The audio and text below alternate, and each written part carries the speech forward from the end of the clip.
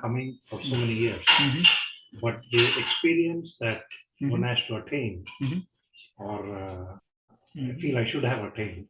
Okay. So, Gayatri, can you start quickly?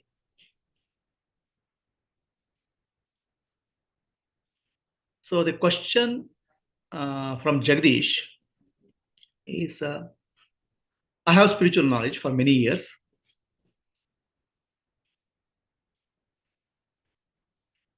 When will I get an experience? When will I get an experience? Is the time frame involved? Is the time frame different for different individuals?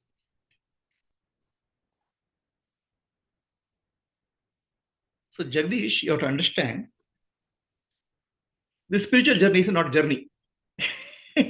Journey means you have to go from one place to other place, where time is involved, space is involved. In spirituality, you are not going anywhere.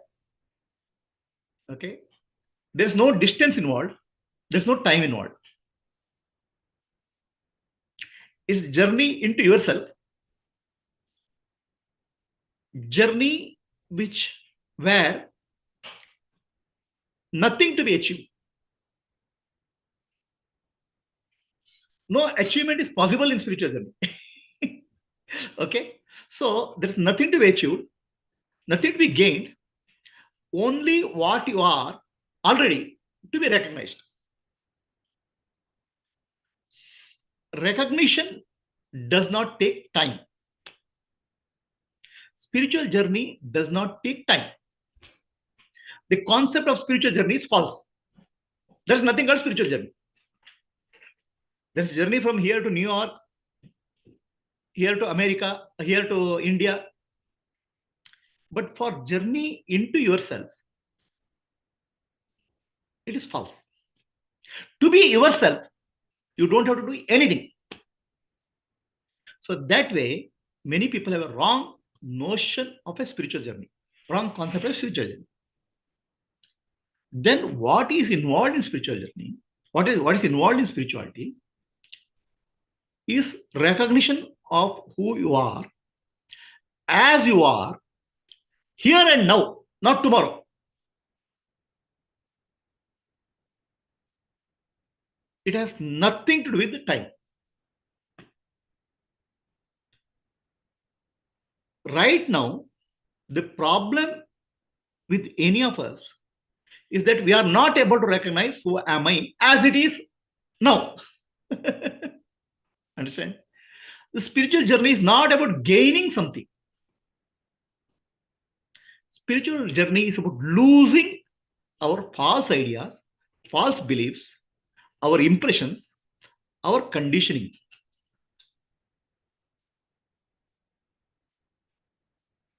Wrong understanding about ourselves have to be dropped.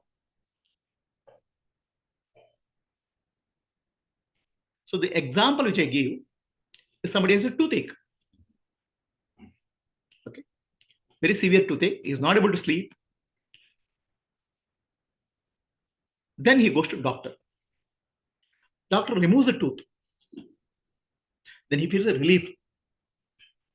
The relief is not a gain. Relief is what is his natural state. The toothache was removed. Relief was not given. Relief was the natural state, which is not a gain, not a consequence. So right now, we have pain in life, a suffering in life. It is a disease. The disease is called bhavaroga. Bhavaroga means disease of existence. It's equal to a toothache. Disease of existence has to be removed. And whatever your natural state is not a gain, it's already there in the background. You're not gaining anything in spiritual life. On the contrary, you are losing whatever your wrong ideas have, wrong notions have, false understanding you have, and wrong lifestyle you have, that you are losing. It's called vasana and samskara you are losing. Spirituality is not at all about a gain. It's about a loss. Huge, huge loss. Whatever you have accumulated in life, everything is unreal, false. Get rid of it. That's called spiritual journey. Now, getting rid of it, will it take time? Gaining, nothing is there. Yeah. Okay. Getting rid of it, does it take time? That's the question. Right? So getting rid of also, it doesn't take time. So what happens is that if you have a room full of junk, I want to clean it. I want to throw out garbage. It will take time because you have to pick one by one. There's a physical effort involved. Take it out. Okay, it takes time for cleaning the garbage in the house. But the spiritual journey is not like cleaning a garbage. Spiritual journey is like we are in a dark room. Okay, let's say room is full of darkness. We don't know what we are, what is inside the room. Okay, understand? We don't know what is inside the room. How much time it takes for you to find out what is inside the room? All that you do is switch on the light. Suddenly the room is full and you can see light immediately. So you have to get rid of darkness. You're not getting rid of objects.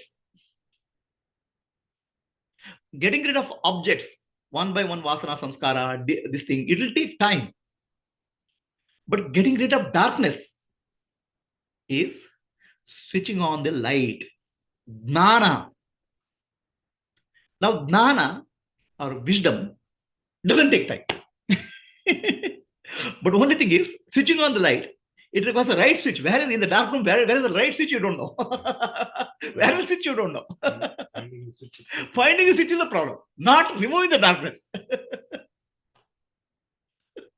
Understand? So you are in the dark room. Dark room is equal to Maya. In that, finding the right switch, right location is a problem. Okay, that's where the time takes. The light does not take time. The moment light is there, you know what exactly is the room. Okay, so the concept of time and journey in a spiritual life is false. The spiritual life, spirituality is about Atma Jnana. Jnana or knowledge is like any other knowledge.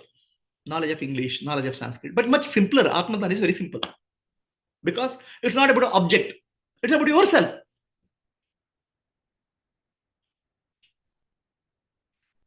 To know your wife, how many years you are married now? Too long. So to know about your wife, it will take time. To know about yourself, why it takes time? Tell me. It should not take time. The problem is our mind is cluttered with concepts and ideas. Not our own ideas, but ideas which are given by the society. All ideas are foreign, not your own idea. So the get rid of the foreign idea is becoming free from the ignorance. Ultimately, this spiritual journey is dropping our false beliefs. The core of our spiritual journey is dropping the false beliefs.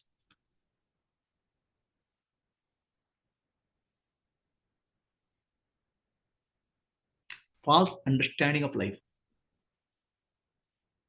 Now, how do we get right understanding of life? By ourselves, we cannot find. Because already we are blinded by the forces of darkness are called Maya or conditioning of society. We are blind. So you need a person who has eyes, who can help you. Not that he can show you about yourself. He can be a good help. Such a person who is wise enough, who has the eyesight, is called a guru. Eyesight means wisdom. He is not only has to have the eyesight, he should have the ability to clearly communicate to you. The person may have knowledge, a wisdom, but ability to communicate is not there. Then it does not touch us. So if you are able to, the switch in the room, dark room, is finding a master who is able to dispel darkness. Then the journey is straightforward.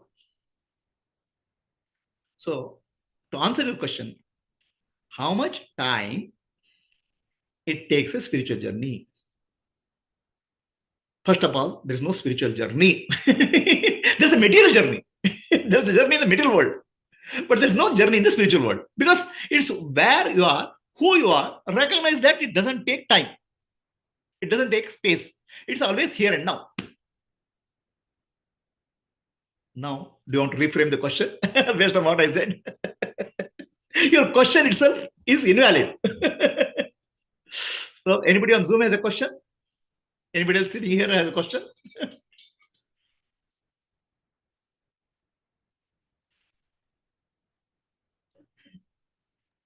Guruji, to recognize the switch, we need to understand and recognize our vasanas and samskaras. No, Guruji, how to recognize and get rid of it?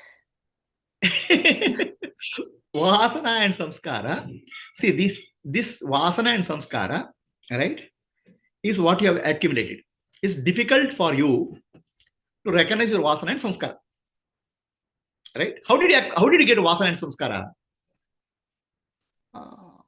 Impressions in the company of people, right? The house in which you are grown, the society in which you are grown, all puts vasana and samskara into you. Correct? Isn't it? Yes. Where did you find? Finally, you find somewhere from outside. No, it's a pollution. No, it's a mental pollution. No, isn't it? Yes, Guruji. Vasana and samskara. Somebody is born in a non-vegetarian family, he will only eat non-vegetarian. He can't eat vegetarian. Somebody is born in vegetarian family, he can only vegetarian. He can't non-vegetarian. He can't stand. Right? Why? Because a family conditioning, a societal conditioning has gone deep into us. Are we clear? So we learn samskara and vasana from the environment, the conditioning. Correct? How the deconditioning happens? The deconditioning happens in a good environment. Environment which is conducive. So that's why I say, repeat after me. Satsangatve, nisangatvam, nisangatve, nirmohatvam, nirmohatve, nischalatatvam, nichalatatve, jivan muktihi. Everything in our life, we learn through a company. A good thing or bad thing. People ask, why did you start smoking? Because of my peer pressure, company. Why did you start drinking? My peer pressure. Why do you do puja every day morning? In my family it is done. My father used to do, my grandfather used to do, I'll do. So what happens is that good samskara and bad samskara we learn in a company. That's why satsanga means good company is important. Now what is this good company? Good company of spiritual seekers. There are various types of company. Alcoholic company, drug company, right? Smokers company, there is cricket match company, okay, movie fans company. So many types of companies are there. Suppose you are getting into a company of satsanga, okay, where you start learning good habits. How do you learn good habits? We see each other, right? We see each other, okay. In a normal company, you see agitation, anger, fear, jealousy, very, very common. In a real satsanga, you come across people who are evolved. You feel, oh, this person is peaceful in these circumstances. This person is peaceful in this circumstance. So you start getting an alternate view of life, which is not common, which is not what you find in the Maya world. So that starts bringing changes within us. We learn by looking at, seeing, and hearing from the company. That's why it's called satsanga. Right type of satsanga is very important. Satsanga also, variety of satsanga are there. Many things are called satsanga today. Satsanga, where people seek self-realization, atma-dhyana, that satsanga is very rare, not very commonly available. That satsanga, to get into satsanga such of nature, where people seek the spiritual journey, is very rare, very difficult. Now, how do you get it? All that I can say is, if you have done some good karma in your life, you'll get it. I don't know how, otherwise it's not easy, right? A good karma, something you have done in life, will take you to what you call as satsanga. Satsangatve nisangatvam. Satsanga has 3 dimensions. Sat means truth. A company of truth means company of seekers of truth. What is the nature of company of seekers of truth? What is the quality? They are focused on Atmano Mokshartham Jagadaya. That is the real definition of satsanga. So people who are focused on self-realization and selfless service is real satsanga. Atmano Mokshartham Jagaditaya.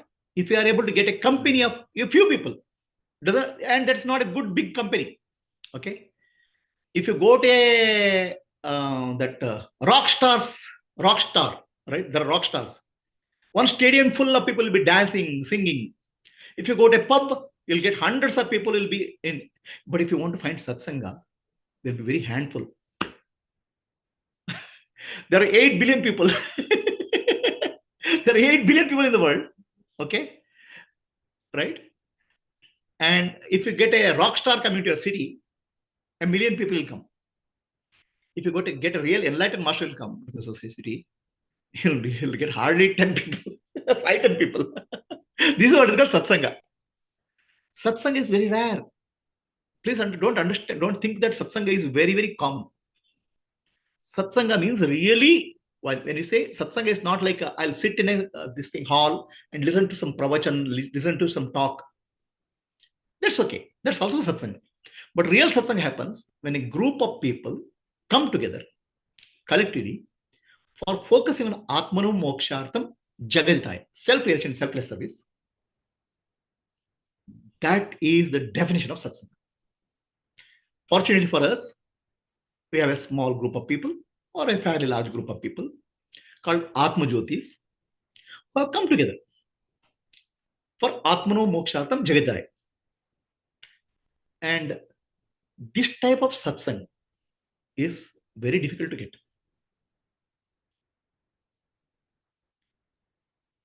Satsanga is required. That's your beginning of getting rid of vasanas. Then satsanga has second definition. A company is required because company is where we'll start learning something. Sadguru is required. A realized master is required. What will happen is we are like blind people. We are in darkness. The blindness is called Maya. The darkness is called Maya.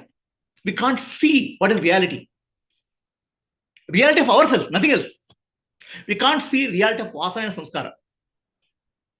Our own impressions and vasana and samskara, what we think is normal is not normal. So, there are many people. What is normal in a society is not normal in a satsanga. In a society, greed is normal, ambition is normal.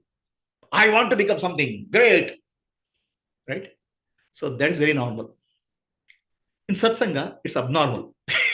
You don't want to be great, yeah, you be yourself. Why do you want to become great? Right? Ambition is not normal. Oh, I want to achieve something in life. Baba, you have achieved enough headache in your life. Drop the headache. What do you want to achieve? In satsanga, what you see in Maya, the entire thing is opposite in satsanga. Ambition, no. Anger. My dear, anger hurts you only. Okay. In satsanga, anger is abnormal. In society, anger is very common. I used to be working as a senior manager in a company. I became senior manager to engage. And there used to be big meeting in a boardroom. A lot of people will come, they'll fight with each other. This not working, that's not working. I used to be calmly smile. And people used to get angry with my smile. How can you smile? As senior manager has to shout. The problems are I could not but smile at the people, and I never smile faded in my smile faded my face. In 30 initial my corporate life, when I was a young guy, people I had a nickname. It means I didn't know. Okay. Then my nickname is Smiley. And I didn't know. Many years after 40 years, I met somebody. Then he said, we had a nickname for you called Smiley for 10 years. I used to smile. The only problem is that I used to smile. Okay. This is not tolerable in the corporate world. And business and success and failure. Oh, I succeeded. Oh, I succeeded. Great. I failed. In satsang, okay, success is there. Okay, good. Failure is there. Good. This too shall pass away. Yeah. What success will hold on? What failure will hold on? Pass away. Equanimity is what is common in satsang. Right?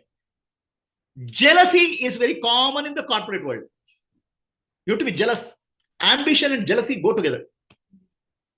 Okay? You try to put down somebody. In satsang, you'll never put down somebody. You'll always help somebody. Okay? Helping and serving comes first in satsang. Why?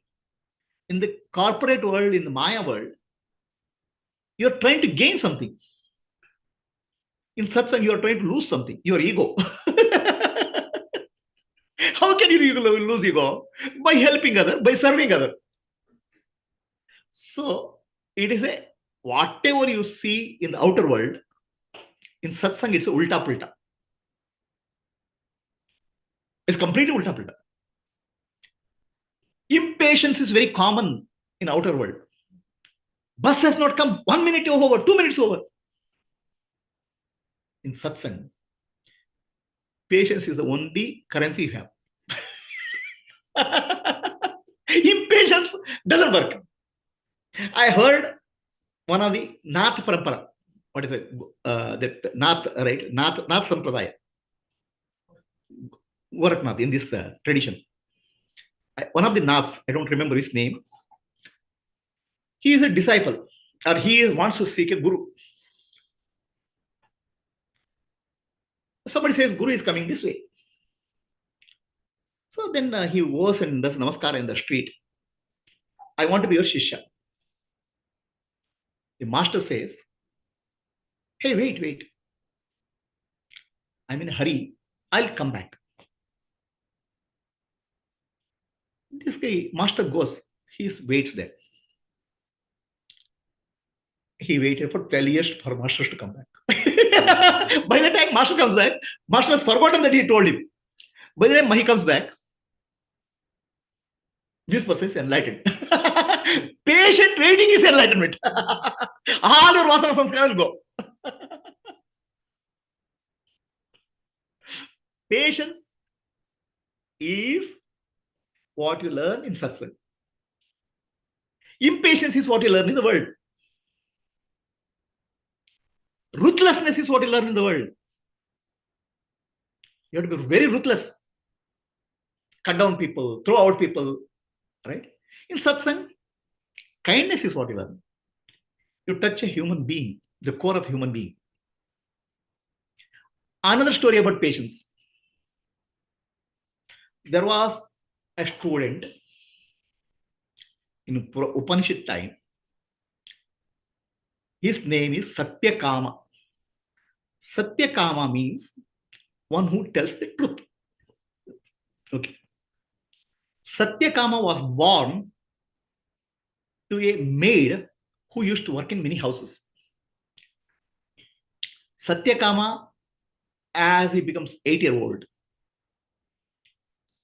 he goes to, he says, tells his mother, Mother, I want to join Gurukula. Mother says, who will admit you to Gurukula? For Gurukula admission, you need to come from a good family. Okay, you have to have a right upbringing. We don't have. We are worker class. Satyakama says, okay, doesn't matter. I'll ask Guru. And he goes to ask Guru. In Guru that days, they'll ask what Gotra you belong. Gotra is lineage. Who is your father? Basically, they are trying to do some validation so that I can take him as a Shishya. He has the ability to observe. Satyakama does not know who is his father. He does not know his lineage. He comes back to his mother. Mother, who is my father? And what is my Gotra? The mother says, my son, I don't know who is your father. I cannot tell you your Gotra. In poverty, I had to sleep with many people.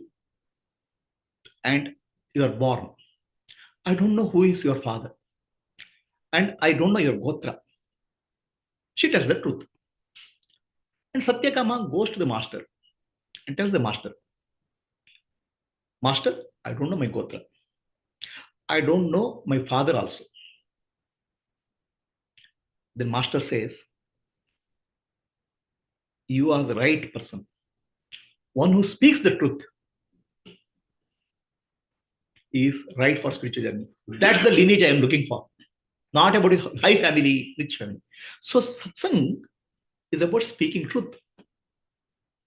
Satsang is about good company.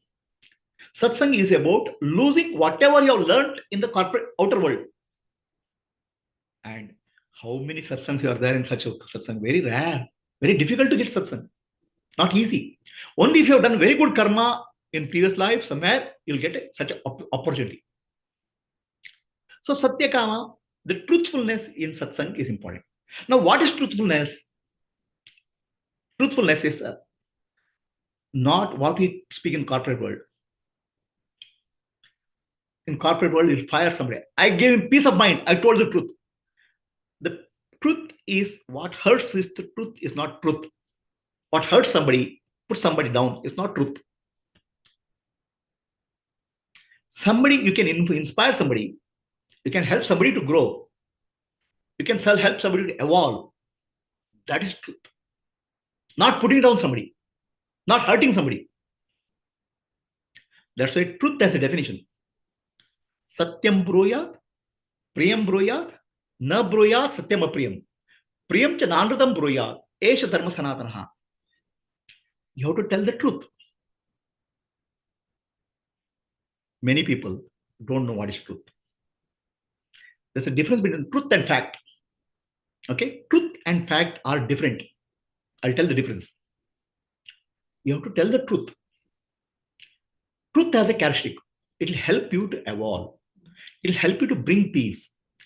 It will help uplift the society. Fact is what you observe, what you see. What you see and what you hear is not reality. It's interpreted by your mind. Truth is not that. Truth is what uplifts. Truth is what elevates. Truth is what brings peace. Truth is what brings harmony. That's called Satya. People confuse truth with the fact. Fact is what I see. What I see is my sense organs. What I hear is my ears. And everything is corrupted by my mind. It's not truth. It's an illusion. It's called fact. People confuse between fact and truth. Satyam is the truth, which can help somebody evolve, which can help somebody become peaceful. Satyam bruyat, priyam bruyat. You have to tell something in a pleasing way, not in a harsh way. You have to tell the truth, Satyam, not a fact. Fact is not, we are not speaking of fact. Fact is okay in the corporate world. Satyam is what helps people to evolve. Priyam is what makes that such truth is told in a pleasant way, so that gentle way. You know how the student addresses the master in a spiritual ancient time? There was a conversation between Satyakama and his father Uddalaka. So Satyakama seeks the teaching from Uddalaka. Now Uddalaka is not a father, he becomes a guru. And Satyakama, not a son, he becomes student. So the student has not learned Atmadnana. The father doesn't shout at him, doesn't scold him. Uddalaka asks for teaching. Then Uddalaka addresses father as not as father, Bhagavan, a divine being. And father tells his son, not as son, Soumya, O pleasant one. Our words should be pleasing, not hurting somebody. The Uddalaka could have told his son in a very rough way, didn't you learn this? This much useless fellow? He would have told. He puts in a gentle way.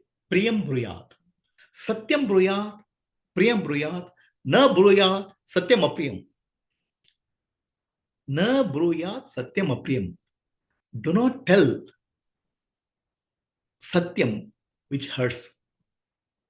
Now, Satyam and the truth and fact are different. Satyam here means what is truth? What is truth? The truth is you are divine. Truth is you are Brahman. Truth is you are a divine being. You are Atma Jyoti, divine light of self. Na bruyat satyam apriyam. Do not tell the truth in a hurt way. I may feel that you are not capable, not understanding. Do not tell the truth in an unpleasant way. It applies to fact also. Do not tell unpleasant facts. Try to tell a fact. See, please understand. It's very easy to put down anybody. Okay, it is easy to make somebody collapse. It takes a lot of effort to help somebody to grow, help somebody evolve. So much of effort is involved. If you want to make a building, a sculpture, it takes many, many years. But for a terrorist or somebody who wants to destroy it, it takes no time. So tell this truth, tell truth, tell fact in such a way, it helps somebody to evolve. Priyam cha nanradam bruya. Don't tell the untruth. Don't tell falsehoods. Okay. So somebody appreciates you. You are doing a good work. Accept it. Accept that. Because please understand, to speak a few good words in the world is very difficult in today's world. To say somebody a good word and motivating word is very rare. Such people are very rare. And they genuinely want you to evolve.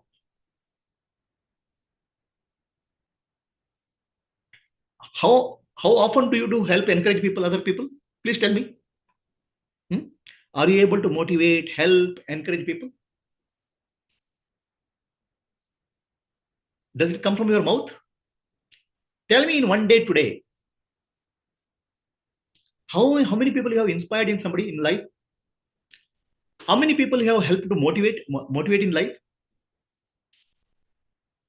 Every day of our life, we should spend inspiring people, helping people, motivating people. That's called satsang. Priyam cha nanradam. Don't tell lies. Okay. For example, Priyam cha nanradam bruyat. Don't tell lies. Somebody is not doing a good job. Do not tell you're not doing a good job. It hurts. Help him to do what is good job. That will help him evolve. Putting down will not help. Priyam cha Nandram Ruyat, Yesha Dharma Sanatana. This is called Dharma. It's called Vachika Dharma. Speaking the truth. In satsang, you find that. You don't find it outside. Very rare. I had in my company, I had my bosses, very, very ambitious.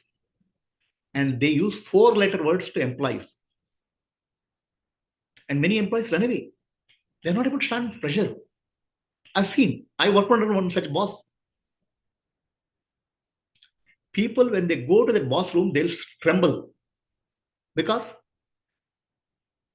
his job is only to find fault with you. The employee works for a month together to make something. He'll find one small fault and keep on shouting at you. And I work with the boss. And many people, people ran away. My run away means they resign and go. They can't stand. Everywhere he only finds a fault. No word of appreciation. So I was working with him and people are surprised. How are you able to work with that fellow? I don't get impatient. If he says something, okay, fine, let me correct it. One full stop is missing, okay, I'll put it. What is big deal? I don't take anything personally. Okay, it came to a point after a couple of months of working, my boss started appreciating me with everybody else. His appreciation doesn't come from his mouth. I meant even for me, it was very tough with working with him. So, Priyam cha Nandram Ruyat, Yesha Dharma Sanatana. Dharma means right kind of speech is Dharma. Right way of speaking is Dharma. Dharma has many definitions. The most important Dharma starts with speech. You know why? Speech affects people. Okay? Speech affects people. If you tell a person good things for 10,000 times, but one bad word of you, he will remember his whole life.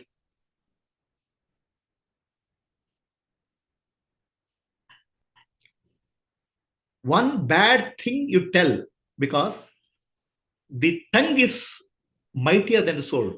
Somebody told, pen is mightier than the sword. Writing. I'll say tongue is mightier than the sword. It'll cut. It hurts. Are you using the tongue for right purpose? The only purpose of tongue, right purpose, is to inspire people, to help people, to discover themselves. That's what you find in satsang. Atmadnana. This is called Dharma. Dharma has many definitions. Right kind of speech, right speech, which will help, motivate, inspire, and bring the divine qualities in people, is called Dharma. If you don't bring that, demonic qualities will come, asuri sampati will come in the people. So coming back to Satyakama story, the Guru tells Satyakama,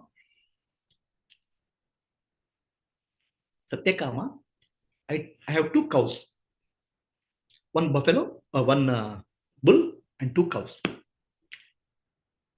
There's no place for in my ashram to grow this cattle. You go to the forest, grow this cattle, and when the 2 cows become 1,000, please come back to me. Nothing other teaching. Okay. So Satyakama goes to the forest with 2 cows and 1 bull. The cows graze in the forest. Satyakama patiently waits.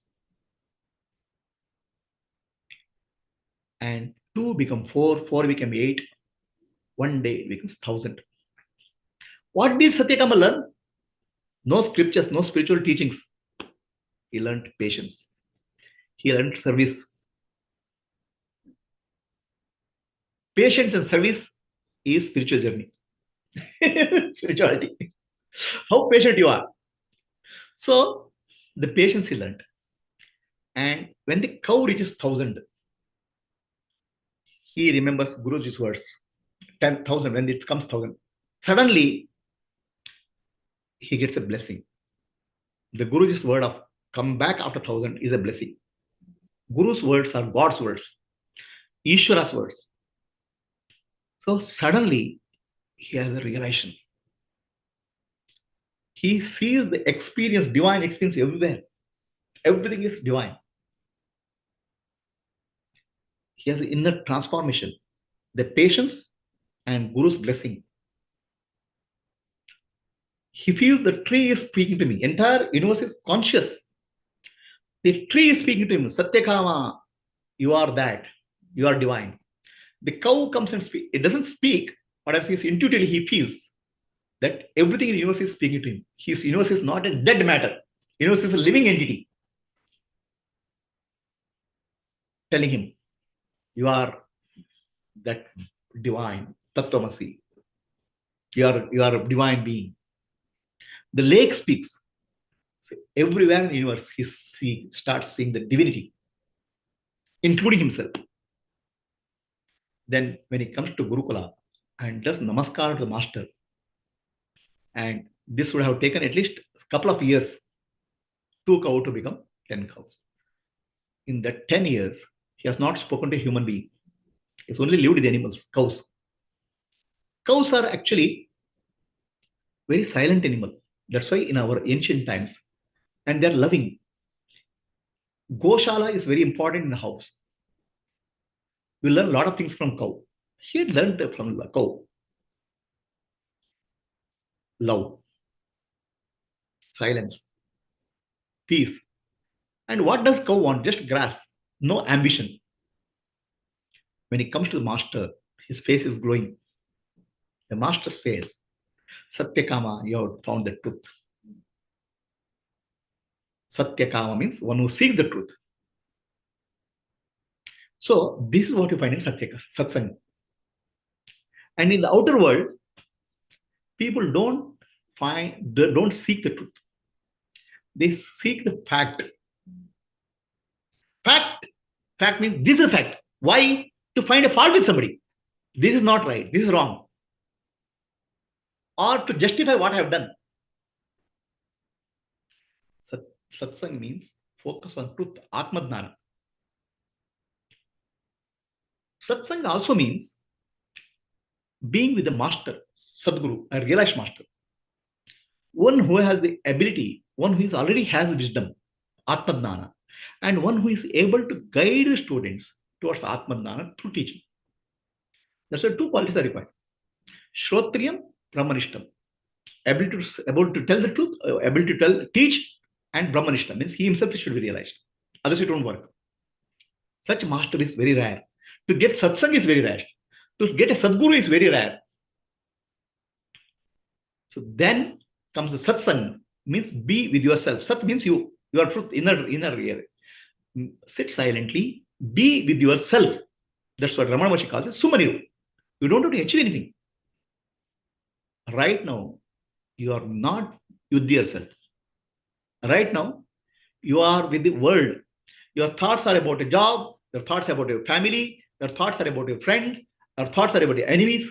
You are in Anatma. Constantly in Anatma. When will you go to Atma? When you are with yourself. That's called satsang. Ask yourself, where is your mind? Constantly going out. To be with yourself is called nididhyasa or satsang. Satsang has 3 definitions. A good company, Sadguru master, and being with yourself, meditative, silence, sitting silent. This is called satsang. Satsangatve nissangatvam. It removes all your vasana and samskara, negative qualities. Nissangatve nirmohatvam. Moha means illusion. Illusion drops. Right now we are living in illusion. What is the illusion I have? I am the body, I am the mind, I am the intellect. When the illusion drops, you realize, Nanu. Repeat. Nanu, Nanembudu, Nanalla, Ideha, Manabuddhi, Nanalla, Sachidanandatma, Shivananunani, Shivoham, Shivoham, Shivoham. I'm not the body, I'm not the mind, I'm not the intellect. This is the dropping of this is called moha. This moha only causes you bondage with others. Because you think you're a body, you're seeing somebody else is a body, attachment and hurt, both will come. Nirmohatve nischala tattvam.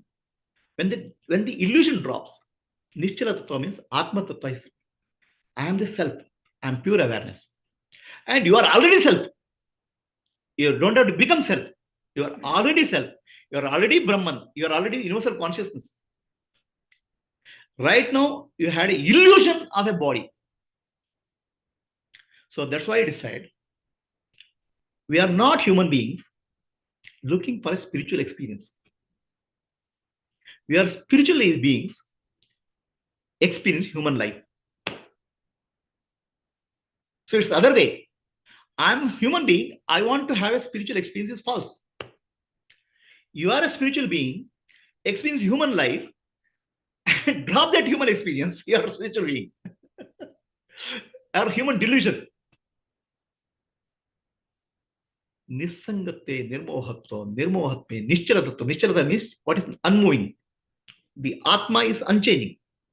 Everything have changes. The body changes, the mind changes, the intellect changes. But Atma does not change. No, it's not very difficult to understand. It's very easy.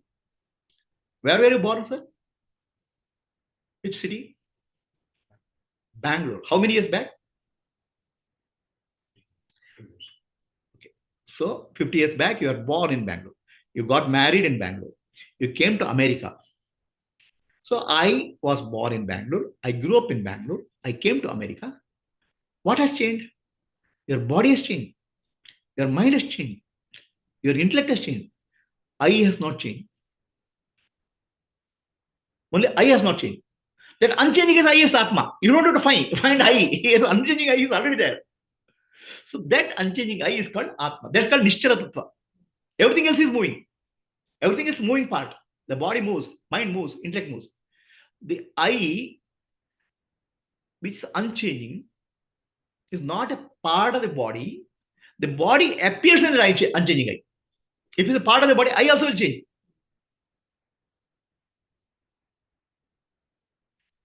And whenever you say I am, when you say, what do you mean by I am?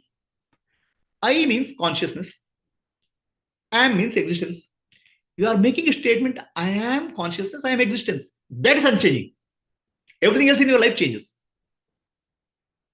So, Nischala Tattva, Jivan Mukti. When you are clear about it, your own nature, you'll get a liberation, Jivan Mukti. Jivan Mukti is not what you get. You recognize that I was Mukta all the time. I was an illusion. Mukti is not one day I'll get it. Mukti is your natural state.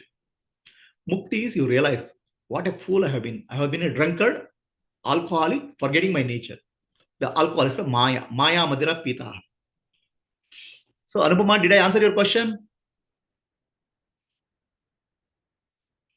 Yes, Guruji. Anybody has a question on Zoom? Anybody has a question here? Sitting here? It's a long talk.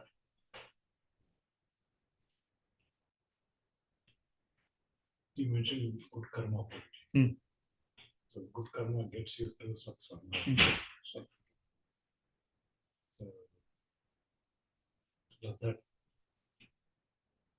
does that? So the karma still exists. Whatever was done still exists. It is good. It got you to the group or group. And then what happens to the karma? Okay. So next question. Good karma brings to Sadguru or Satsanga. Okay. The question is, what is good karma? Or question is, what happens to karma after you come to Sadguru? If the good karma gets you to Guru, then what is the significance of karma beyond that phase of meeting the Guru? Okay. See, the karma, what is the significance of karma in the life of a spiritual seeker? To get a good company, satsanga, to get anything in life valuable, a good karma is required. Without good karma, you will not get valuable. Okay, then what about thieves, dacoits? They will got a money, power, position. They're very powerful. They are powerful, but there's no peace inside. There's a stress. Having money and power and position doesn't give somebody a good life.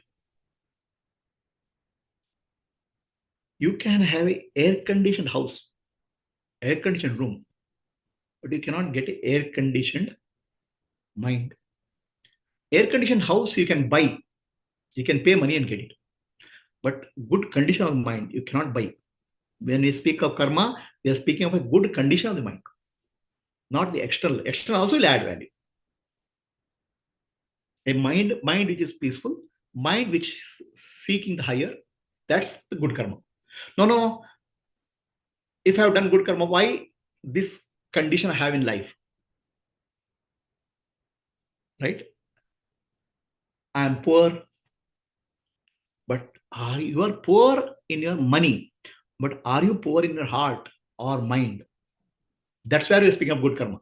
The money is external. There was one princess, you might have heard. Her marriage was celebrated all over the world. She had a miserable life. She was a billionaire, miserable life, and died in a car accident. Having billions in your bank does not make you, does not lead to a joyful, peaceful life.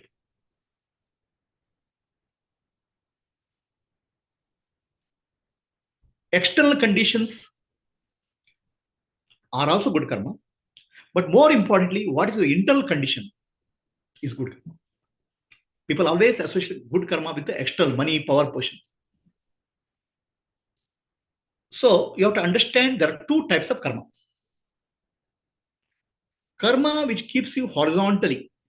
There's a horizontal line and there's a vertical line. Cross.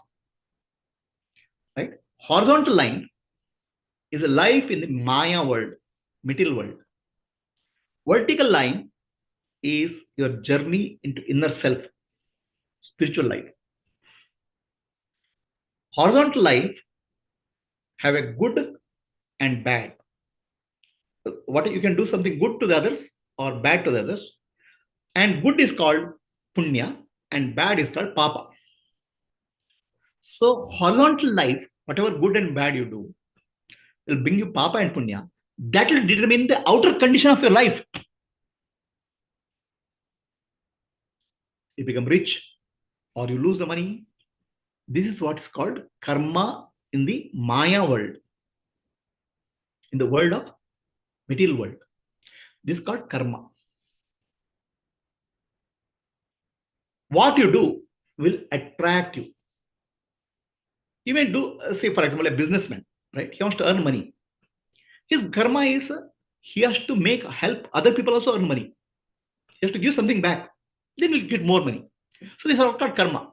A transaction in the material world is called horizontal. It's called papa and punya. But we are speaking of something in the vertical, a spiritual journey. It's called not papa and punya. It's called not karma actually. In literal sense, it's not called karma. It's called sukriti. Sukriti means actions which will uplift you. Actions which will take you to satsang. Actions which will do sadguru. Actions which will take you to atmadnana. So do not confuse papa and punya in the horizontal plane, material world, with spiritual actions which will lead to spiritual journey. So in the horizontal line, material world, for anything you have to do, lot of effort is involved. Effort is involved, return is involved. It's called karma and karma phala. Whereas in the vertical line, it's called sukriti. It's not about lot. It's about what is your inner state when you do something. So Buddha, one of the persons, looking at Buddha, just surrenders to him. Buddha's many disciples are surprised. How did he surrender to you? He doesn't even know you. Buddha says, in past life he had done a good karma. Not many good karma, not a lot of good karma. One good karma is done with a good heart. That's called sukriti, not karma. What he did, he and his wife were traveling and they had packed food because there is no hotels are there. So some monks were hungry. This fellow feels pity on them and donates food which is carrying. The wife doesn't give. And that's an act of compassion. One act of compassion can qualify for enlightenment. It is not that how much you do. What qualifies you is your heart. Out of love and compassion, you even do a small act, the universe will remember that. It will qualify for enlightenment. Most of the time, we do only for selfish reason. It's called kamya karma. Everything I do in the material world is for me, mine. It's always centered on ahankara and mamakara. Why are you working, sir? So why are you working? Pet ke vaste. I have to survive. I have to take care. Yeah, how much you need? No, I have to take care of my wife, my children. Okay. Then what I have to take care of my retirement. Nothing goes beyond I, me, mine. So, why do you work? Pet ke liye. All our life. Understand? We are working for bodies. Please understand. You go to gym, do some exercise, walk, morning walk, taking care of your body. You're working to take your pet ke liye. Morning, afternoon, breakfast, lunch, dinner. And you're working to take care of your wife's body, to children's body. We are only body oriented. Entire life is, our focus is the body-centered life. Because we want to be somebody. Okay. We don't give attention to who am I. The body needs is our predominant focus. Whether it's food, exercise, medicine, everything is body. Body is important. I'm not saying no. But our life is centered on body and centered on selfishness. That's called karma.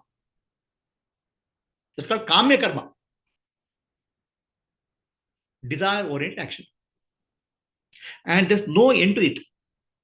It keeps on growing. I want more. Dil mange more.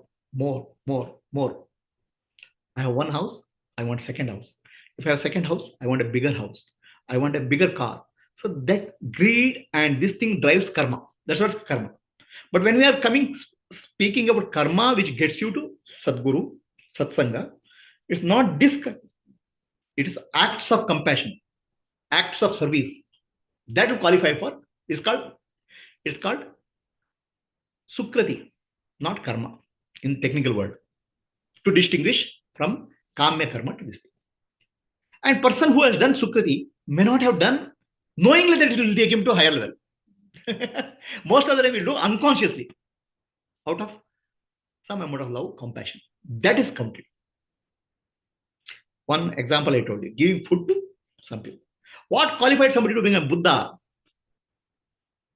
A great enlightened being. Buddha says in his past life, he was a tortoise. And somehow he was washed ashore to the shore.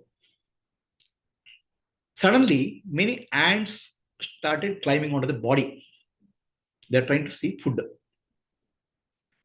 So Buddha said, if I run away, I'll be depriving food for these animals. Let them fill themselves. Let their hunger be gone. And I'm offering my body as a food to these animals, beings. If this punya may give me body of a great enlightened being, which can help millions of people. And may all these ants who have eaten my body become my disciples to get enlightenment. So that's what next life he becomes a great enlightened being. So basically, acts of love, acts of service, acts of compassion is what we call a sukriti. So it's not ordinary karma. Ordinary karma will not take you to hell. So this is what brings somebody to Sadguru or Satsang. Then what he has no understanding of life. He still is in kamya karma, selfish actions. But when he comes to the Guru, he will learn the principles of spiritual journey. From kamya karma, selfish action, you have to come out. So first it is yadna karma. Yadna karma is as an offering. Whatever you are doing, yadna means, let us say you earn some money.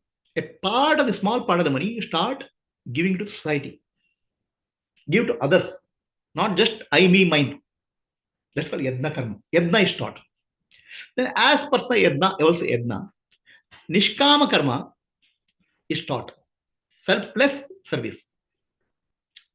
Selfless service is called jagadita. How I can serve. In kamya karma, you are always constantly looking for what I can get from the society. How I can accumulate. In yadna karma, you are trying to find out how I can distribute, how I can help others. In nishkama karma, there's nothing required for me. I can bring happiness and joy in many people. Whatever that means. See, ultimately, whatever joy and happiness is limited. Ultimate happiness and joy is in jnana, giving atma jnana. So I will do that. So that's called nishkama karma or karma yoga. Person gets into karma yoga. So in karma, when you say karma, the karma in the horizontal plane, we accumulate 4 types of karma. So karma is one is called sanjita karma. Then prarabdha karma, agami, and kriyamana. There are 4 types of karma accumulated. Sanchita means the karma which you do in every lifetime starts getting accumulated like ocean. So that is ocean. It's huge ocean. Every lifetime. We don't know how many millions of lifetimes you have taken. So sanchita karma is accumulation. It's like if you can't imagine a bank balance. In your bank, there are 10,000 crores of money is there. Every time you accumulate. Then what happens when you want to take a new birth? You'll take one crore out of that. It's called prarabdha karma. From bank you draw, karma bank you draw 1 crore. That gives you body. That gives you social conditions, circumstances. That's called karma. So the prarabdha karma, what you got a body, you start doing again karma. I, be, mine. Whatever karma you do gets accumulated in karma bank, sanchita karma, and some part of the karma gets come here in the agami karma. So suppose you do some work for a building a house, you'll get house in this way.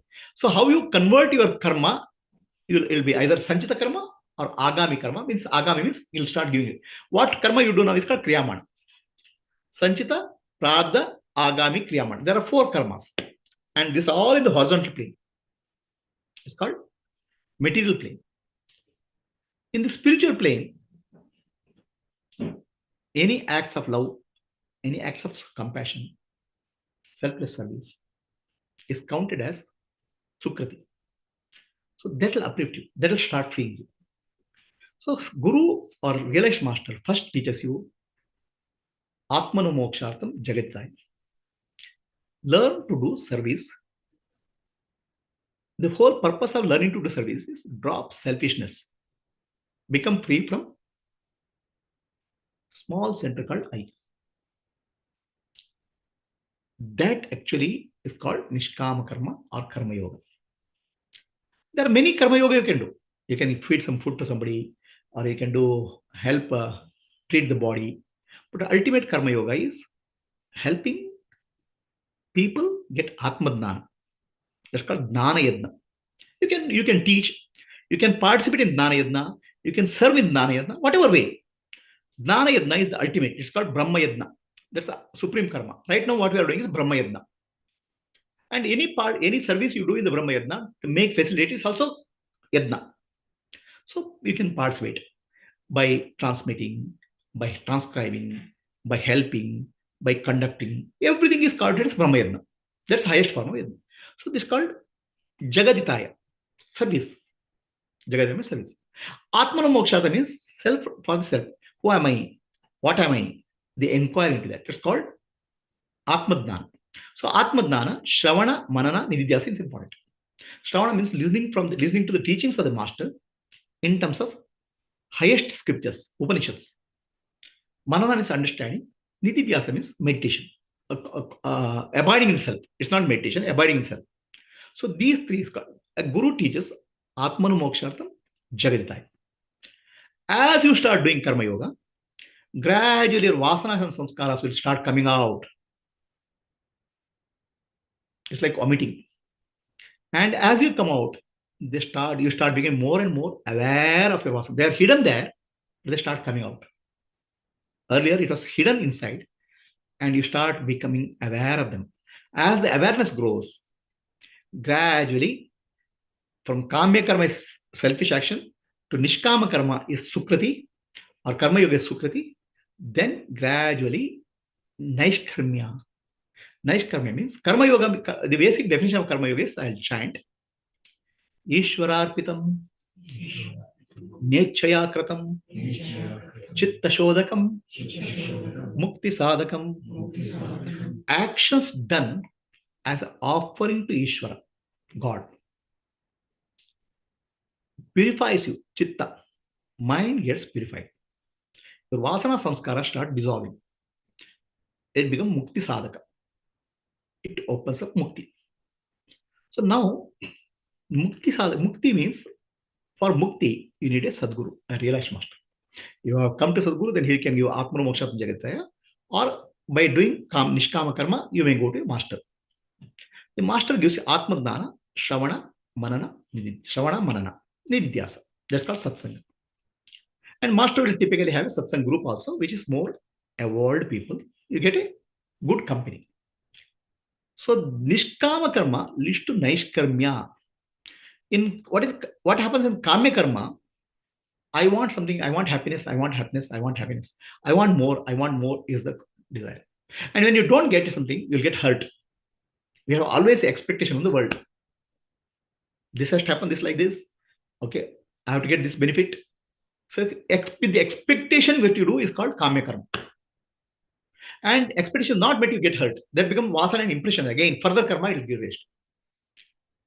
The moment you go to Karma Yoga, you start learning how to do without attachment to expectation. You will expect something I will do, but results you are not getting attached. Any result, favorable or unfavorable, is a gift from God, prasadam, Bhagavan's prasadam. So you start becoming free from the impressions. So when you do Karma Yoga, something disaster happens. So you say Bhagavan's prasadam. Something great happens, Bhagavan's prasadam. You start developing equanimity. That's the purpose of Karma Yoga. So you will get freedom from the Karma Phala first. Then gradually Naishkarmya will happen. Then you realize that you are not a doer at all. Naishkarmya means actions without doership. Is it possible to do action without doership? The child's actions are actions without doership. What does child do? It plays. When you play, there's no doership. But when you play for winning, that's a doership. We have heard of sportsmanship. Sportsmanship is you play for the joy of playing. When the professional sportsman, he becomes a professional sportsman, he'll play for $1 million. If the $1 million doesn't come, he'll cry, shout. The sportsmanship is we have converted into a professional sport. The sportsmanship is gone now. In real sportsmanship, play for joy of playing. Child is playing joy. So karma yoga is a joyful play. If you take karma yoga very seriously, they are in much more deeper trouble than kama karma. it is a play. You'll do well, but you're not getting attached to result. You're not getting attached to obstacles which come in the way. Challenges will come in the way. That's called karma yoga. So gradually you start realizing that you are never being a doer.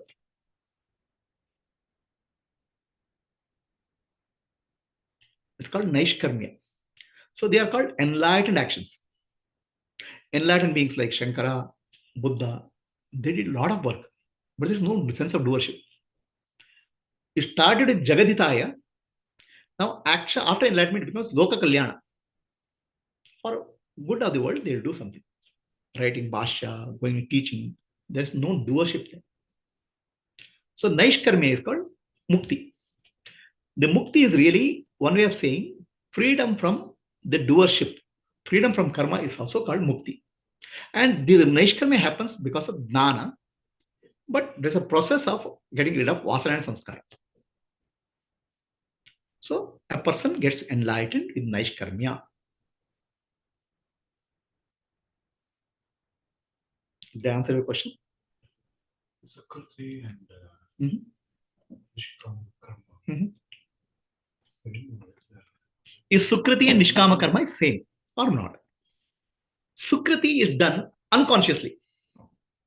You don't know Nishkama karma is there. When you felt you have something, you feel I will have to give somebody. So you don't know all these buzzwords. Nishkama karma, karma yoga. Unconsciously you do something out of your heart. Good. It's called Sukriti. Or you may do consciously also. But once you do consciously and consistently, it's called karma yoga or Nishkama karma. Okay. Anybody has a question on Zoom?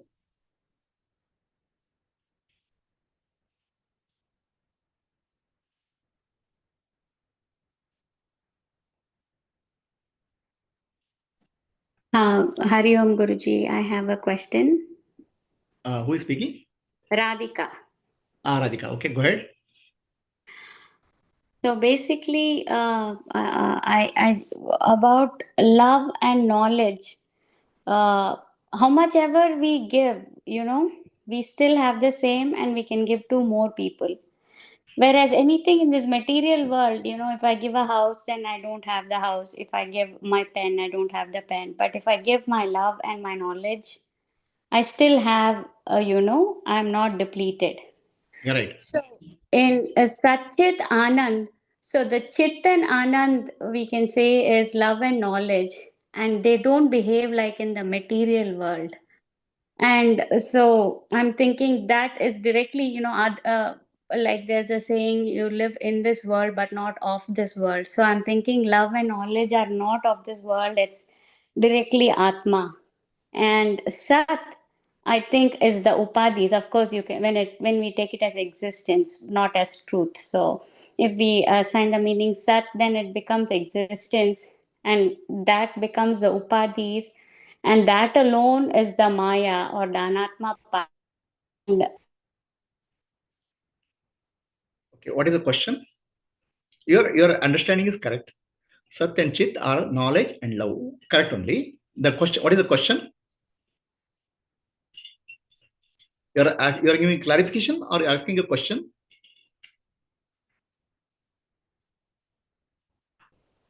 Radhika?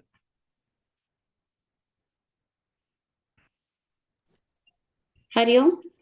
Hari Om, Radhika. Are you asking a question or are you giving clarification? I am asking if my interpretation is along the lines of, is correct. Your interpretation is correct only. Sat is related to knowledge with Upadhi, it becomes knowledge in the world. Chit becomes, with Upadhi, it becomes love in the world. Okay, it's correct understanding only. And Ananda is blissful nature. Now, when you cannot satisfy with anybody of the material wealth, right? How much you give, you can't complete. That's also correct only. But the purpose of giving is not to give somebody to his satisfaction. Purpose of giving is to drop your inner holding, what you call small mind. So that's called service. In the service, we don't count the quantity what we give. Service is, we are seeing, am I becoming free from my small petty mind? So that we develop the quality of love, we give knowledge. This is what we want to give to the world. Sat and Chit is my nature. I cannot give anything to in Sat and Chit. Sat and Chit, I am there. Sat and Chit operating in the world becomes knowledge and love with some action. Am I making sense? Thank you, Guruji. I have to, I interpreted Chit and Anand as Jnana and Bhakti, and hence it's directly Atma. Like they say, we can find God in this world and out of this world. So in this world, if I remove the Sat part, then the Chit and Anand is only remaining, and that is all pervading, and that is Atma. Sat is all pervading. For example, the meaning of Atma you have to understand. Okay, what do you understand by the word Atma? Atma is Brahman. Atma is Brahman. Atma comes from the word, Sanskrit word called Apnoti iti Atma. Means all pervading is called Atma. Everywhere it's there, it's called Atma. The Atma is my innermost self. Innermost, I can find Atma in my innermost self as a awareness and consciousness and existence. So what is there in me is everywhere is called Atman is Brahman. Okay, Sat is all pervading. Sat is not limited to anything. For example, when I say tree is, sun is, that isness referred to Sat. Moon is, space is, wind is, fire is, I am, all are referring to Sat. When I say I am aware, awareness is related to Chit. I am happy, I am blissful, related to Ananda.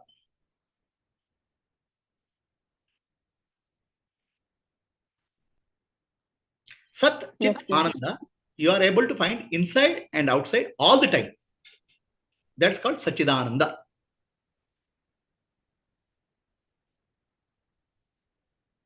Thank you. I was thinking Sat is only related to the Maya world and existence. No. See, this is where wrong translation is coming. The confusion is coming because people translate wrongly Sat as existence. Okay, Sat is pure existence. Pure existence is not related to Maya. Pure existence is the foundation of Maya. Everything appears in Sat. For example, the plant is, the isness is referred to Sat. Sat is not seen. Only the form of plant is seen. Just like your existence of consciousness, Atma, the material world, entire thing, universe's foundation is Sat. Sat means existence. You can find Sat everywhere as a relative word, relatively. For example, trees, sun is, moon is. The isness you cannot see. The tree is destroyed, isness doesn't get destroyed. That's called Brahman. Now I understood, Guruji. Thank you so much. So I did a series of talks called 6 days talks very recently in Chandogya Upanishad chapter 6. Chandogya Upanishad chapter 6 is teaching of Brahma Satya, Jagan Mithya, Jivo Brahmaiva Naparaha. So that 6 chapters will give a lot of clarity on Sat aspect of Brahman. And there the teaching is Tattvamasi. Tat refers to Sat there. To Shvetaketu, Guru is telling, you are that Sat. And everything in the universe is Sat. That's why everything in universe is Sat called Sarvam Khalvidam Brahma. Everything in universe is Brahma. Brahma means that's Sat. Sun is Brahman. Moon is Brahman. Tree is Brahman. In that perspective.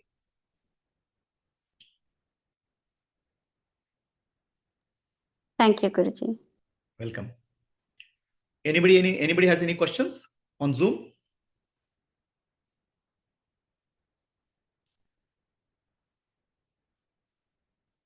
Anybody sitting here has any questions?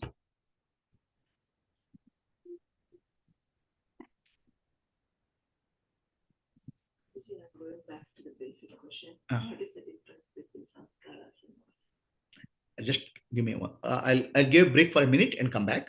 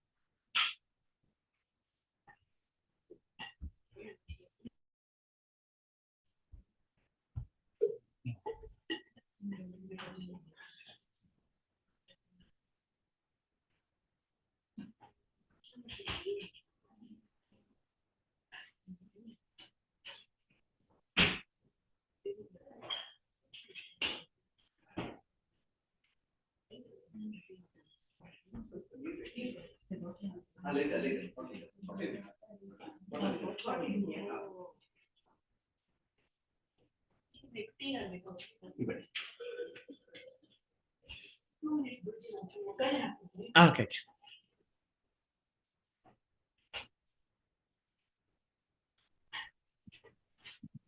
Hari Om Guruji. Hari Om Vipinji. Yeah, Guruji, I have a question. Guruji, the question is that dispassion and surrender, dispassion towards the world, and in the process when one totally surrenders to the Almighty, the behavior of the person who surrenders becomes unacceptable to the people in the family, to an extent that the people actually start thinking that there is something mentally wrong with the person who has totally surrendered. So there is very thin line between a person's total surrender and the suffering of anxiety or suffering from depression.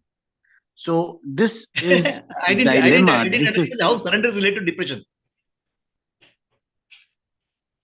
No, what I'm trying to say is that when person totally surrenders, then his behavior towards the other people becomes, he's not the same loving person. He's totally concerned with oneself and totally lost in the I think Almighty. That's not the right understanding of surrendering.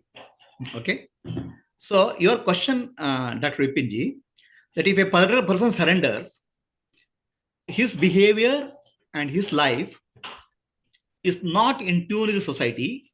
People think he is odd. Okay. And he becomes what? What did he say? He becomes totally involved and engrossed in himself. And he becomes totally involved in engrossing himself. That's what he said, right? Yes, and yes, people think that he's totally engrossed in himself and he's too much full of himself and is totally confined to himself or herself, and this is not surrender. He's suffering from some problem. No, it is not surrender. So, Dr. Vipinji, I'll put the question correctly so that tell me if I have understood properly your question. The surrender is a spiritual practice or spiritual way. In the surrender, his behavior becomes abnormal for the society. People think that he is self-centered and isolated from society. He is different from the society. He is absorbed himself. He is separate. Is that what you are asking the question? Is that question correct? Yes. My understanding correct? Yes, this is right. I would like to add something more to make it very clear for you to unambiguously give the answer. What I mean by surrender is that it is total devotion to the Almighty in such a way that most of the time that person is in tears, that person is crying, and this crying is nothing else but devotion to the Almighty, and that person is in a state of bliss himself. But people, onlookers, they think that this is some other problem. That is my question. Okay, so your question has two parts, Dr. Vipinji. First part is surrender and living in the society. Second part is surrender and devotion, which is in being in tears and devotion. Okay, so the question has two dimensions: surrender and what we call as devotion. I'm splitting the question into two parts. So first, let me make my understanding much more clearer to you, clearer to everybody. This spirituality is a very, very vast subject. People interpret in different ways, different dimensions. Let me define the word surrender much more simple way, Dr. Vipin. Okay, because it's too many variety of interpretations possible. Surrender means surrendering what? Surrender, according to me, in my opinion, means surrendering oneself, surrendering the ego, and total annihilation of the ego, and to such an extent that the person who is surrendering does not exist anymore. Correct. So the surrender is told in a very practical terms in scriptures. We have three aspects of us: kartrutva, bhoktrutva, and jnatritva. Doership, enjoyment, and knowership. Kartrutva means doership, bhoktrutva means enjoyership, and knowership. Aham karta, aham bhokta, aham jnata. These are three dimensions of our life. So surrender is defined in terms of dropping these kartrutva, bhoktrutva, and jnatritva. That means dropping the ego. So this ego has three aspects: knowership, enjoyership, and doership. Kartrutva, bhoktrutva, and jnatritva. Now, where does kartrutva comes? Kartrutva comes from understanding I am the body. Bhoktrutva comes from the understanding I am the mind. Jnatritva comes from the understanding I am the intellect. The body, mind, intellect identification is called ego. It's also called kartrutva, bhoktrutva, jnatritva. Dropping this one by one or together is called surrender. So for that, the total surrender involves karmanye vadikaraste ma phaleshu kadachana. Karmanye vadikaraste ma phaleshu kadachana. Doing action Not getting attached to the result is first level of surrender. Doing actions without getting attached to the results. I have to do action. Not running away from action is not surrender. Actions in accordance with your duties and dharma you have to perform. But do not get attached to the fruits of action. This is called karmanye vadikaraste. When you don't get attached to the fruits of action, so when you do dharma consciously, consistently, you follow your dharma, you have to act. So Krishna teaches Arjuna, act, but without attachment. So that is first level of dropping attachment to the fruits of action. So then when you drop attachment to fruits of action, what happens to you? So Arjuna is in a war field. He can win the war, he can lose the war. He can die or he can kill somebody. But he is working for dharma. And in war field, nothing is guaranteed. In life, nothing is guaranteed. In any of our life, nothing is guaranteed in life. Anything can happen to anybody. Just now I was hearing one of my friends, one of the person sitting near, my host told me his friend's story. A 55-year-old man going in the airport just collapsed. Heart stopped. No disease. Well, healthy man. Fortunately for him, the doctors were there. They revived him. So anything can happen to anybody. Whatever you do, results can be anything. Favorable, unfavorable. The result is not a problem. Doing dharma is important. So in that, when you do that, when you don't attach the result, your mind is, what way happens is, bhoktrutva goes. Enjoyership goes. Bhoktrutva, I'm identifying with mind. Oh, I got this result, I'm happy. I got this unfavorable result, I'm depressed. Oh, this problem came me. This is challenge came me. This person told me this. That person told me this. All those things will go. So you drop bhoktrutva, enjoyership. So for that, what is told is whatever comes to you, accept it as a grace, accept it as a blessing. Because whatever comes to you, you don't have a control. Life offers challenges every minute.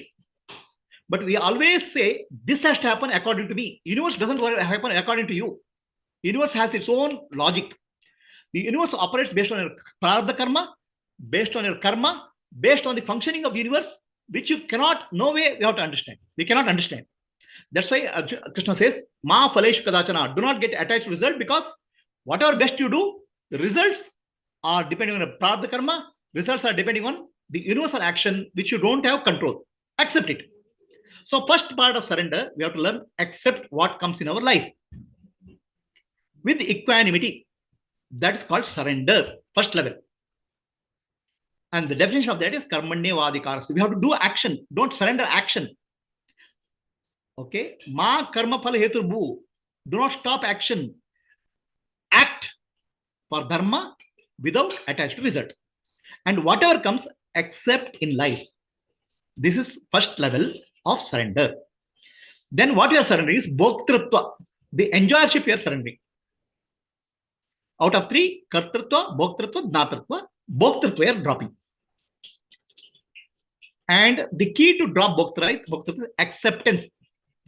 When you do acceptance, what happens? Our mind doesn't get agitated. Mind will be calm and peaceful. Then right actions we can do. In agitated state of mind, we cannot do right action. Acceptance is first level of surrender. Life can throw you into cold water or hot water or name or a fame or a blame or a disease. Accept it.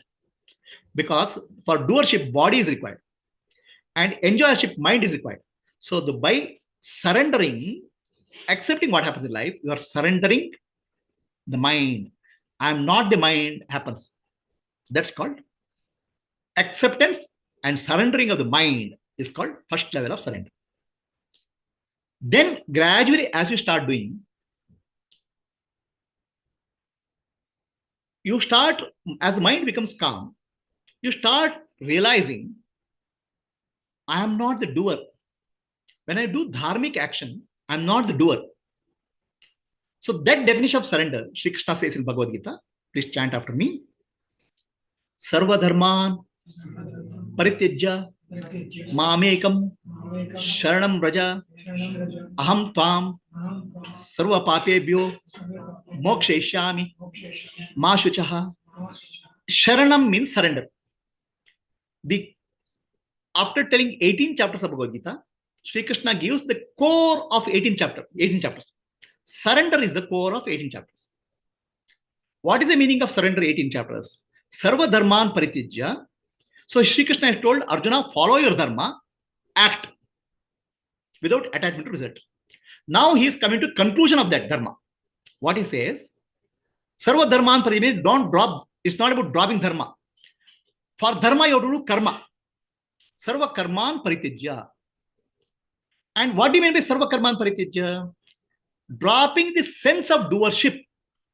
Action without doership. Action without doership, you do. Sarva dharman paritijya. Then mamekam sharanam raja. Surrender to me. Surrender to the self. Aham tam sarva papebe moksheshami mashucha means I'll free you from all the papa, means papa and punya. I'll free you from all karma pala. So what happens is, first level surrender is acceptance and right action of dharma. Second level of surrender is called action without doership. How do you action doership? Sri Krishna says to Arjuna, Nimitta matram bhavasavya sachin. Arjuna, you are just an instrument of the divine. So when you really do dharma, there's no doer there. Dharma is the universal action through you. There's no doership. Then what you say, God is operating through this body-mind complex. I am just an instrument. So that is called, repeat, Naham karta, Harireva karta. I am not the doer. God alone is the doer. This is the second level of surrender. First level of surrender is called no attachment to result. Action without attachment to result. Second level of surrender is called action without doership. But action is required. Dharmic action is required. Dharma has to operate through you. So this entire surrender business is to be done Ishwararpitam, Nechaya Kratam, Chitta Shodakam, Mukti Sadakam. All these actions are done as an offering to Ishvara, divine. Then it will become purifying, Chitta Shodaka and Mukti Sadaka. So what is surrender now? First surrender is results of action, karma phala. Whatever comes, I'll accept it. Why do you accept it? It's not, oh, I don't have a choice, I'm hopeless case, helpless case. No. Every result is a blessing in disguise. Result comes from the universe, where there is something for us to learn and improvise. So that's why you'll accept it. Not because you're helpless and hopeless. You have to learn from the universal teaching. Your results will teach you something. That is called acceptance. Second level of surrender is called doership. Now, do you have a doership? Definitely we have a doership when we do selfish action. It's for me, for my purpose. But when I do selfless action, it's not for me. It's for divine. It's for God. So actions, dharmic actions happening through me, that's called second level. And this is the crux of Bhagavad Gita, 18th chapter. Sarva dharman paritijya mamekam sharanam raja. Surrender is the key of Bhagavad Gita. This surrender is speaking of surrender of doership. And when you surrender doership, you are establishing Naishkarmya. So now, Jnana is very simple at that point. Chitta Shuddhi has happened. Kartatva is surrendered, means when you surrender the Kartatva, I am the body concept is surrendered. When you surrender Bhoktatva, I am the mind concept is surrendered. I am the knower concept is missing. That knower concept requires not an action, but Jnana. From a realized master, when you get Jnana, Tattvamasi, the knowership drops. I am the knowing principle, I'm not a knower.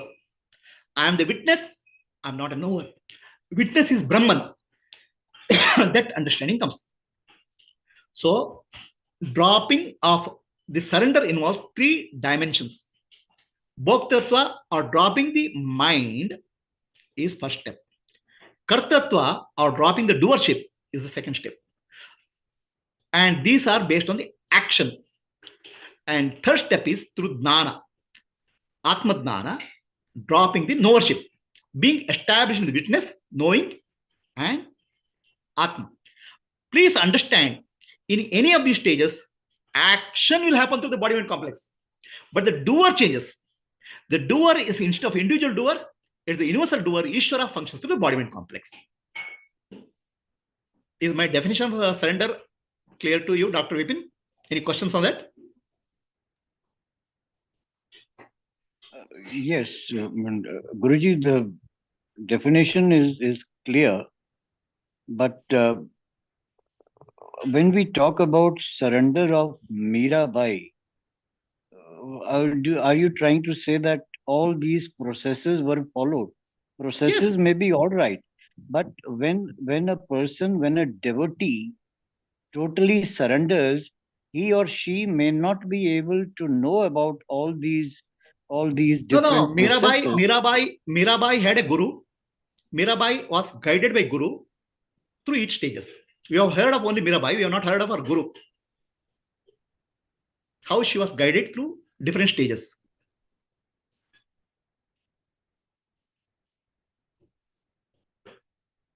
So Mirabai had a master who helped her to develop bhakti and detachment.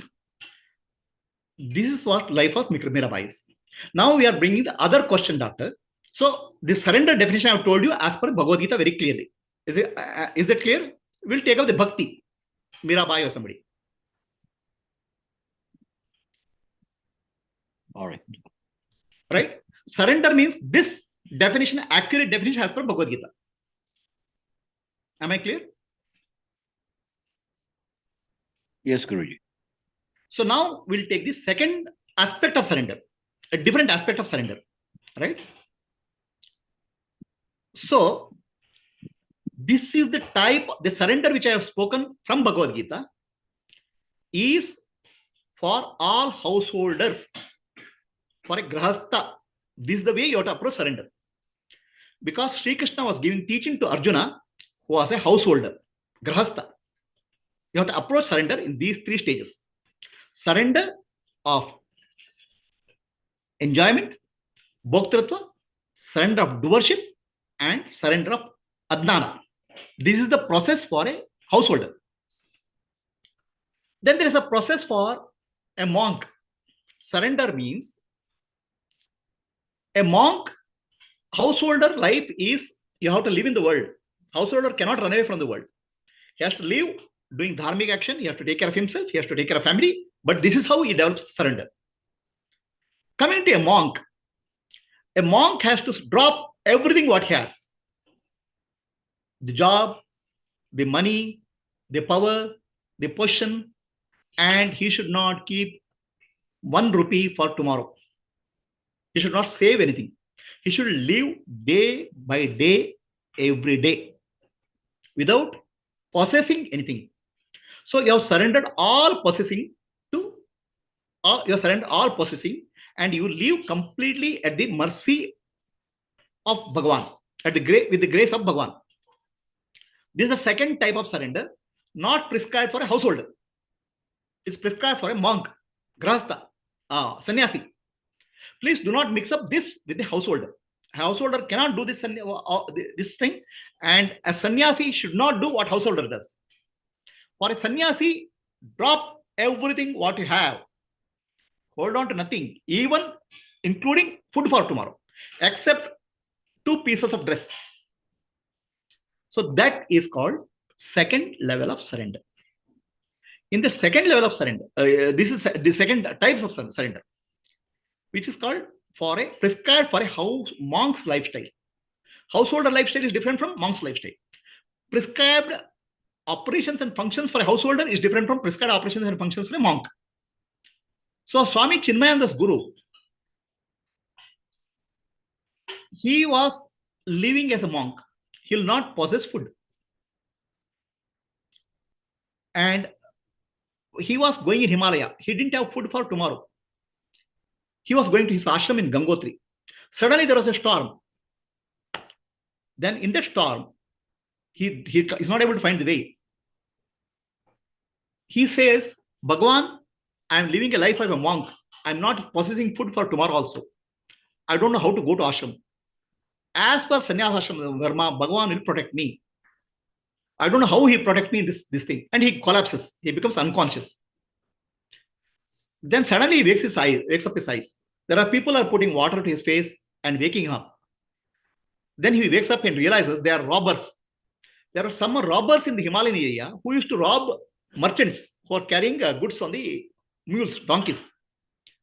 They find that one saffron bundle is lying somewhere. They thought some merchant has dropped something, and they came and saw the monk. Then they saw they are unconscious. He woke him up and gave food. So for a monk to live moment to moment based on the grace is surrender. Not possessing anything, not holding on to anything is called surrender. Dropping family, relations, money, possession is surrender. And living a life totally dedicated to God is called surrender for a monk. And that's very different from what we call as householder. Am I clear, sir? Second way of surrender. I'll take you bhakta way of surrender. Right? Yes, Guruji. Understand? So this is called, please understand, do not mix up. A householder is grahastha dharma has to follow these three processes which told in Krishna. He cannot go to a monk's way of surrender. A monk cannot go to grahastha's way of surrender. Am I clear? So let us take the third case, bhakta. Okay. So bhakta or a devotee, the devotion is common in all surrenders. Devotion is nothing special. If you have to do karma yoga, Ishwararpitam Nechayakritam, you have to have love for God. The love for God is called surrender. Love for God, bhakti. Without love for God, nobody can do karma yoga. If they do karma yoga without love for God, it will become social service. Then dropping of no kartritva, also bhakti is involved. So bhakti is not a special thing. Bhakti is a part of karma yoga. Bhakti is a part of Jnana yoga. Why do you know Jnana yoga? You have Atma Bhakti. I love myself. I want to drop ignorance. So, Dr. Vipin, there's a very wrong common understanding in the society. It's called Bhakti yoga, Karma yoga, Jnana yoga, Kriya yoga. Bhakti yoga chapter is there in Bhagavad Gita. That's not about Bhakti yoga. All chapters in Bhagavad Gita are called yoga. Arjuna Vishada yoga. The chapter name is called yoga. Bhakti yoga is not a special branch of spiritual sadhana. Bhakti is common for everything. Bhakti means love. So when you are talking to your wife, there's a love in the background. When you're taking care of children, love is in the background. When you're doing a job, love is in the background. Similarly, when you do anything for God, either Bhagavan is in the background or Atma is in the background. That's called Bhakti. Is the definition of Bhakti clear, doctor? Yes, Guruji. Bhakti yoga is not a path according to Bhagavad Gita. People make Bhakti yoga as a path. Bhakti yoga is a common to all aspects of our life. Bhakti yoga is common. Dedicate our life to God. Sannyasi has a Bhakti yoga. Householder has a Bhakti yoga. Because he is dedicating, he is doing out of love for God. Bhakti is common to us. Okay. So now there are people like Sant Tukaram. There are people like Mirabai who are more involved in devotion service.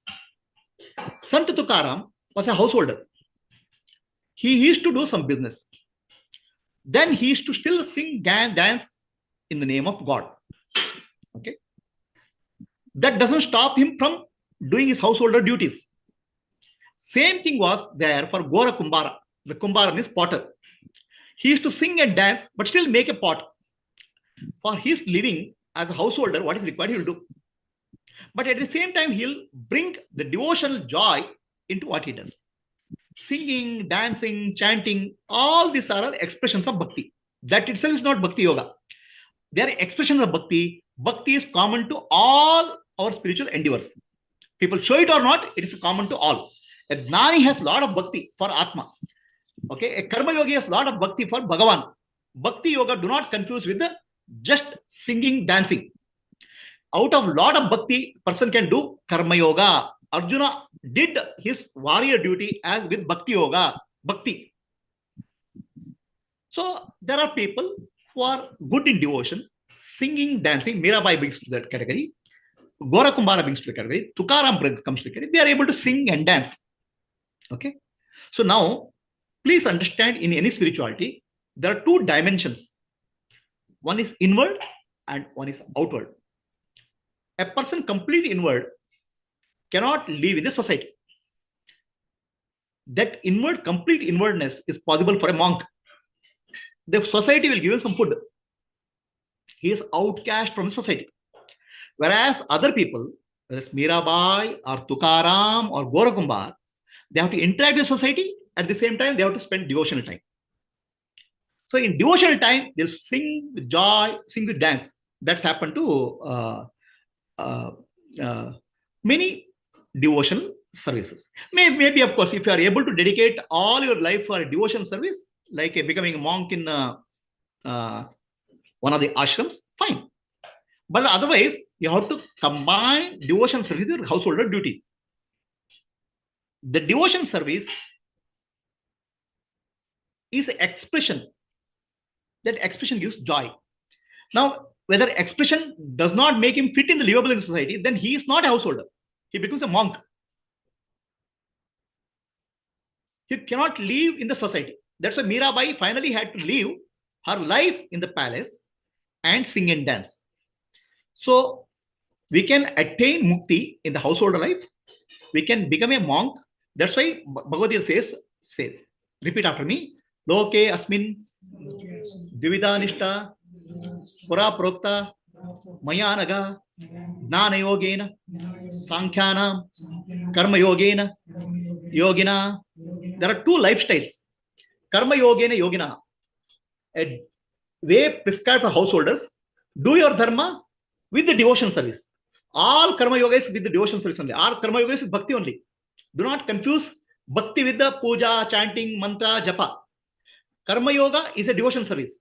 Finding God in everybody, doing service is called karma yoga. It's bhakti only. Sankhya yoga is becoming a monk, giving away everything. There are only two lifestyles. Now somebody is full of bhakti and he is not able to live in the society, then he has become a monk lifestyle. He is dedicating full time on singing and dancing. So singing and dancing is an expression of bhakti. Karma yoga is an expression of bhakti. So bhakti is common denominator for all spiritual sadhana. Bhakti yoga is not a special branch of spiritual sadhana. Is it clear to you, doctor? Yes. Yes, Guruji. Did I answer your question fully? No. Okay. Not fully.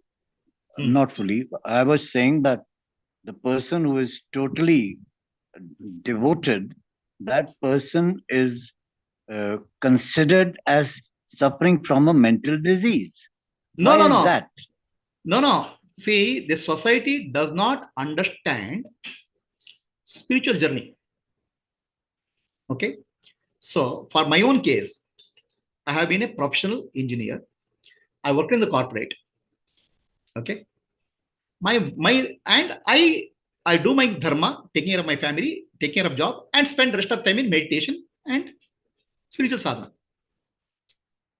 Some people in my family think that there's something wrong with this person because they can't understand inward journey. It's not just for bhakti yoga. Any spiritual practice, people don't understand how somebody can go inward. They think he's not fitting into society. I retired at the age of 54. Then my colleagues thought something is wrong with this fellow.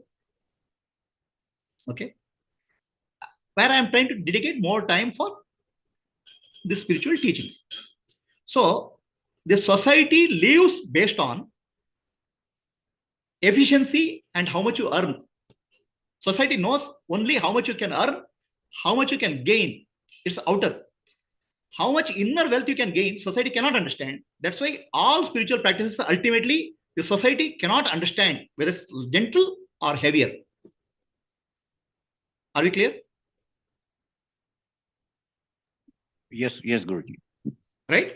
See, society knows, oh, you got a car or a bungalow, or you have got money. Why are you sitting with time and wasting your time sitting silently in meditation? You don't have to sing it and dance. You're sitting in time in silent and meditation. Why are you doing that? Society productivity is important. Money is important. Power is important. Somebody spends time silent meditation. Okay.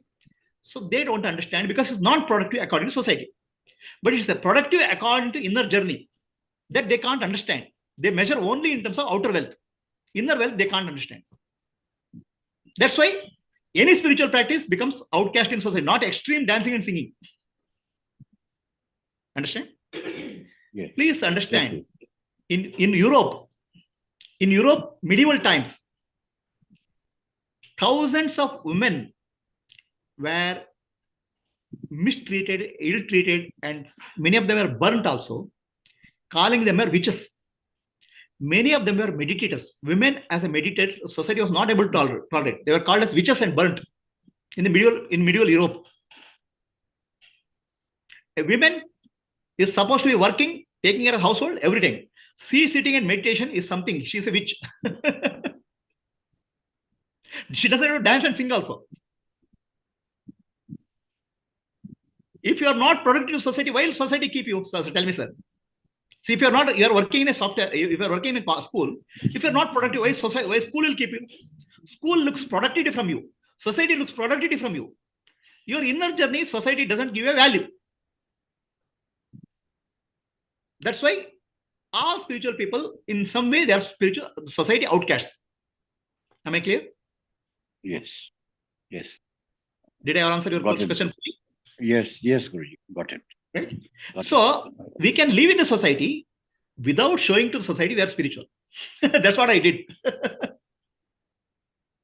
Right? Outer world, you be proper karma yoga. Inner world, atma dhyana, dhyana. So don't show your dhyana to the outer world. Don't show outer world to inner world. Maintain a balance. If you are a householder, if you are not able to maintain a balance, become a monk. Am I clear? Yes, Guruji. Okay. So the question here, who asked the question?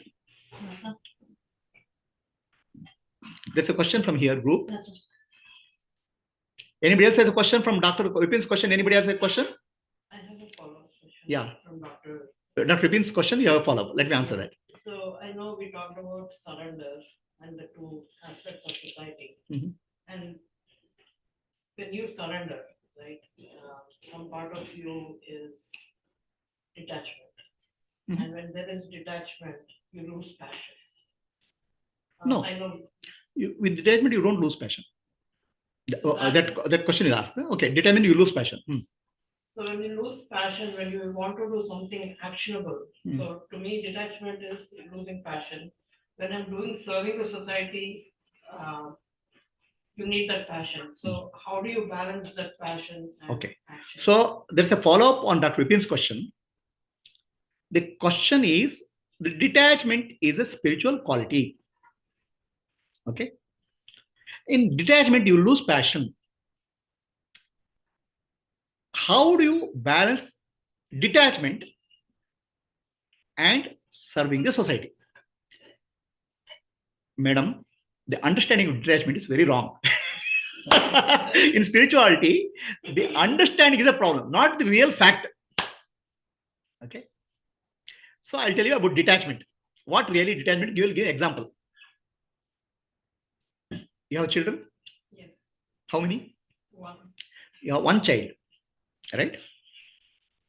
So you gave birth to child in the maternity ward, hospital, or at home.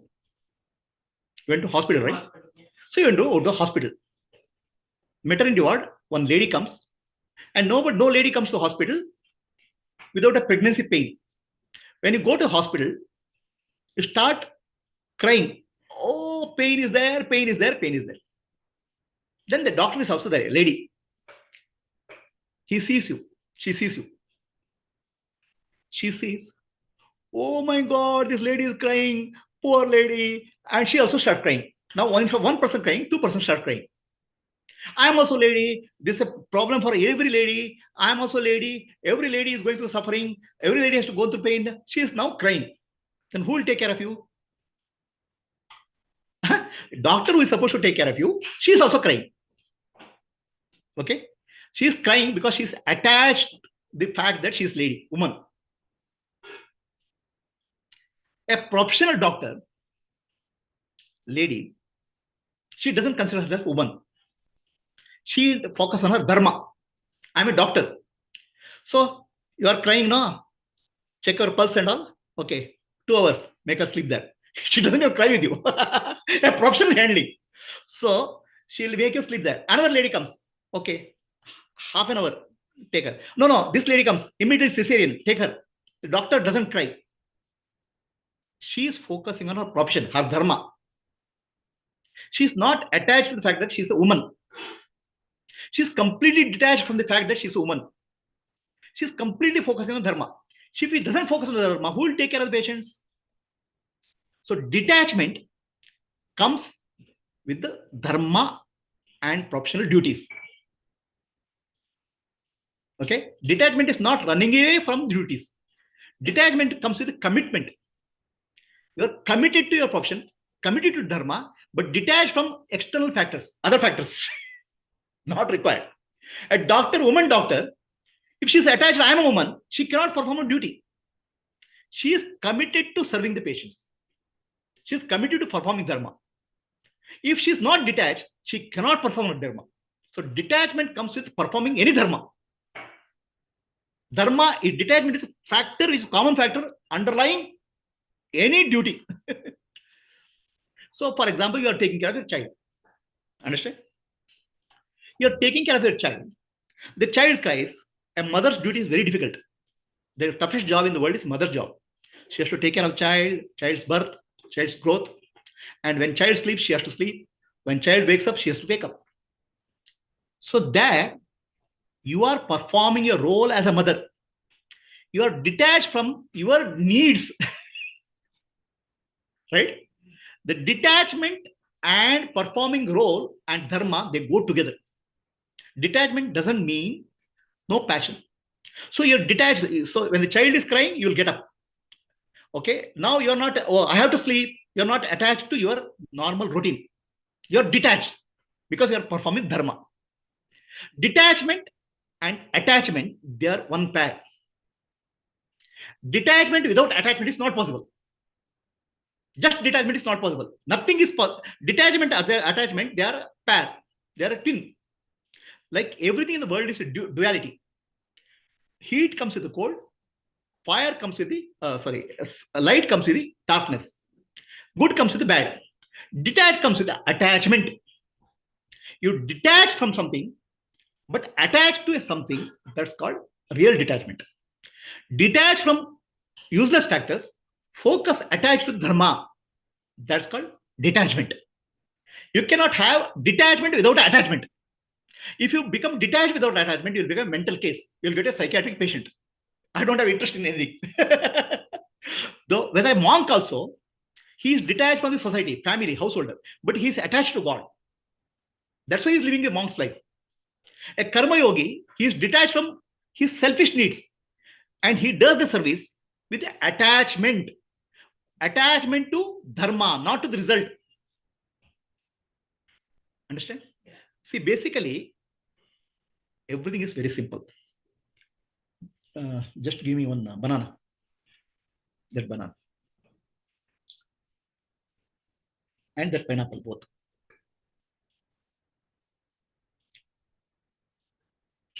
And the pineapple.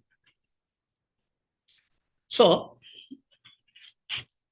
attachment, we are holding on to something. Okay?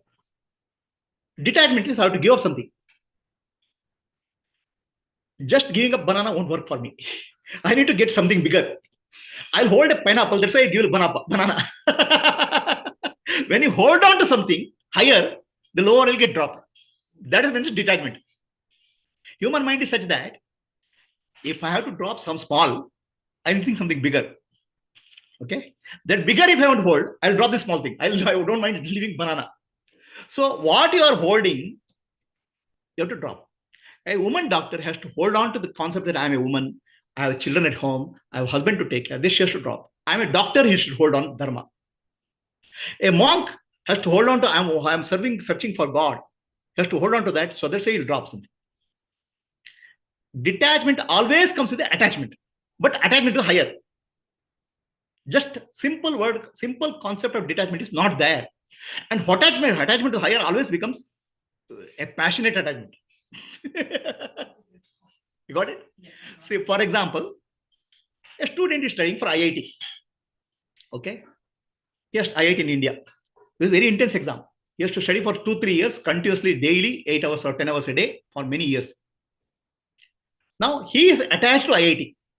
That's why he detaches from movie, sports, video games. So, don't have a concept of detachment. Have a concept of attachment higher. Attached to Dharma, attached to God, the detachment will happen naturally. Did I answer your question? Oh, yeah. So that was the answer to the question.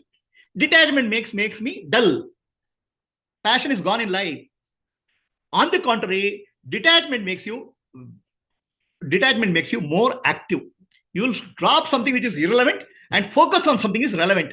You'll get attached to the relevant and detached from the irrelevant. Have you heard of Dr. LASIK surgery? Have you heard of LASIK surgery? It's a surgery done to the eyes. Have you heard the story of Dr. LASIK? Dr. LASIK, he was born in West Bengal. That time, Britishers caused a man-made famine in Bengal because Bengalis were rising in revolt for a freedom fight. So Britishers stopped the food supply to Bengal. Millions of people died in a man-made famine. So Dr. LASIK had 9 members family. 9 children were there in the family. Mother and father were there. The food was not there. They were poor. Then what they did, 8 members of the family gave food to one child, made him survive, and all of them died.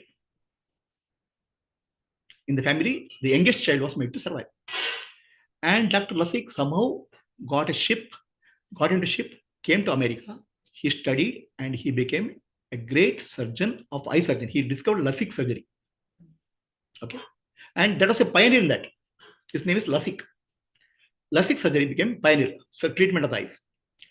Then what happened in that time of America? Lot of celebrities, film stars, Hollywood stars, politicians used to come. Means all high achievers in life.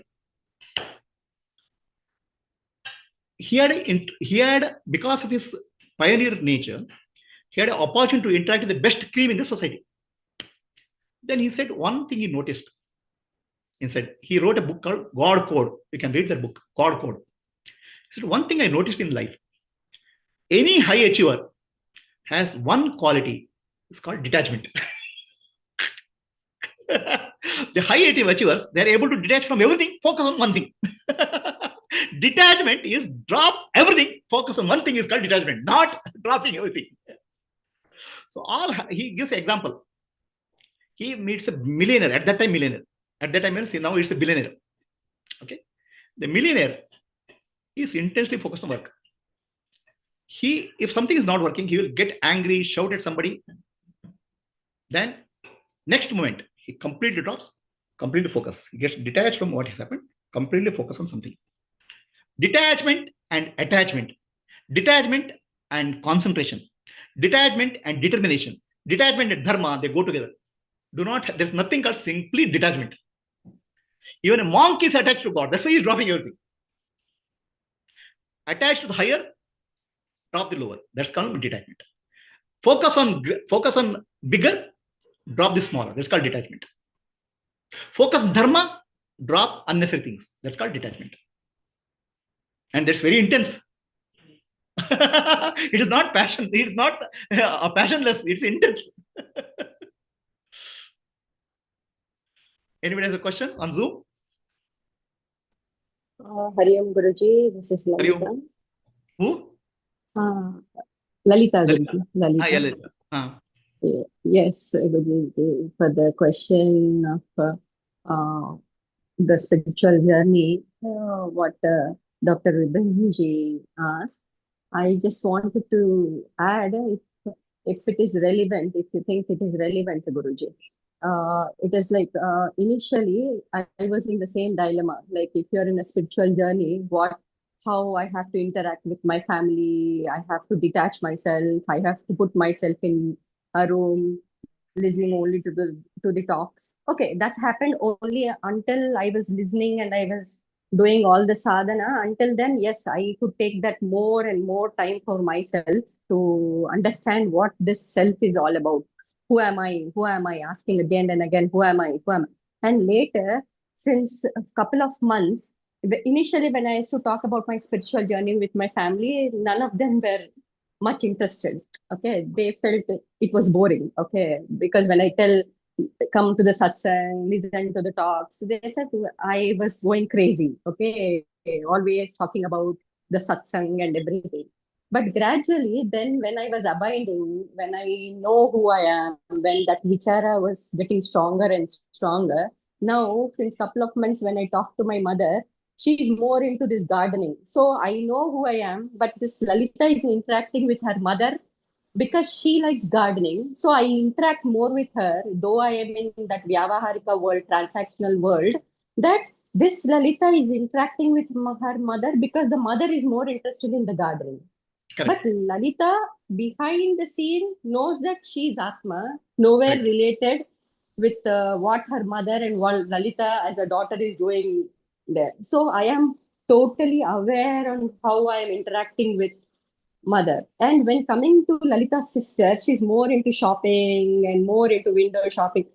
Then I talk about the shopping and everything, but inside I know that I am not that who is doing it, but Lalita is doing with her sister. So only to convince her, only for her to be in this, to get that into the comfort zone, I will interact with her into that shopping thing. Coming Very to good. my children, I'm sitting with them, I'm trying to teach them, I'm trying to cook, but behind I know who I am. Correct. I am not involved. I don't expect them to get the grades which I expect them to do it, because I just give that time of an hour or so. Beyond that, I don't put all that my effort so that they have to win grades or they have to be on the top in what. When I cook, I put everything, but I don't expect everybody to appreciate me that you have done a wonderful cooking, because Lalita is doing her job. She will do it. And I am at behind the scene. I know who I am. So Correct. that is like abiding in the self and doing it so that we are detached and we are attached. Attachment is there with the self, and detachment with the body mind, where you know what exactly you're doing in the transactional world, but Very good. you are attached to the self. And Correct. yesterday also, Guruji, I was diagnosed with SVT, where the tachycardia was like for 190 pulse rate for 1.5 hours, where I was admitted in the emergency room, where I could witness everything what was going on. They were trying my ECG pulse. I was seeing how everybody in the family were getting tensed, but I was abiding in the self and just watching this drama of Lalita, what's been happening, what the prarabdha of Lalita is getting her there. And Yes. it was behind, it was just calm, very calm, just witnessing what was happening. So when I understand, Guji, now since an year I've been listening to your talks. Now when that is getting deeper and deeper and deeper, I understand, yes, this was what Guruji was telling us. This was what, because this we can only experience when the actual jnana is sinking, understanding who we actually are. Correct. And what is happening. Even though they took me to that angiogram, I was just witnessing, okay, Lalita is going through this, let the doctors come in, let her go. But nothing, I was not disturbed. To be frank, Guruji, a couple of years ago, the name hospital would get panic attacks. Correct. But yesterday I was like very calm within, seeing all that happening, but knowing that this is all part of the game. It is a very long dream going, and I will be okay, whatever comes. Initially, the planning would go where my children will be, my husband, Yeah. I will leave. Nothing. I was Yeah. just watching. By the time they said, okay, you can go home, I was still watching. Okay, I thought, okay, the prarabdha is still there for Lalita. She's going home. So now I understand what that attachment, detachment you're talking about. The attachment to the self and detachment with this body-mind complex. The Perfect. attachment. And so because this came up, I thought I would just share my No, experience. you are given a perfect example, Lata. I'm very happy that you have understood the essence of spirituality. Essence of spirituality is not about dance, not Rudraksha Mala, not Nama, not singing, dancing. Essence of spirituality is God inside, work outside. God inside gives me peace. Work outside is an expression of God in the form of love. Love for brother, love for mother, love for service, love for Dharma is expression. The inner and outer has to become one. That is real spirituality. If inner is separate from outer, you will become detached and you look like as if you are lost somewhere. If outer is only focusing, you appear to be so much involved in the world. But a balance of inner and outer is real spirituality. The inner and outer has to become one. Inner reality is I am Atma, peace. The outer reality is I am love. The love translates into Dharma. Whatever you do well. So that is actual real spirituality. But what we hear stories here, there, and all, we don't get the real picture. Real picture is complete balanced personality is spiritual. Yes, Atma so and service. That's why what I do for every student of mine, I'll say only one thing. Spirituality is Atmano Mokshartam Jagaditaya. yes, Realize yourself and do service. Realizing yourself is called peace, and doing service is called love. Develop both inner and outer. Otherwise, you become imbalanced. That's not a complete spirituality. That's why Bhagavad Gita, if you look at Bhagavad Gita is Brahma Vidyayam Yoga Shastre. Brahma Vidya means know yourself. Then Yoga Shastra means apply, interact in the society, apply it in Dharma. That's the meaning of inner and outer. Yes, Guruji. So I was witnessing everything. I thought, okay, the Brahman is coming in this form, treating me. The Brahman is coming as a Aya. Brahman is coming as a nurse.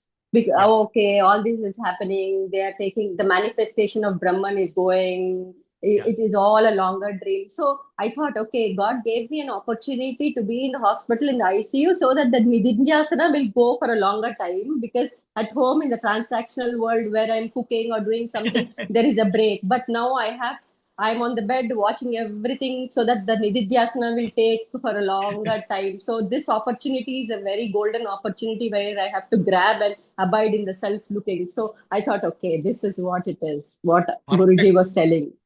Perfect example, perfect clarity. This is what is writing.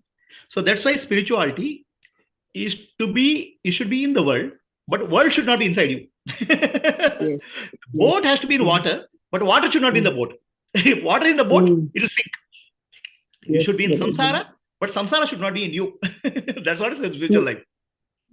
Now I understand, Guruji. When whatever you've been telling us, when you said that, even today also, yesterday or today, because 2 days I was not able to, because I didn't have the phone, so I was not going through all that forwards, or Chandogya Upanishad also I couldn't attend for 2 days there. But when I was going through, then you said, any opportunity, when you look into it, is a golden opportunity. You have to just look.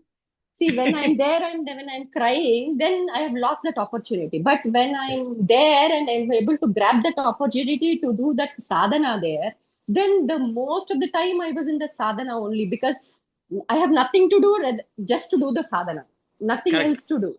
So then I thought, okay, this is a golden opportunity which Guruji was talking about all these years. ICU can be very good to opportunity place to sadhana. Yes. I see you. I see you, God. What better place is there to do sadhana than ICU? Yes, Guruji. So I felt, all the time which Guruji have spent teaching this Agnani, at least some fruitful things have come up where I am grateful that Guruji, yes, your Shishya has come this far. I'm glad that your efforts you have put in had made her come this way. So I felt very, to be frank, Guruji, though I understood, I felt okay, the efforts my Guruji has put in is, I am happy for that, because it is not going waste. His time is very precious, and for the time he has given us, it is not going waste, is what I felt, Guruji. Thank you so much, Guruji. Pranams Thank to you, your Lalita. holy feet, Thank you, Guruji. Lalita, giving a real life example. Thank you, Guruji. Thank you so much. So all my life, right? I have not become a spiritual. I have not shown to me to be anybody spiritual. I have been right from my day one, right from my younger days. Inward, I am spiritual. Outward, I do dharma properly. Taking care of family, taking care of job, right? Inner and outer journey go hand in hand. They are not opposite of each other. If you say, I want to give only focus on inner journey, become a monk. Householder and monk, their lifestyles are different. Householder has a certain way of approaching spiritual journey. Are we clear? We confuse reading the story of monk and all, we get confused. Oh, spirituality means this. In fact, the person sitting here in front of me from New Jersey, he reading a lot of spiritual books, he thought he has to become a sannyasi, monk. That's how he came to me. Then I told, becoming monk is not a spiritual journey. Going inwards is a spiritual journey. A couple of years back, he came to me saying that, I want to become a monk. What monk? You have one wife, thankfully one wife, and 2 children. And you want to become a monk. You have to be a householder and you have to do a spiritual journey. So people losing a lot of reading spiritual literature, they get vague ideas of spirituality. They start thinking this is spiritual life. Spiritual life is dharma outside, jnana inside. Peace inside, action outside. That is spiritual journey. 13 years back you came. 13 years back he came to me. He has read a lot of books on spirituality. Oh, I am a householder. I want to become a monk. I asked him, how many children you have? 2. How many wives you have? Only 1. Okay. Then, you want to become a monk. Why? I want to do spiritual journey. Where will you get spirituality? Himalayas or ashrams? Go inwards. You don't have to go outside. Do your dharma and go inwards. That was 13 years back. Now he's sitting in front of me. Okay. Anybody has a question on Zoom?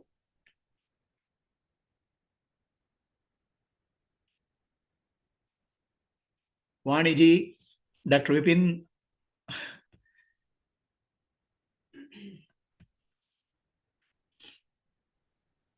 No questions, Prabhuji. Just a very inspiring session. And what Lalita ji shared also was very inspiring. Yeah. There's no place better than ICU to do sadhana. I cannot see anybody else. I can only see you, God. Okay. So anybody else, any questions? Your question was on samskara and vasana. There's a question here on vasana and samskara. Next question. So what is the difference between vasana and samskara? Vasana is impression. Samskara is a habit pattern. Samskara. From the samskara word, samskriti comes. Samskriti means culture. Okay. So you people are living in America. You have a culture very distinct from American culture. Your way of life inside a house, the way you eat food, the way you think of God, prayer God, all are different. It's a culture. Culture is a habit pattern. It's called samskriti. We in India have a samskriti historically spanning over few thousands of years. It's called Sanatana Dharma, Samskriti of Sanatana Dharma, culture. When we say Samskriti, what it means is habit patterns, best habit patterns, handed over from one generation to next generation.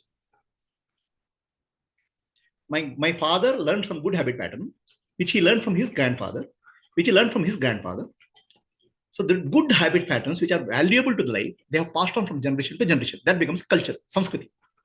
Simple thing. The food habits what we have is a cultural culture for healthy life. The puja we do in the morning is a culture for peaceful of mind. A set of habit patterns is called samskara. It can be learned from generation to generation. And also you will learn from samskara from in your own life. Somebody samskara, but somebody teaches you, somebody tells you that samskara you learn. Samskara means habit pattern. Vasana means impression. Samskara means, for example, what do you do in the first thing in the morning when you get up? First thing in the morning, get up and brush. First thing in the morning, somebody gets up and sees WhatsApp. There's WhatsApp samskara. First thing in the morning, you do brush the teeth in the morning. Then after you take the brush the teeth in the morning, what do you do? You will do some cooking or something, then take a bath, do some namaskara, and do. These are all samskara. Okay. So there can be samskara also. Do not do puja, get up in the morning. So the puja in the morning puts a framework for the mind, for a good work. So the habit patterns which can cause us problems or which can cause us upliftment are called samskara. What are the habit patterns which are called cause problems? There are no samskara. Okay, today is marriage anniversary. Let us celebrate. We'll go to a bar and drink. That's a samskara. No, the samskara is like this. No, the people learn alcoholic. So I'm depressed. Let us go and drink. Oh, I'm happy. Let us celebrate. Drink. This is a samskara. Understand? A habit pattern. Right? Now, some habit patterns make us downfall. Some habit patterns make us up, evolve. So those habit patterns which make us evolve become samskriti culture. Okay. So we have both mix. Each of us have a mix. Can you recollect one habit pattern which makes you fall? Watching too much of YouTube. Watching too much of WhatsApp. Right? These are new habit patterns, new samskara. This your father did give. Right? So these are samskaras. There are good samskaras also. Doing some puja, doing some namaskara, keeping your mind peaceful. They're all good samskaras. So samskara means habit pattern. Is it clear? Now vasana means impressions we gather from this world. Vasana means smell. Vasana is smell. We get impressions from the society. Impression from what we do. So let us say I want to be successful. I want to buy a new house, or rather, I want to get a promotion. So I work hard. Then I don't get a promotion. I feel disappointed. That leaves an impression in me. Okay. That impression is called vasana. That impression will drive me. I want to get a promotion. I want to get a promotion. Then you will do some work for that. Vasanas will drive your action. Action will get result. Result will create further vasana. This is a cycle. You are trapped in the outer cycle, outer world. Vasanas will rise. I want to get a promotion. You'll work hard. You didn't get a promotion. Again, that becomes a vasana. I want. So that will become, you'll do work hard. So you're tied to the outer world with the vasana. So if vasana is not there, samskara is there. Some samskaras are good samskaras which will help you maintain your health, maintain your mental balance. Some samskaras will connect you to the outer world and trap you. Alcohol, maybe watching too much of YouTube, WhatsApp, or maybe that what you call today's TikTok, right? They will keep you bound to the outer world. They're called samskara. So samskara and vasana, there can be good vasana also. Like your shastra vasana, you are listening some scriptures and all. That's a vasana which will help you to uplift. There are some vasanas which make you fall down. There can be vasana, I want to do puja in the every day. It can be uplifting. I want to do karma yoga, service every day. That's a good vasana.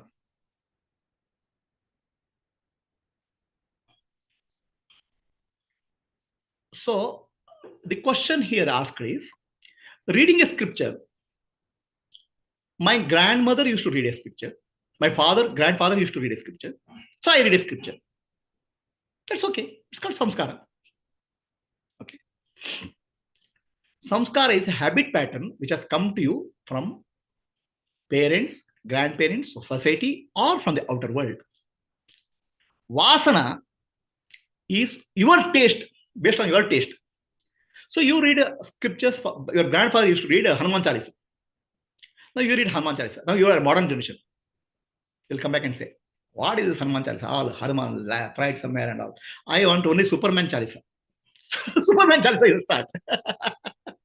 So you drop samskara and Superman Chalisa you chashe because you like that. Superman gives a feeling of I like. That's vasana you develop. So you may get a samskara from your parents, then you continue it and you enjoy it, and that becomes a vasana. Fine. If you don't enjoy it, you drop samskara, you develop new samskara and new vasana. It's possible. So samskara coming from reading scriptures can come as a samskara, and vasana is finally based on your likes and dislikes of that. If your grandfather reads to scripture, you also like reading scripture, it can become samskara and vasana. Is the answer clear?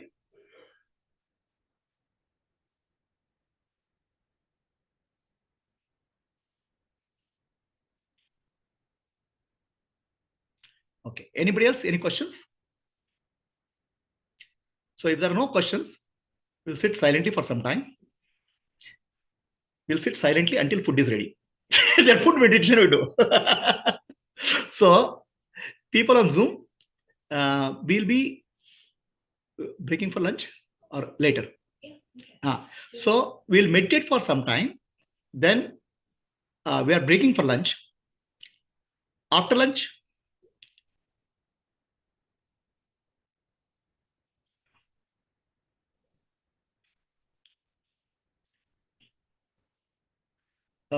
there are 2 questions on Zoom. Should I answer that question or we'll go to meditation? How much time you have lunch time? So we'll take lunch at 1:30. We'll take lunch at 1 hour we have. I'll take up 2 questions.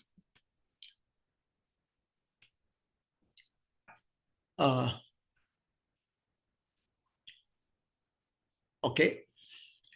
So the question, I'm taking one question. The question number 1 is,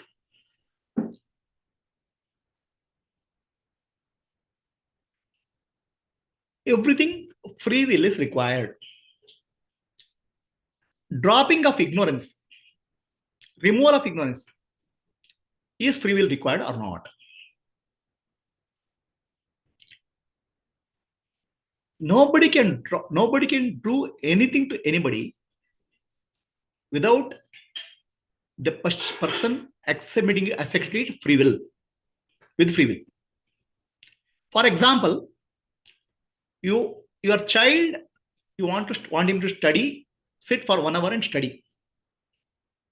You know the study is good. Study. He'll not study. He'll refuse. Even the child will refuse. I don't want to study. I want to play. You cannot go against his free will. I mean, apparent free will. He has an apparent free will, and you cannot violate the free will of anybody. Only when they cooperate, any action will happen. So suppose you want to study your child to study, let's say Bhagavad Gita.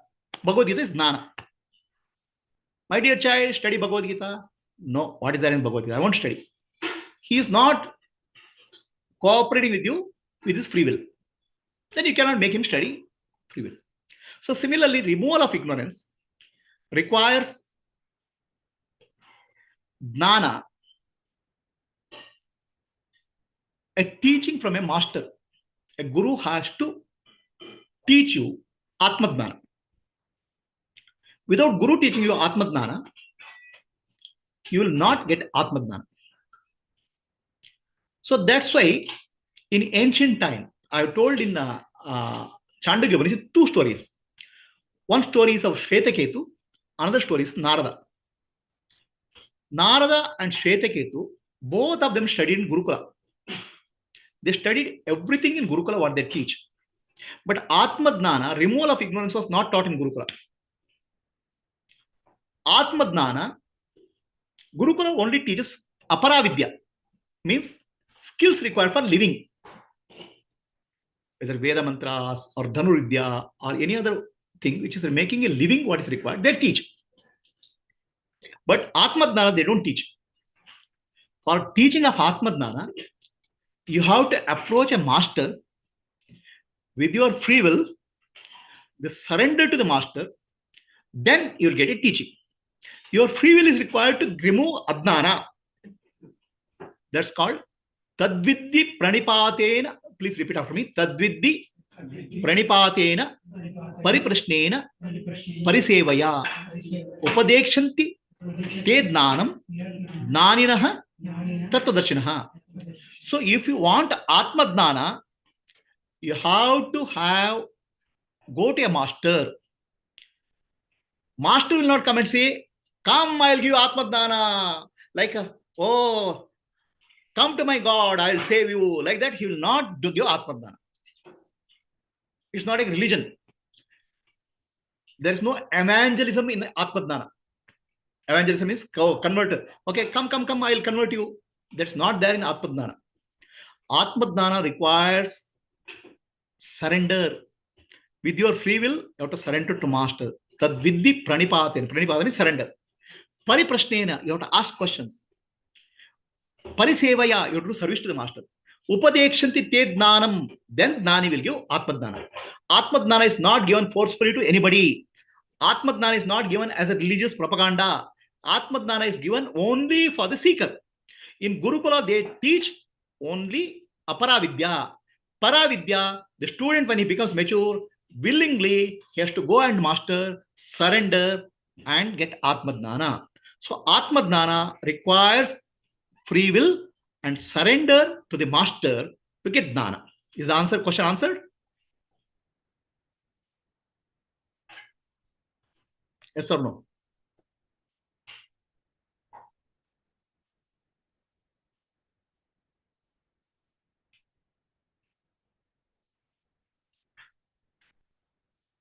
So the question here is requiring, does Jiva has a free will to remove his ignorance? Advaita says there's no free will. Advaita does not say there's no free will. This is a wrong understanding. Advaita says there is an apparent free will, which is real. Because of the apparent free will, we do a lot of karma, and karma phala is there. This is what also Advaita teaches. All your life is because of karma and karma phala, because of an apparent free will. And that apparent free will, you will exercise in everything. In a cup of coffee, you will exercise. In a cup of tea, you will exercise. In a job, you will exercise. Getting married, you will exercise. Why there's no free will? That apparent free will, you have to surrender. Apparent free will is in duality. That apparent free will you have to surrender to get Advaita Dnana. Then you will realize the free will was not real. In Dvaita, there's always an apparent free will. Dvaita itself is mithya. Free will is also mithya. But mithya free will, you are exercising every day. You are choosing a dress, you are getting married, all those things you are doing with free will, mithya free will. So mithya free will also you have to use to get Atma Dnana. Is the answer clear? So what is the next question?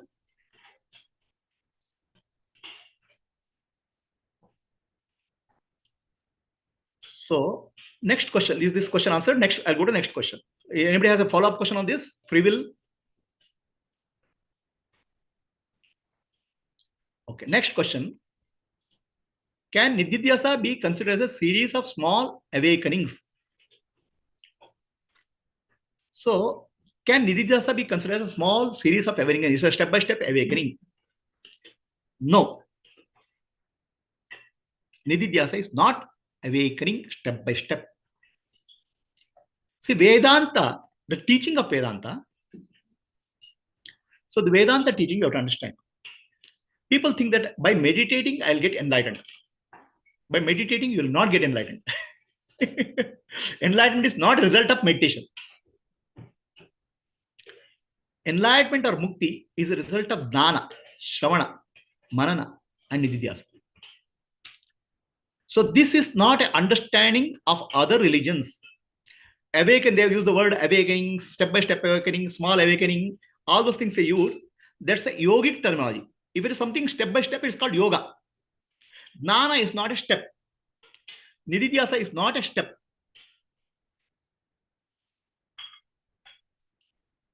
Nididhyasa is not a step. Okay, Nididhyasa is a different from meditation, different from any meditation practice.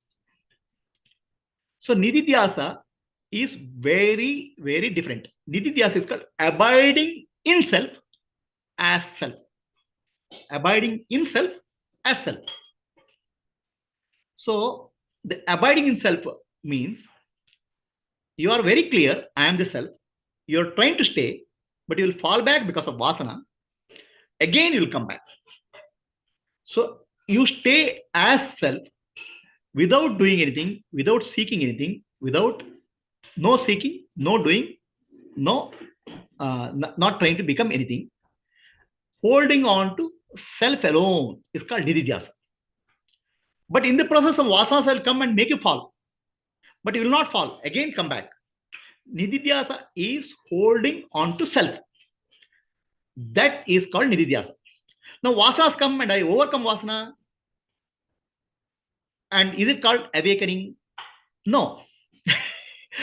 Awakening in reality, Atma Jnana, Tattvamasi teaching, given with prakriya, clear prakriya, is called awakening in Vedanta. Awakening happens with the clarity coming out of Shravana. Nididhyasa is a supportive practice to hold on to the reality what you understood in Atma Jnana. Nididhyasa is application of Atma Jnana or awakening in your inner self in the outer life. So what is Atma? What is Nididhyasa? Shravana means there's a teaching of Tattvamasi, you are Brahman. Guru gives a clarity through various prakriya. That prakriya will awaken you. Oh, I am Brahman, I am Atma Jyoti. So that is called awakening. So far I was thinking I am the body, I am the mind, I am the intellect. Nanu, nanembudu, nanalla, ideha, manabuddhi, nanalla, Sachidananda Atma, Shivanannani, Shivoham, Shivoham, Shivoham. I'm not the body, I'm not the mind, I'm not the intellect. This clarity emerges. Clarity emerges. With the teaching is called Shravana Matrena Mukti.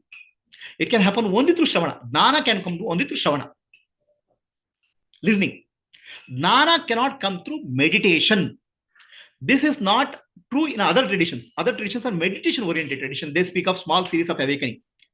Vedanta says you get a clarity, jnana. Because I am the body, I am the mind, I am the intellect, is adnana. From that, you get a jnana. I am Atma, I am Atma Jyoti, Shivoham, that jnana you get. That's called awakening. But awakening, if your vasanas and sanskaras will hold you back. So that vasana and samskara will pull you down. Nididhyasa means, Nidhi means wealth. I have got a jnana. I am Brahman. I am awareness. I am Sakshi. Hold on to that. Sit quietly. The vasana and samskara will try to pull you down, but still you stay back. That's called Nididhyasa. In vasana and samskara, you overcome. It's not awakening. You are still continue to hold on to Nidhi. Nidhi means wealth. I am Brahman. I am Sakshi. I am Atma. That's called Nidhi. Dhyasana means guarding. Guarding your jnana, which you received in Shravana, is called Nididhyasa. Now, first initially when you sit for Nididhyasa, or Vasana will pull you in 1 minute. Gradually it will pull in less than 2 minutes. Gradually it will pull in 1 hour. But jnana doesn't change. Awakening doesn't change. Only falling due to Vasana will come down. So gradually you'll be able to stay longer and longer. Then gradually it will become all time. But jnana is not a step. Jnana is a clarity. Vasana samskara can happen over a time. But vasana samskara is not called awakening in Vedanta. Awakening Vedanta is called Tattvamasi Jnana with prakriya. Am I clear? So this do not confuse Vedanta system with any other system of practice. Vedanta is a unique system.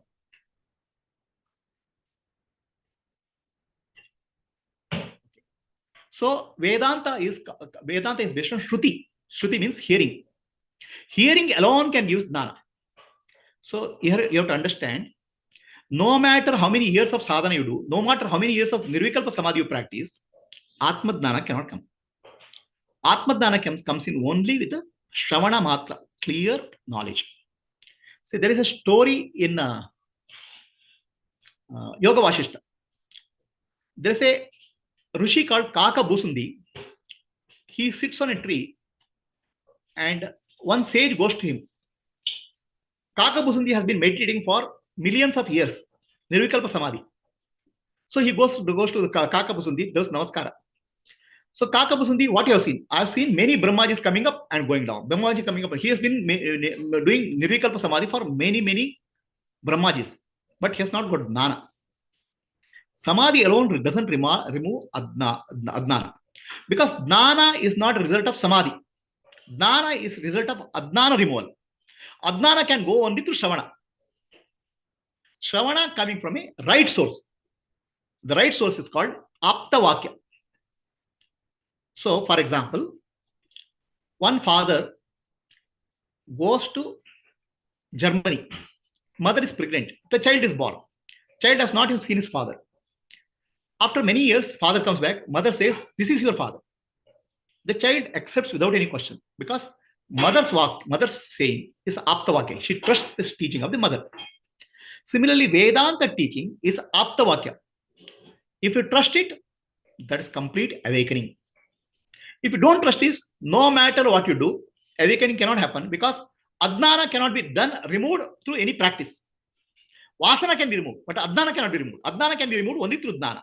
Jnana requires Apta Vakya because Brahman cannot be seen, Brahman cannot be heard, Brahman cannot be understood through any means. Brahman can be realized as I am Brahman only through Apta Vakya, which comes from Vedas. That's why Vedas are called Shruti. Shruti alone can give awakening as per Vedic tradition. Nididhyasa is a practice to get rid of Vasana, but getting rid of Vasana is not awakening. It helps in more clarity. Is it clear?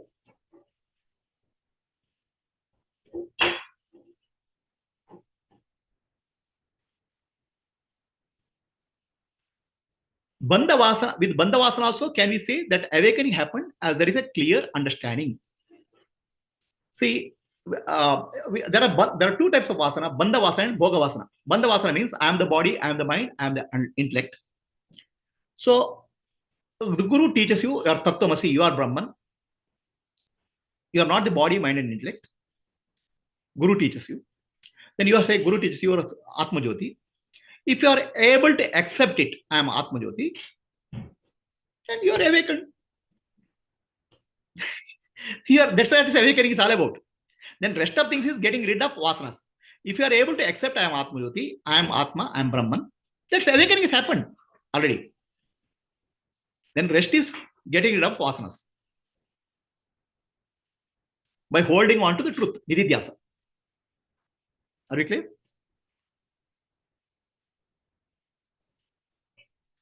Okay. Then we will sit sometimes silently for meditation. So we'll sit for meditation for some time. Then we'll go for food. If you want to join for meditation, you are welcome. Others, you want to go to sleep. It's already late in night in India. Radhika has some question. Yes, Radhika. Just one small question, Guruji. So, how will Nididhyasana help with removing with vasanas? Thank you. Okay. Radhika, are you married? Yes. How many years you have been married? 25 or so. 25 years also marriage, right? Yeah. The question is how Nididhyasa will remove the vasanas. Yes. Yeah. So before marriage, your husband, your would-be was a stranger. And you are a stranger. You don't know each other. Unless you are a love marriage. Or your love marriage also. Before love, you didn't know each other. Stranger, right? True. So then what happened? One day you got married. Can you continue your habit patterns, what you had before marriage? I cannot. You have to change, right? Yes. Every day morning you have to get up and remember that I'm married. I have to do some household duties, which was not possible earlier. right? Earlier, Very true. your mother was lovingly bringing in a cup of coffee, and your mother was lovingly taking care of all your needs. Now you only have to take care of yourself and your husband also. Yes. So your earlier vasana you have to drop. True. Correct, no? But what has happened in between? In between, what happened? You and your husband got married in front of a function. You exchanged a garland. Then, I don't know whether anybody told you are husband and wife, but you assumed that you are husband and wife. You got a dharma. I am husband and wife. Did you not? Nobody told you, no? You are husband and wife. Yes. Please sign here. Nobody told you. No. Your dharma changed. I'm no longer unmarried. He is no longer unmarried. Both of us are married. We are husband and wife. What Yes. difference made it in life? Jnana. Jnana made a difference in your life. Jnana made a difference in your vasana, habit patterns, and samskara. But of Thank course, it will take some time for you to get adjusted to that. Correct? Yes. Huh? It is not that it will overnight it will not happen. It will take some time for you to get adjusted. But Jnana doesn't change. Jnana is very clear. I'm a husband. No, you will not come and say, I'm not your wife. I'm still unmarried. You don't say that. Correct? Correct. So, Jnana, a clarity, makes a lot of difference in our life. Then rest of things is application of Jnana. How to apply your Jnana so that you are stabilized in Jnana. Are we clear? So, Clear, Guruji. Yes. Nididhyasa, once you get Atma Jnana very clearly from Guru, you are convinced, I am Atma, I am Brahman. Then you have to hold on to that. With that, you have to remove all unwanted vasanas.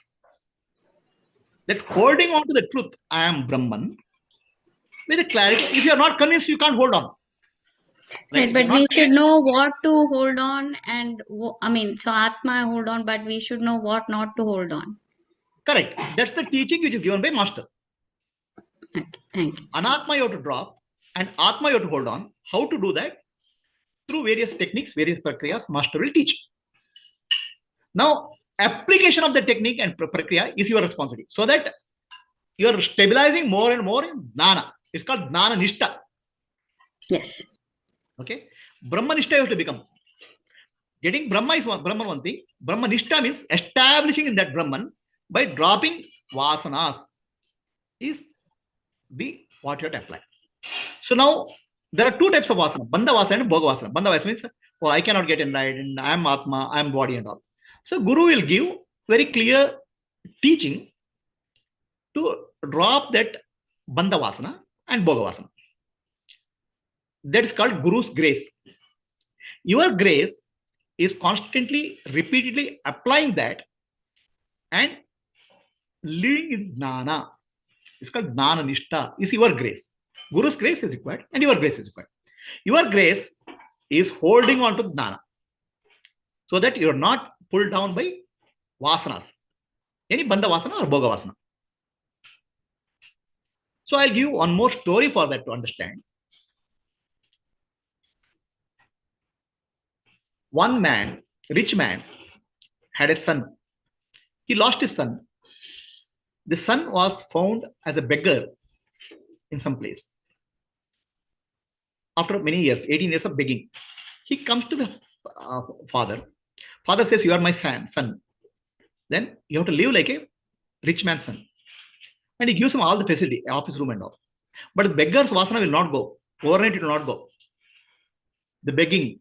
Earlier he used to beg for 1 rupee, now he'll start begging for 1 crore. The difference is same. So vasanas will not go overnight. Gradually he has to realize that I have a lot of money, I don't have to beg. So vasanas will go over a period of time. But I am a rich man's son, that is Jnana. So similarly, I am Atma, I am Brahman, I am Atma Jyoti, is Jnana. The getting rid of vasana is your application of Jnana in your day-to-day life. That's called your grace. Is that answer clear? Thank you, Guruji.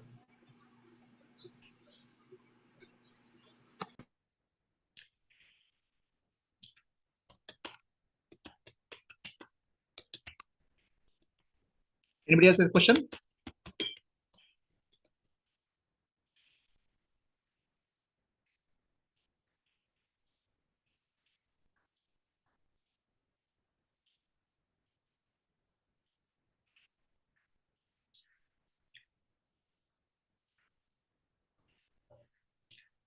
Yes, Gayatri, answer is clear for Nididhyasa.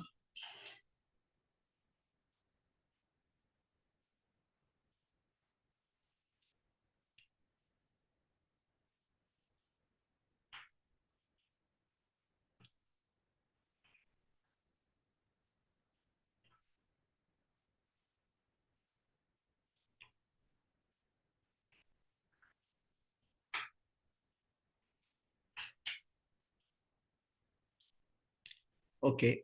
So give me 1 minute break. After that, we'll start meditation. Those in India can have a deep samadhi in deep sleep bed. You can go to samadhi on bed. If you want to continue sit and meditate, you're welcome. After that, we'll break for lunch. After lunch, I don't know whether question answer session will be there or people want to go to samadhi. I don't know. We'll try it out. Namaste. So 1 minute break, and after that, meditation here.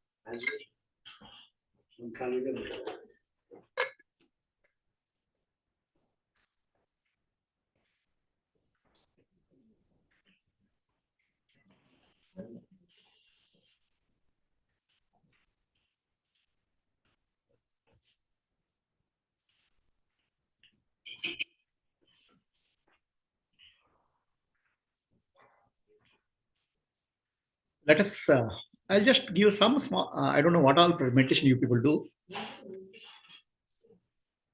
So some guidelines I'll guide you through a meditation practice. I'll give you a reason for that also. So meditation involves making the mind silent. Okay, making the mind silent is called meditation. How do you make the mind silent?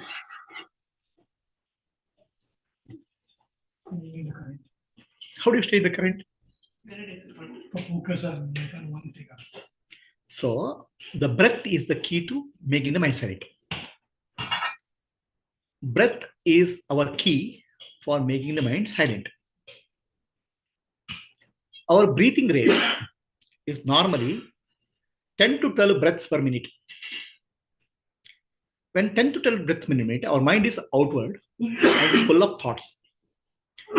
If you are able to reduce the breathing speed, the mind speed also comes down. If you are able to get the breathing to 6 breaths per minute, the mind will be very calm and peaceful. Making the mind silent is very simple with the breath.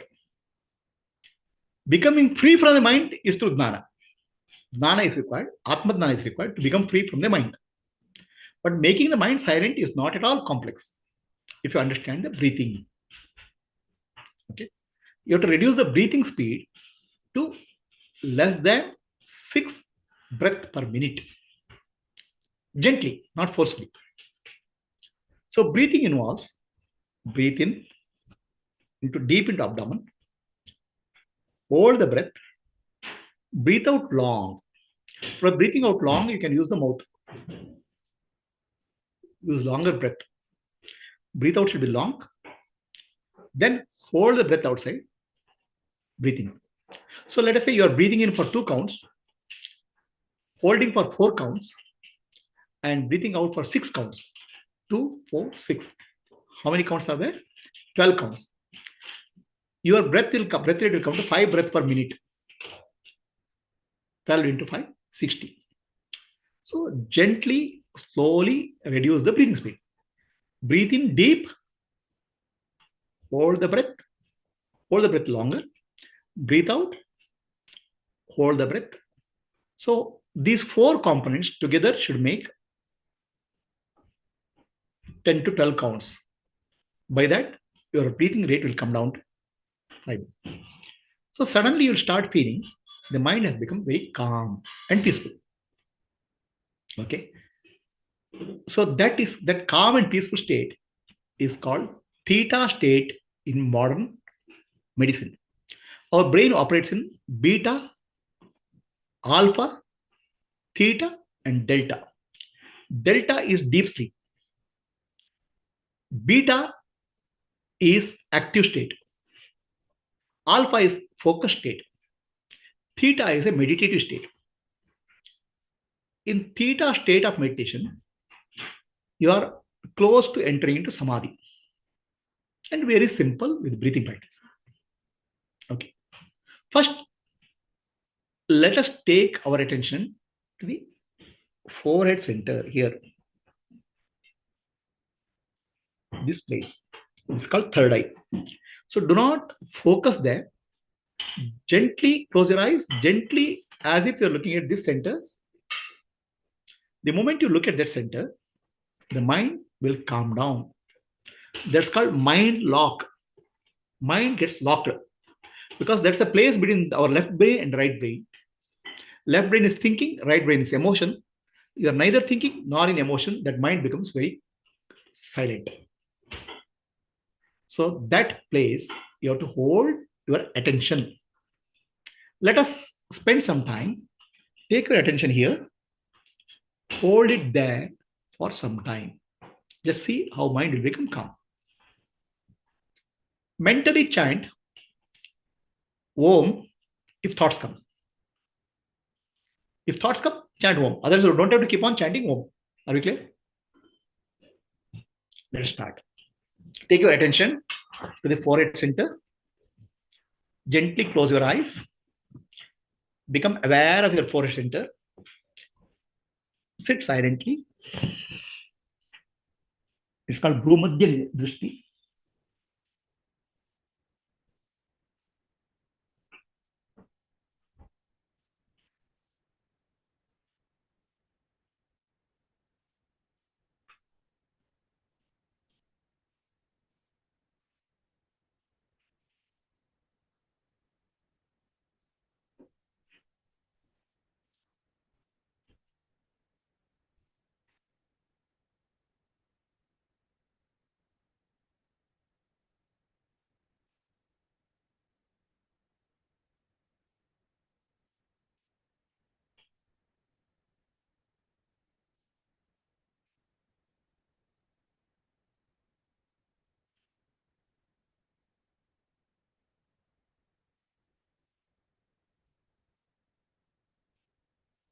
Visualize this. No, visualize. No, just right. Just right. Feel your feeling. Not to visualize it. Just become aware of this thought. Your head. Okay. Nothing to visualize. Okay. Just be. This is all natural.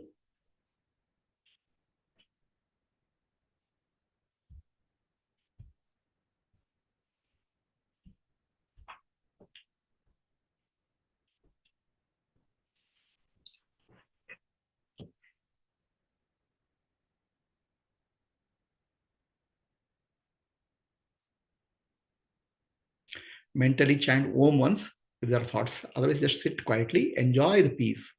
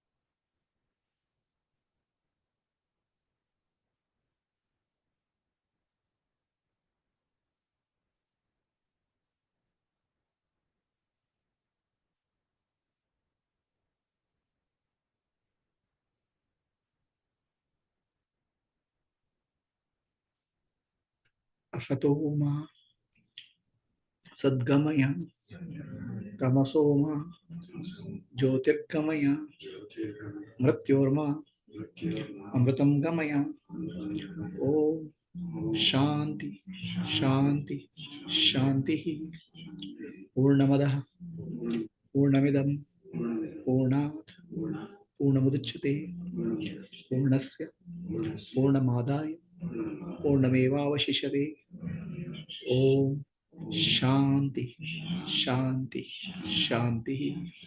Nan Nanembudu Nanalla Ideha Manabuddhi Nanalla Satchidanandatma Shivanannani Shivoham Shivoham Shivoham Atmadarshanam Brahmadarshanam Brahmadarshanam Satyadarshanam Antarjyotihi Bahirjyotihi Pratyakjyotihi Paratpara Jyotireva Jyotihi Swayam Jyotihi Atma Jyotihi Shivosmiham Lokaah Samastah Sukhino Bhavantu Lokaah Samastah Sukhino Bhavantu Lokaah Samastah Sukhino Bhavantu.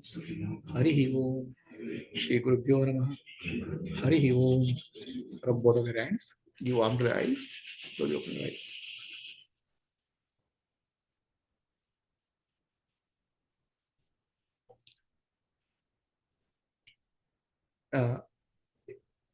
How many of you are able to get this practice? What happens when you do this? Anybody can tell? Are you able to understand the value of this simple practice?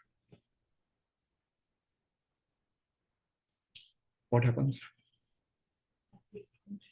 You feel? You feel? Feel good inside. Good inside. Mhm. Peaceful. Peaceful. Mind becomes, you said mind is very difficult to control, no? Mind becomes calm, right? Calm. Mm. I was crying. You're crying. Yeah. Okay. Crying out of suffering or crying out of joy or crying out of peace. No idea.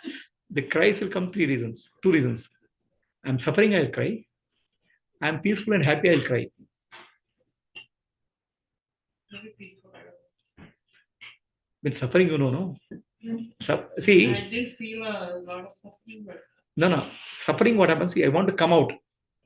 Peaceful means I want to stay, but I'll cry. no idea. Okay, good. Namaste. So, what happened to you? Yeah. Peace and calm. Peace and calm. Okay. It's calm, quiet. Calm and quiet. I can see more energy after. Yeah. Thoughtlessness. Thoughtlessness. Yeah, it's samadhi only. It's samadhi only. There was in between times that I wanted, but the breath practice was, I was not consciously doing that. No, don't worry about breath. This is just one practice. What I'm doing is I'm making the whole spiritual meditation into smaller pieces. Just focus on that. This is called Shambhavi Mudra. Shambhavi Mudra is very significant mudra. It has a lot of value. I'll tell you value. So, what's her name? Okay. Were you able to do? What happened? Are you able to feel mind is calm? Mind is calm? Okay. This simple practice is a meditation. You don't have to do anything. Sit in this Shambhavi Mudra. That itself is a practice. That's a meditation practice. That has certain benefits, I'll tell you. You came just now. What about you, sir? What's your name? My name is Satyanarayan. Satyanarayan. Okay. No change at all. Okay. So, what happens is this place, we have a right hemisphere of brain and left hemisphere of brain. So, between right hemisphere and left hemisphere, left hemisphere is what does it do? Analytical, logic. Right hemisphere, emotion, critical activities. So mid part is neither here nor there. So what is there? Mid part neither is there nor there. Your mind is either logical or emotional, right? So mid part is neither logical nor emotional. It is silent mind. Very simple. One way of understanding it. That's called Shambhavi. Shambhu means Shiva. Shambhavi means Shiva's wife Parvati. Shambhu means auspiciousness, peace. This part of the brain is connected to our pituitary gland. You know what is pituitary gland? Pituitary gland is called master gland. It controls hormones in our body. The hormones in our body are at six different centers. Adrenaline at base of the spine, sex glands at Swadhisthana, base of spine is called Muladhara, Swadhisthana. Manipura is called pancreas and liver. Anahata is about thymus gland, required for immunity. Vishuddha is the thyroid gland. Adna is pituitary. Pituitary is master gland. Okay. And all of us get disease in life. Right? Why do we get a disease? Anybody have an idea? 95% of disease is called psychosomatic. Mind affecting the body. Maybe 99%. Okay. Mind is always not working with the full mind. It's too analytical, thinking, or too emotional. The mind is imbalanced for all of the people, most of the people. So now when mind is imbalanced, all hormonal glands will get imbalanced because prefrontal cortex is a decision maker. So that affects your pituitary gland. In turn, it affects all your hormones. In turn, life is the diseases come in our body. Simple practice of Shambhavi Mudra balances hormones in our body, makes the mind silent. That's called meditation. First effect of meditation. So which side of your brain is working more? Vidya? Left or right? Both work together sometimes or only one at a time? You're not emotional, you're rational, you're thinking. There's analytical. Right? So this will bring the balance between the two hemispheres of brain. Balance in the hormones in the 6 glands. And makes the mind silent. This itself is a meditation practice. It's called Shambhavi Mudra. Anybody has a question on this?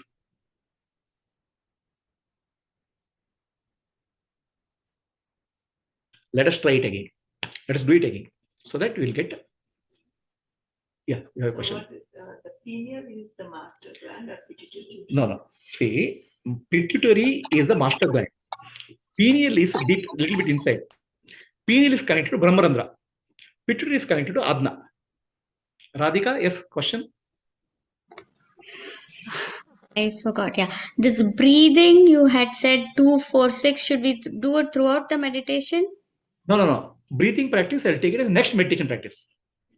First, we'll just focus on Shambhavi Mudra. Don't do anything, just focus, just take your attention here. Is it clear? Yes. You had said something about breathing in the beginning. That I'll take it as a second practice. Okay. So we are not yet doing the breathing. I am trying to make the meditation into some small pieces. Each piece meaningful. Okay. Thank you, sir. Right? So right now, do not worry about breathing. Just focus on Adna. So Adna is connected to pituitary. Brahmarandra here is connected to pineal. Now, which is the master gland in your body? Vidya? Pineal gland. Pituitary. Pineal gland was master before puberty. Pineal gland is called Shiva. And pituitary gland is called Shakti. Okay. Before puberty, a boy or girl, they cannot distinguish. That time Shiva and Shakti are balanced. Then after some time, in puberty, Shakti overtakes. Shiva becomes sidelined. Pineal gland operates for us in sleep.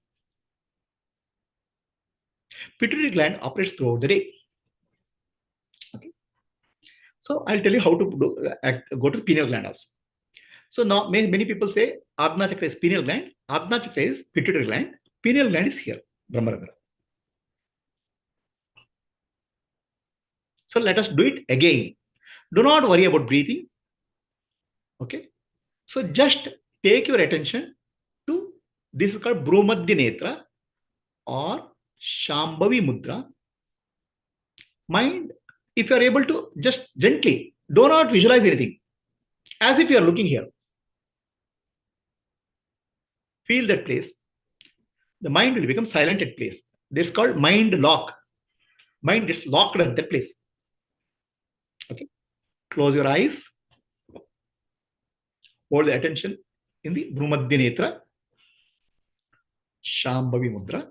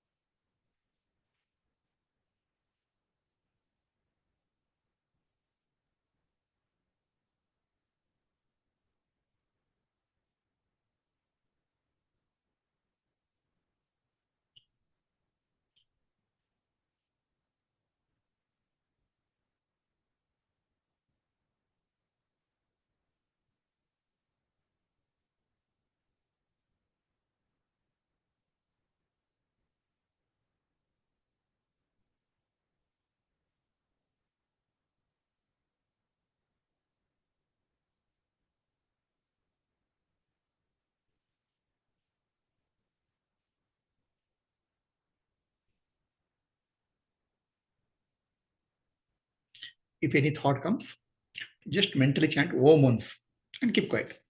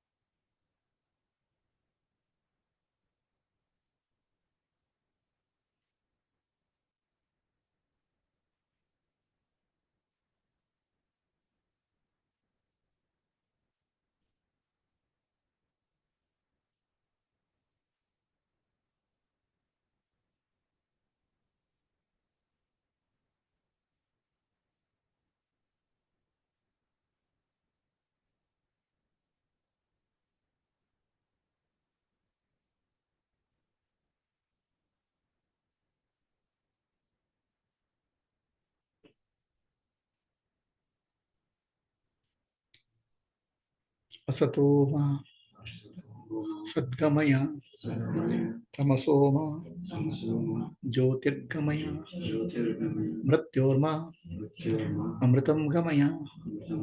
Om Shanti Shanti Shanti Purnamadaha Purnamidam Purnat Purnamuduchyate Purnasya Purnamadaya Purnamevavashishyate.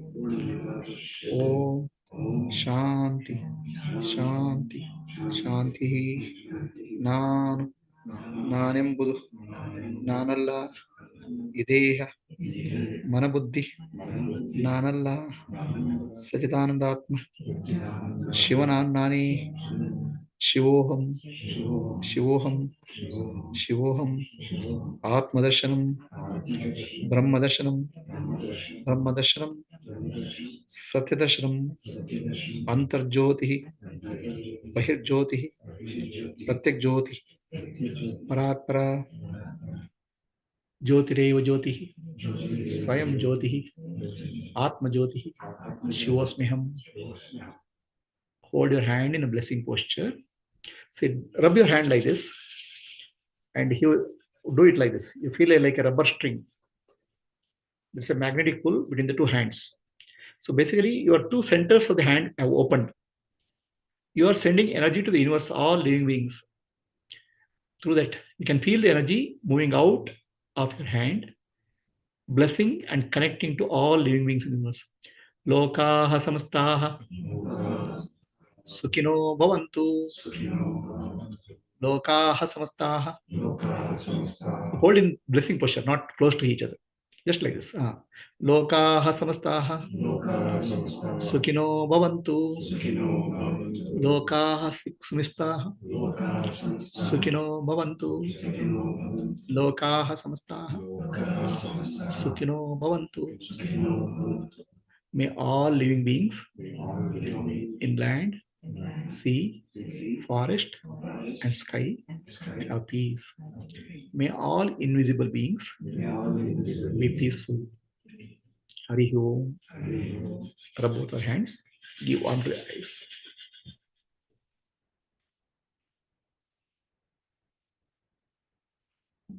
So when you do like this, basically this is called blessing actually. In the blessing, this center opens up. This is called chakra. That's why blessing is shown like this. When a Guru blesses, he is connecting the energy center through an opening here into your body. When you bless, this energy center connects to the universe. As energy, as physical body, you are here. As energy, this energy is everywhere. So with that, you are giving good wishes to all living beings. And when you give good wishes to all living beings will give good wish to you. Just say, when you say hi, the person will say hi. The universe is alive. The universe will bless you back. So this is what is called Lokasana. So now this time you are able to do Shambhavi Mudra practice. Are you able to, what did you notice? Anything you noticed significantly? Yes, Harsha. Harsha, right? Name? Raj. Huh? Raj. Raj. Harsha. Okay. Yeah, it was a similar thing. What about you? I don't know what it is, but very different. What happened? Mind is calm? Yeah, maybe. I'm seeing the creature, snake standing. See, you can get a vision. Yeah, nothing wrong in that. You can get different things. See, what happens is when your left brain and right brain synchronized, you may some images, you may some visions. It's perfectly all right. Okay, but don't give too much of importance to that. Just say mentally chant Om and again go to silence. In meditation, whatever pictures and images come, we should not give too much of importance. They're all images. Again, you have to go back to silence. Yes, Nupurji. Okay. What do you? Awake. Is the mind calm? Yes, sir. Calm. This itself is a meditation practice. Okay. So now, what happens if you sit like this? Let's say 1 hour, 2 hours. Let's say you sit like this. What will happen 1 hour, 2 hours? First thing is your wife or husband will come and shout. That's okay. Other than that, what will happen? What happened to you? You don't feel the time. Mind becomes silent. Okay. So then what will happen? This silent state of the mind is Atma. Who was asking when will you get Atma experience? Now. If the mind is silent, what is there as Atma? Atma is not an experience. Silent state of the mind is Atma. Right? When the ignorance that I am the body, mind, and intellect goes, that's Jnana. Atma, you can now and here make your mind silent, Atma. Make your mind silent a little bit forcefully, it's called meditation. Make your mind silent through Jnana, it's called Mukti. So you ask me a question of when do I get spiritual experience? Here and now. If you can't get it, you will not get it in New York. This is Atma. But what happens here, you will have to understand. Okay. If you stay longer, you have to, this is called abiding in the self. You have to abide in the self as much time as possible. Okay. When you do that, what happens to you is, one is hormones get balanced, which is health point of view. Then this part of your brain, what is this part of the brain? It's called neocortex. Okay. This neocortex, this part of the brain is called midbrain. This part of the brain is called lower brain. Neocortex is the brain for human beings. Animals don't have well-developed neocortex.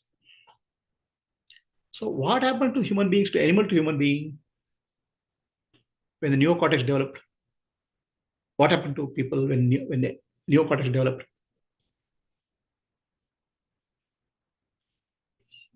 Neocortex is responsible for your abstract thinking, conceptual thinking. Okay. All your science, technology, innovations happened with this coming into picture. Animals cannot do that. This is a blessing for human beings, and this is a curse for human beings. All your suffering in life is here. All concepts, all illusions, all technology, everything comes from here, this part of the brain. Thinking is a blessing, and thinking is a curse. Overthinking, unnecessary thinking, fear, anxiety, all those things will start settling down. Neocortex becomes calm. Neocortex becomes calm throughout your waking state or any point of time.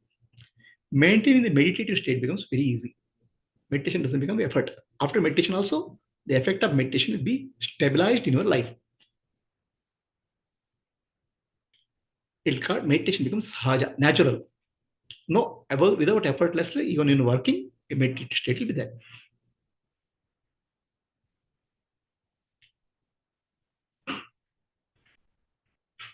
This is simple. And if you are able to maintain meditative state throughout the work, then what is it called? Samadhi. That's called sannyasa. Sannyasa is not dress. Sannyasa is not Himalayas. Sannyasa is your state of the mind, which is calm and peaceful with Atma. Now, everything in spirituality has been corrupted, confused, mixed up. Okay. A householder can be a sannyasi. Sannyasi cannot be householder. You know that?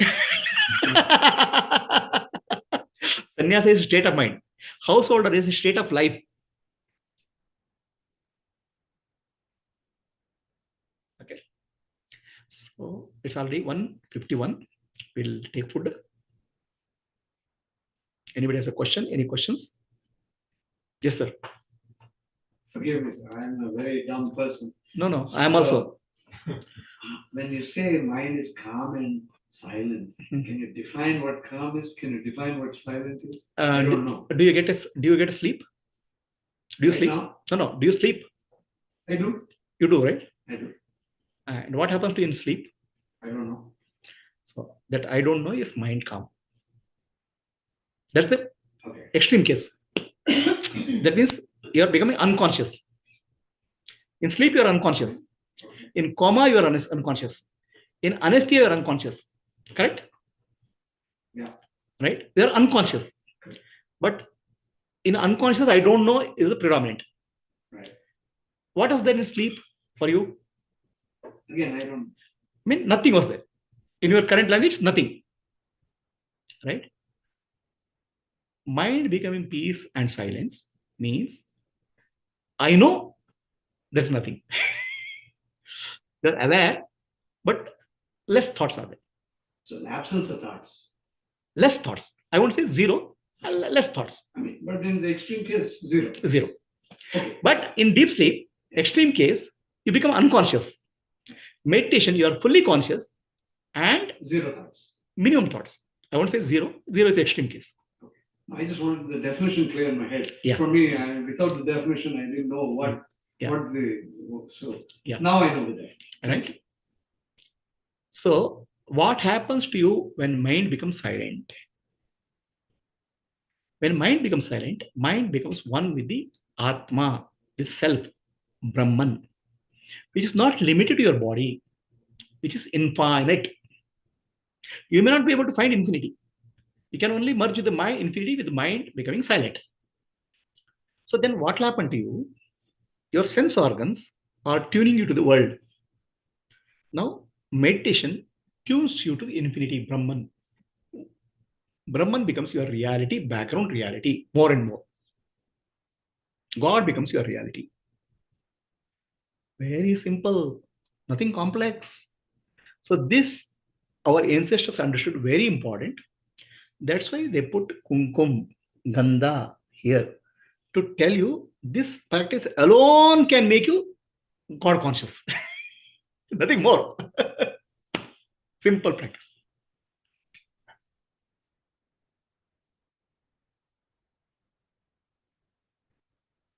Okay, we'll have food. Yes, Prabhuji. Is there another session? Yeah. Another session after food do people want? The question is, Radhika is asking. She's on Zoom. Radhika, which place are Generally, you? like tomorrow or any next week? No, no, Do you have a regular? Let me tell you. Radhika, which place are you from? I'm in Michigan, USA. Michigan, USA. Okay. What is the time for you there now? Eastern time zone, 3 o'clock. 3 p.m. o'clock. 3 p.m. Premaji, after lunch, is there a session? And tomorrow, is there a session? There is no people coming. No, the post lunch, is there a session or we're closing? 4 o'clock, some people are coming. Okay. That is 5 o'clock for them. So, Radhika, 5 o'clock onwards, we'll continue. Today, 5 o'clock, our Minnesota time. You are must be. Radhika, you are in any Zoom, any link? I'm in that WhatsApp group. I got the message. WhatsApp group. Which WhatsApp group? So let me check. AD Foundation course. Okay, fine. What we do, we'll not close this session. Zoom link will open. Okay. We'll keep the Zoom link open. At what time we'll continue, Premaji? But what will these people do? You'll go? You can We will log back in at 5. Yeah, that is better after 2 hours. So this Zoom link will be open. I will not be closing the Zoom link. Okay. You can close it if you want. That way, No, we it's can okay. log back. Same thing. No. What I'm link. what I'm doing is this live streaming is going on. So in India, people will edit the live streaming and post it on YouTube later. Just like live streaming go on because they don't know what time we are sleeping and what time we are getting up. So live streaming is going on. So they'll keep the live streaming and cut the live streaming later. Okay. Okay. So you at 5 o'clock we'll start again. 5 o'clock Minnesota time. Or I don't know, 4 o'clock Minnesota. 4 o'clock Minnesota time. 2 hours after now. 2 hours. 4 o'clock Minnesota time we'll do. Okay.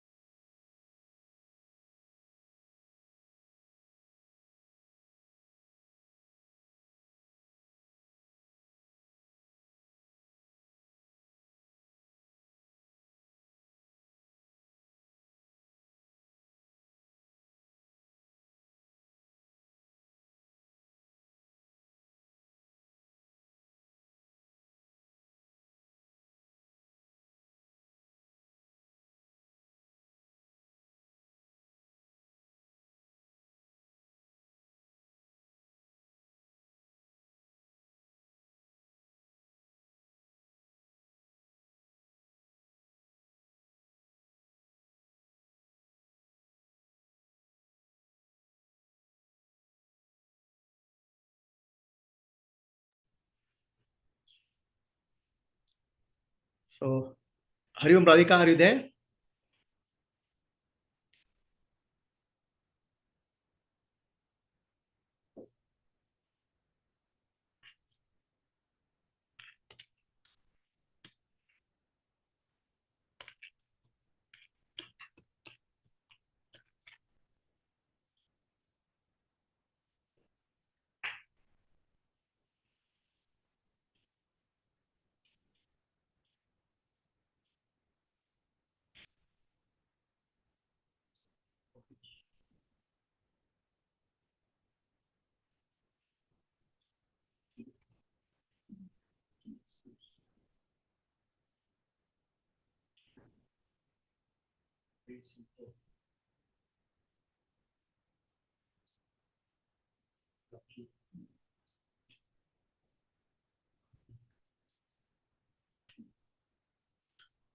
So, Radhika, are you there? I don't know how to contact her. And she's there on Zoom. Is she in the group?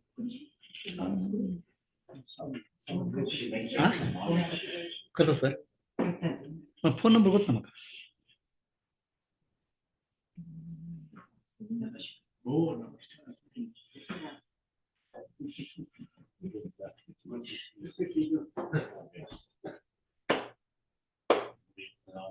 Yeah. Friend of ours.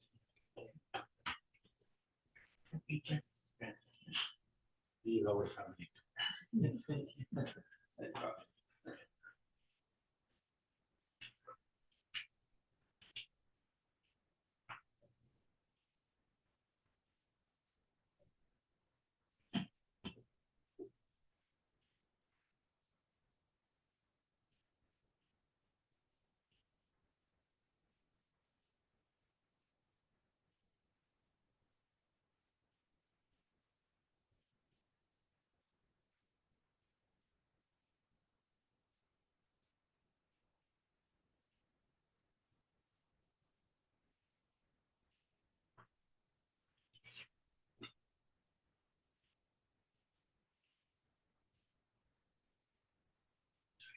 Two 4-8 is our state.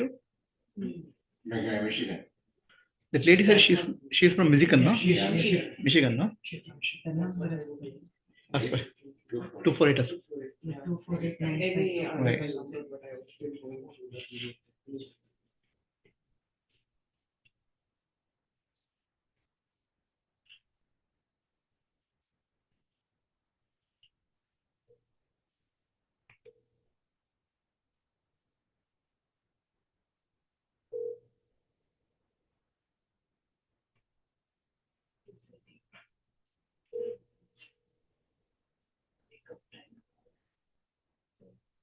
In China.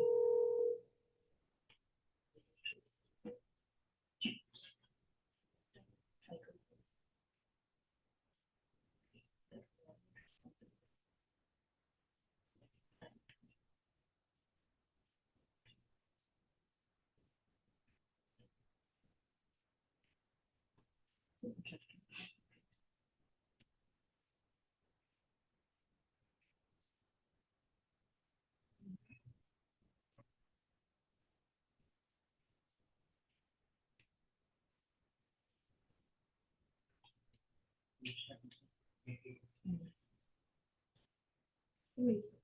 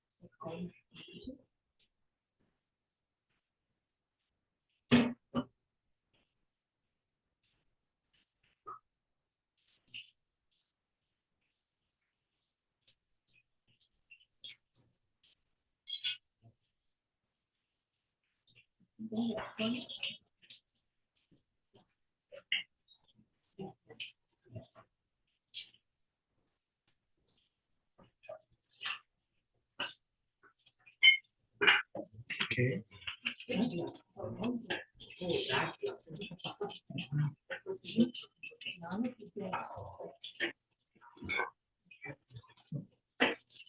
ಅವ್ರು ಕಾಲ್ ಮಾಡ್ತೀರಾ ಪ್ರೇಮ? ಅವ್ರದ್ದು number 248 982 5589.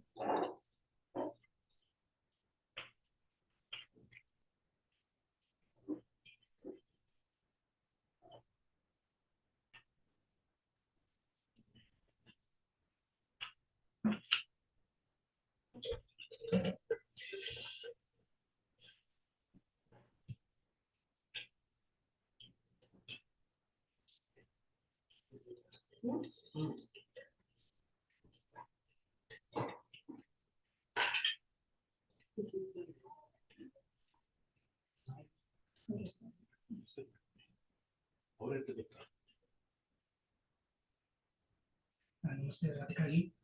Guruji is starting the session. Would you like to join in the Zoom session? Thank you. Respond ಮಾಡಿದ್ರಾ? Voice mail. Voice.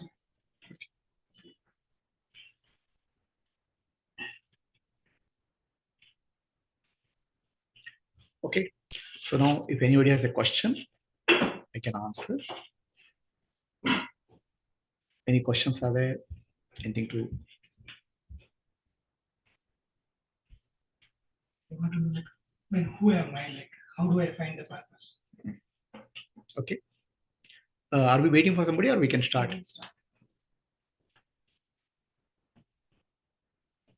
I was thinking Radhika will join. Can you record? The recording is going on. Yeah. She joined actually, but not in the session, not listening. So Radhika ji, are you there?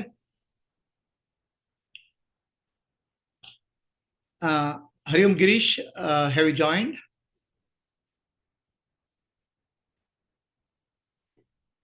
Yes, Prabhuji. Girish, where are you from? Which place? I am right now from Germany, Prabhuji. Oh, okay. How did you get this link? I was part of the group from long time.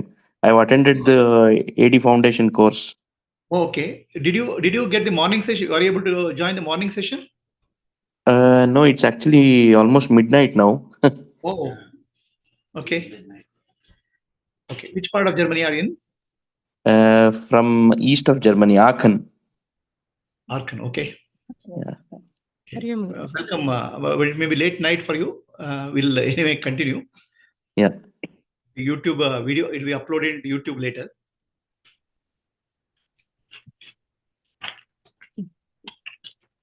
Hariom. Hariom, who is speaking? Gayatri. Oh, Gayatri, you got up early. What time Are is you for you? doing satsang? Are you doing it? Yeah. People just have gathered now. Next round, just now. Shall I start? Yeah, it's 4:30 for you. No, early morning. No, it's okay. It's okay. No, it's a live streaming is going on, right? Yeah. But I'll be doing recording. I'll do. Yeah, I'll be doing. The question is, who am I? Okay. Yeah. So the question, who am I? Right? The entire spiritual journey, if you call it a journey, is to find out who am I. All of you are now middle-age, 40s, 50s. You've gone through many stages in life. Which place were you born? Gayatri, are you recording? Yeah. So the question is, who am I? All of you are middle-age now. You've seen through various phases of life, married, having children. In this 30 or 40 years of life, Tell me one thing which is stable in your life. What was stable? What is something which is you can call as stable, which has not changed in your life? The I am. The I am, Radhika. Radhika, you joined, right? Glad. Glad. So what has happened? I was born in such a city earlier, about 40 years back. Then when you are born, you are 1.5 feet length, maybe 4 kgs of weight. You went to schooling some city. I went to school. I grew up. I got married. I have children. Right now I am in Minnesota. So if you look at all these statements of yours, the body has grown from 1.5 feet to now 5.5 feet. Body has undergone change. The mind has undergone change. The intellect has undergone change. Your knowledge has changed. And it's changing every day. Is there something which has been stable there?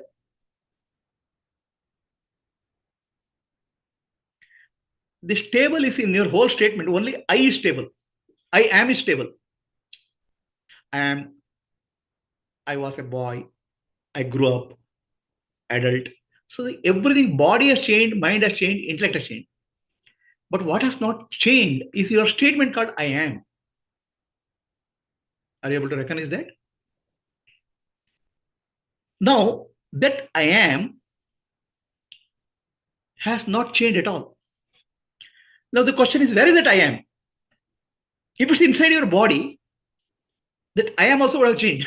If it's outside your body, how it's affecting your body? Is I am inside your body or I am outside your body?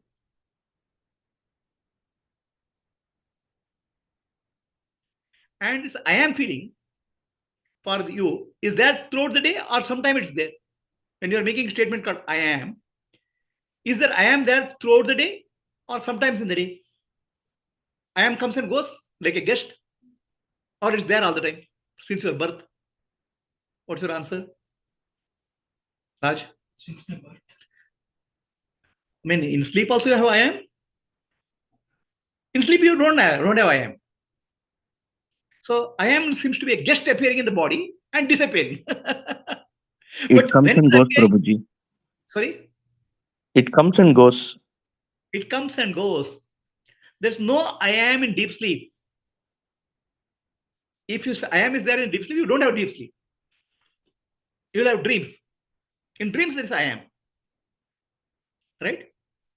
But in the waking state, I am appears. And it seems to be persistent in the waking state. So that's why you keep on saying I am all the time. In the whole sentence, I am is always constant. I am so and so. I am husband. I am. Are you referring to I am?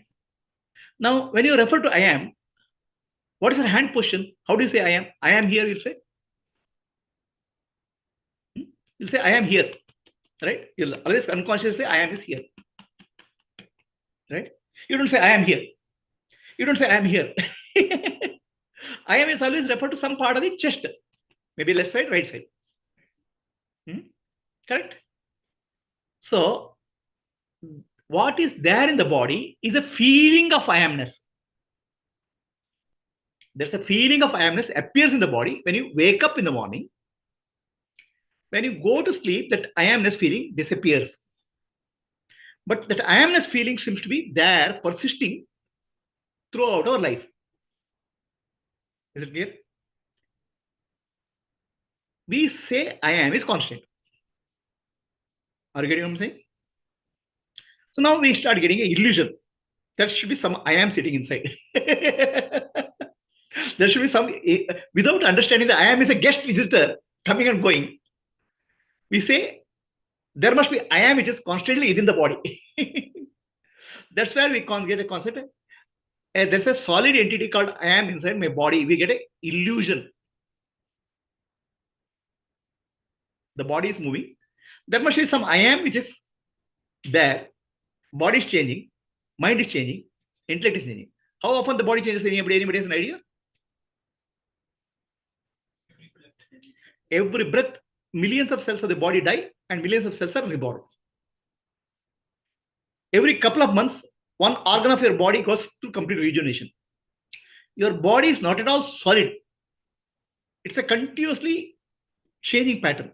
Something dies, something lives. Something dies, something lives.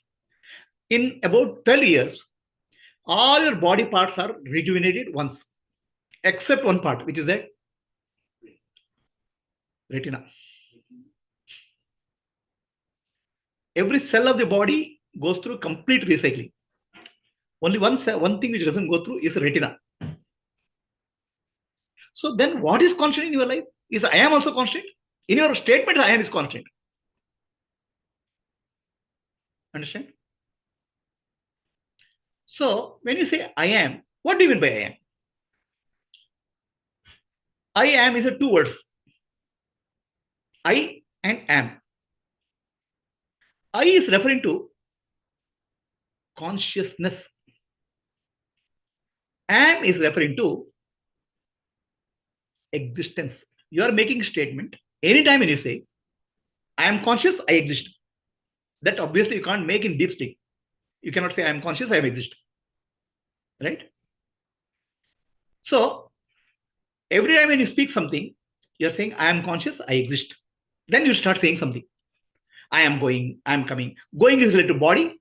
I am is related to something called you. Are you getting what I'm saying? Now, is that I am inside your body or outside your body? Definitely, there's I am feeling inside. I am. I am. Right? Everybody says, you know who I am? There's a sense of who I am is a sense of I amness is there in our body. Right? And if you closely analyze, that sense of I am appears in the morning, disappears in the night. Now, did you, in deep sleep, do you exist? Do you exist in deep sleep? No. I mean, you don't exist. What do you mean by you don't exist? Huh? I exist, but I'm not conscious, Prabhuji. You exist, but you are not conscious. Right? You exist, but you are not conscious.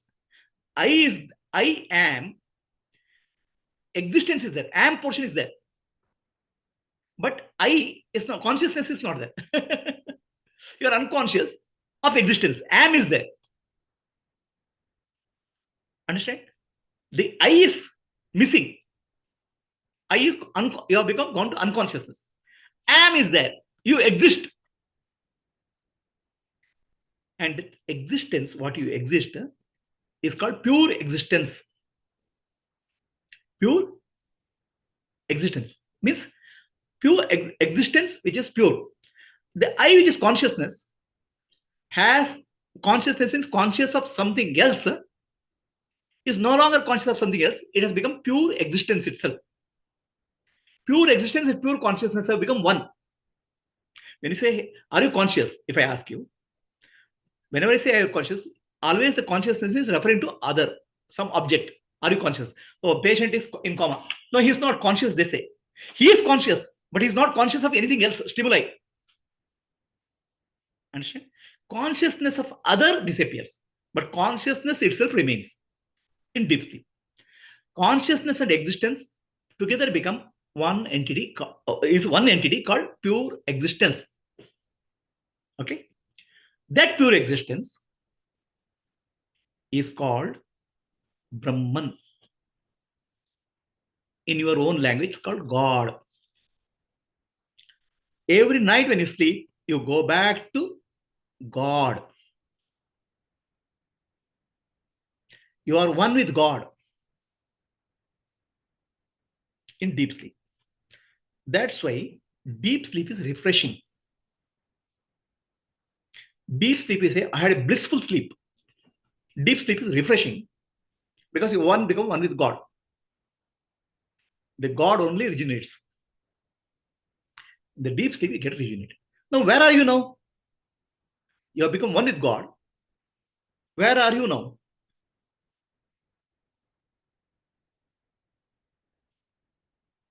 What happened to you? What happened to your body? Where is body? Where is your body in deep sleep? Raj? It exists, but it is not. What happened to your body in deep sleep? What happened to your body in Vidya, in deep sleep? Huh? So, in your own experience, you have to say, not in somebody's experiences.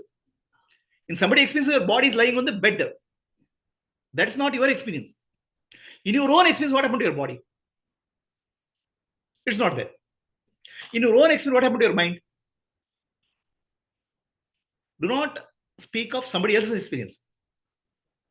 Okay? You speak your own experience. What happened to your body in deep sleep? Not there. What happened to your mind in deep sleep? No mind. There's no mind. What happened to your world? So beautiful world, such a nice city with a garden. It's not there. The world is not there. Body is not there. Mind is not there. But are you there? Are you there in deep sleep?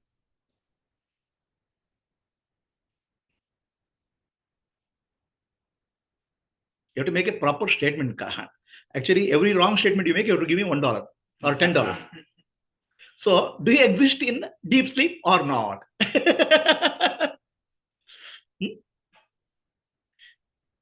Vidya, you make statement, I don't exist in deep sleep. We exist in deep sleep. How do you know you exist in deep sleep? What proof is there that you exist in deep sleep? Your no body is there, no mind is there, no intellect is there, no world is there. Still, you make it. How you can make a statement? I exist. Because we breathe. Oh, who is this I? This is Brahman. Brahman exists. So you have to ask, who is this I? Making a statement. Understand? So he said, I breathe. In deep sleep, do you breathe?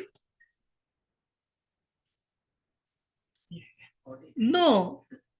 Are you aware that you are breathing in deep sleep? Your own experience you have to tell. You're not tell somebody else's experience. Breathing also is not there. You don't know, right? You can't see, you can't experience it. There's no consciousness. Then, do you say you exist or you don't exist? Make a statement, I don't exist.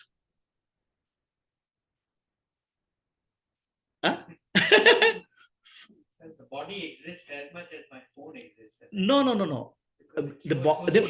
not. The body exists for somebody who is seeing you sleeping.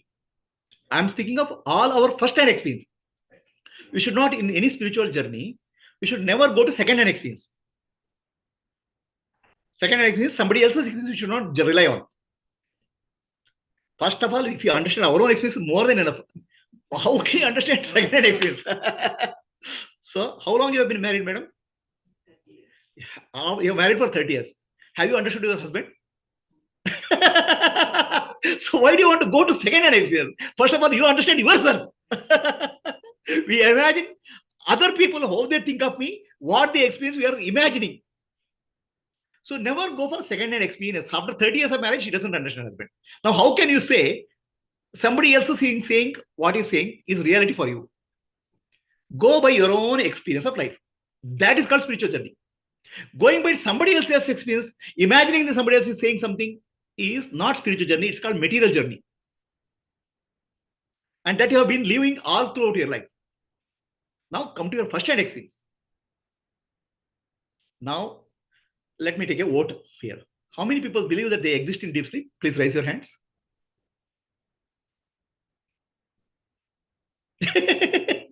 So only one hand in out of so many people. So Radhika is saying, so only a small number of people believe that they exist in deep sleep. So how many people don't exist in deep sleep? Can you please raise your hands? Huh? All of you. What kind? You go into non-existence and then come back to existence. Huh? You don't exist and then come up in the morning. What miracle is this? But Prabhuji, you're not aware of your existence in deep sleep, right? So that is the reason I think we are saying that we don't know whether we exist. No, Girish, you have to, when you wake up, right? You will say, I had a good sleep. Don't you say? Yes, I think that is because of the memory. No, in deep sleep, memory doesn't work. Mind also doesn't work. Right? But we make a comfortable statement. You will never question whether I exist in deep sleep. Have you ever questioned when you wake up in the morning, did I exist in deep sleep? Did you question anytime? Meaning you're so confident you existed. That confidence comes from somebody. Your husband says, oh, you exist in deep sleep. I only saw it. Huh? It's somebody else's experience or your own experience that you exist in deep sleep. The confidence that I woke up, I had a good sleep, comes from your own experience. Right? Otherwise, you can't say. In dream, do you have a dream? In dream, what you saw, you don't have confidence because your memory will be hazy. But you never have a doubt when I say, I woke up. That means it must have been your experience.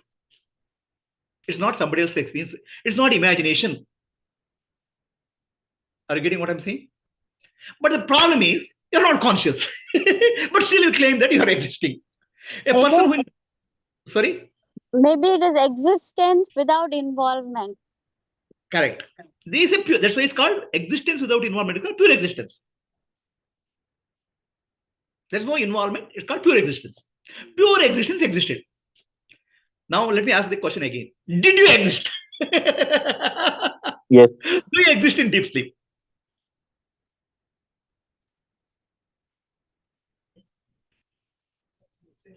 Who exists in deep sleep?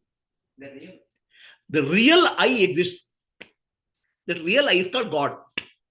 Brahman. Okay? And you have merged back into Brahman. When you say you, your entire world has merged back.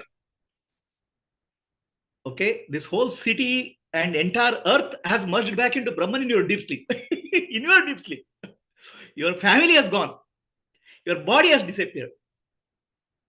Your mind has disappeared. Nothing of you, what you know, is there in Brahman. And God alone existed. Brahman alone existed in deep sleep. You were there in some shape. That shape is called avyakta or unmanifest. You are not in a manifest condition. You are in an unmanifest condition. You means your body, your mind, your intellect, and your world, your family, your relationships were in unmanifest condition in deep sleep. Are you getting what I'm saying? Then, when you wake up, unmanifest becomes manifest, appears. The closest, I think, I can give an example. You are working you are playing a game in a laptop. Then you want to go for a cup of coffee or tea. Then laptop goes to sleep mode. Your screen disappears. Nothing is there in the screen. And you come back and again start the game where you left. What happened to the game? Game went into dormant condition, memory, unmanifest condition. When you came back, game became alive again. Are you getting what I'm saying? So it became manifest again. So in deep sleep, you become unmanifest. When I say you, your body, your mind, your intellect. Do not believe somebody who says your body was lying in the bed. You rely on your own experience. That's called spiritual journey. You have to ask in your experience what happened. Do not judge based on somebody else says. There's a reason for that. I'll tell you later. Do not understand what others are saying about you. By your own experience, your body, mind, and intellect and the world disappear. Dormant condition. When you woke up, the body, mind, intellect, and the relationships in the world appeared again. Understand? Yes. Quick question. So what happens to the subconscious mind? You think that Then I'm saying everything is dormant. What happens to subconscious mind, conscious mind, subconscious mind, everything what you know, what you don't know, has gone to dormant condition. So you have to answer from your own experience, right? Your own experience, subconscious mind is full of memories or impressions, is subconscious mind. In deep sleep, you can't experience any of them. Understand? Yeah, but like when you wake up, sometimes you do remember when you dream about No, I'm saying waking up condition will analyze later. In deep sleep, everything is dormant. Nothing is visible to you in your own experience. Yeah. Right? Conscious mind itself is not there. Your family is not there. Your relationship is not there. Then what is there is called pure consciousness and pure existence. There's nothing else other than that. And it is non-dual. Non-dual means there's no two. That's called Advaita. Dvaita means there is something else. Advaita means nothing else is there other than pure existence. You understand? And that pure existence is called Parabrahma, Narayana. Okay? In our mythology, Narayana is depicted as sleeping in a milky ocean. You have seen that? He's not active. One who is becoming active is called Vishnu. Narayana is ever at rest. Always in rest. Understand? The rest of Narayana is depicting your deep sleep state. In deep sleep state, you have become one with Narayana. Understand? Unconsciously, not consciously. In deep sleep, in coma, in death, any loss of consciousness, stroke, you go back to Narayana. You know what is the meaning of Narayana? The word Narayana, Sanskrit words, they always contain the meaning inside. They are not, the meaning you don't have to find in a dictionary. If you find in a dictionary, it's meaningless. They give a wrong meaning. Naranam Ayanah Narayana. Naranam Ayanah Narayana. Naranam means, Nara means you. Jiva. Ayana means resting place. You take rest in Narayana in deep sleep. Narayana himself is resting. You also take rest in Narayana. That's why he's Narayana. That's why Narayana in Hindu mythology is shown beautifully. He is ever at rest. Never he is active. So in deep sleep, you go to sleep. You go to Narayana or Parabrahma. Now there's no two. I am there and Narayana is there. There's only one reality called Narayana. Are you clear? Yes, Raj. Yeah, but sometimes we get dreams and you remember. No, we are not speaking about dreams. Dreams we'll analyze later. Dreams we'll analyze later. We'll only speaking of deep sleep. That's why when you spoke of deep sleep, I was asking, trying to understand what you are trying to wake up deep sleep. So deep sleep only we are speaking of. Dream we'll analyze later. So in deep sleep, we'll not have any dreams, right? Deep sleep, there's no dream. We are speaking of a dreamless sleep. So, Guruji, Yes, Radhika?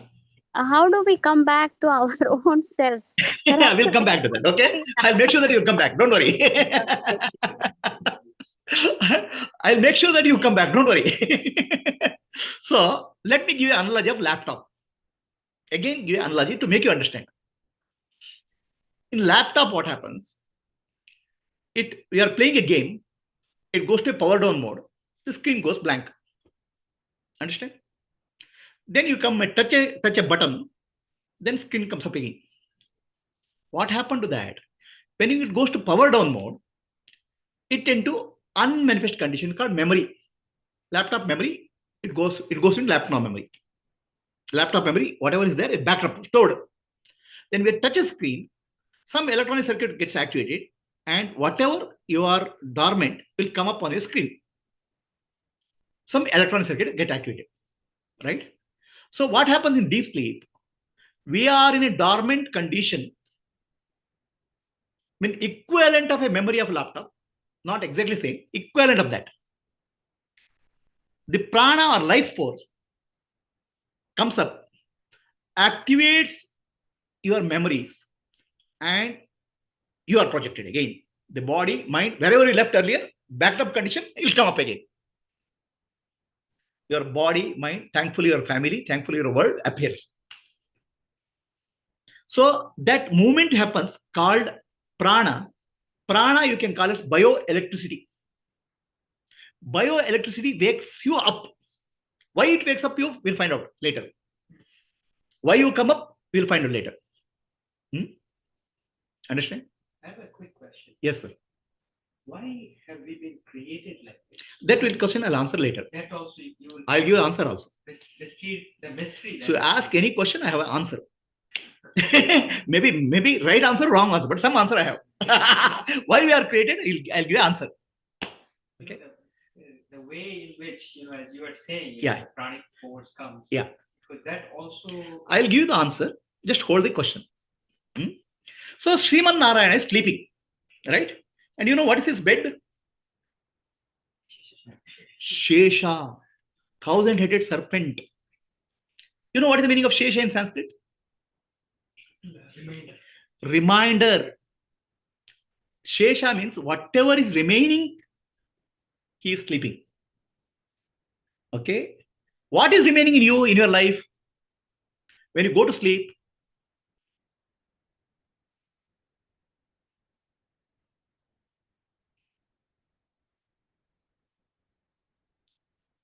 Radhika, yes, you can. YouTube video will be uploaded later. Okay. Radhika is asking, can I have a YouTube video? So, what is remaining in you when you go to sleep? Tomorrow morning, I have to get up and go to office. So my children have to be taken care. My family has to be taken care. You have already put a to-do list. To-do list before you go to sleep. Consciously or unconsciously, put it. It's already there in the back of mind, right? Nobody goes to sleep thinking that I don't want to get up, no? Huh? Right? You go to sleep just to take a rest and get up and get going. Already reminder set in you. I want to do something, XYZ, right? That reminder gets activated in the form of prana, life force. Then you wake up. At the time of death, what will happen? We set a reminder. At the time of death also, you go to Narayana, Parabrahma. We put a reminder. In my whole of life, I have a desire pending. That desire will make you up, prana will come up again. You'll wake up in another body. Understand? So basically, prana is the alarm you set. Life force, bioelectricity, which will wake up. And you have vasana, impressions. Oh, I want this happiness, that happiness. I have not seen this Niagara Falls. Somewhere I have to see Niagara Falls. Okay. I like somebody. I don't like somebody. I like somebody. I don't like somebody. I have to settle an account with them. Because we cannot keep any accounts open. So these are all called vasanas. Likes and dislikes, raga and desha. These accounts gets activated because you have set a reminder in the form of prana. Prana is the life force. It will get activated by electricity. It will bring you up. If you are sleeping, it will bring you up in the same body. If you have gone to death, it will bring you up in another body. Is that subconscious mind? Not subconscious. We don't bring the conscious and subconscious mind right now. Right? We'll keep Vedantic terminology because to mix up the terminology will be difficult. So, just let us go to simply based on our scriptures. So, you will wake up. Okay? And wake up, everything is there back again in your own experience. Right? But you make a claim that I slept well. Okay? Now, are there two eyes? A waking up eye and sleep eye. Understand? Are there two eyes or only one eye? But are there one eye and two eyes? In deep sleep, there was no others. Nobody else was there. And when you wake up, I come up. Now, this one which has come up, I is called jiva or individual. In deep sleep, there was no individual. Deep sleep is only pure awareness is there. No other, nobody else. Advaita. When you wake up, you come up again. The first thing in the morning is you brush your teeth. Some people check their WhatsApp and email before they brush their teeth. Okay. Right? You do whatever you want to do in the morning. Then you do go to Bhagavan, Namaskara. Okay. Today I'm going to office. Bless me, my boss doesn't shout at me. Okay. Or bless me, I got a good business. You do Namaskara to Bhagavan. Now I and Bhagavan are there now. Are there two now? It's called Advaita. Duality has come. Right? Do you believe in God?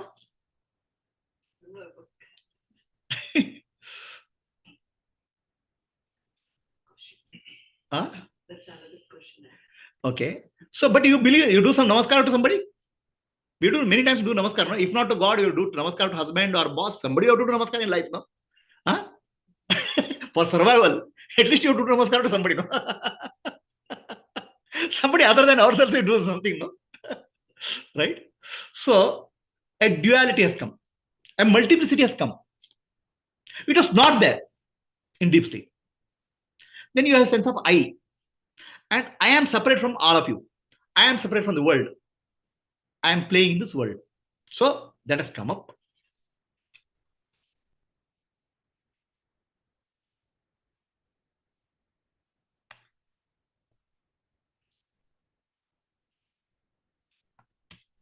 So that is the situation. Duality appears, multiplicity appears when you wake up. Then you start thinking that I am separate from that. Now the question is, how many eyes were there in deep sleep? When you wake up, many eyes will come up. Everybody says, I. Everybody says, I am. Were there so many I ams? Or were there one I am? One I.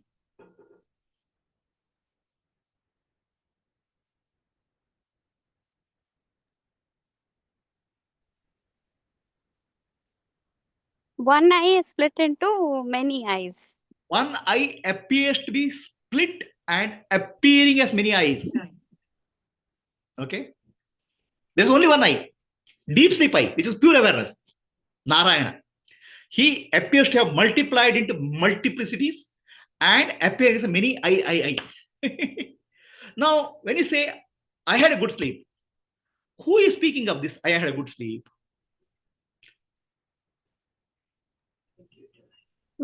The real I says, I had a good sleep. Because whatever you waking I was not there in deep sleep. So there is always same I appearing as many in the waking state. In deep sleep, there is non-duality. There is no two. In waking state, there is a multiplicity and duality. And now, the waking state, multiplicity and duality is called illusion, not real. It appears to be many, but it's really one. So to realize who am I, you always have to go back. Reference is your deep sleep state. That's why there's an Upanishad called Mandukya Upanishad. Mandukya Upanishad says, I am Atma Brahma. This self is Brahman. This self is Brahman. Mandukya Upanishad Rishi says. It touches his chest.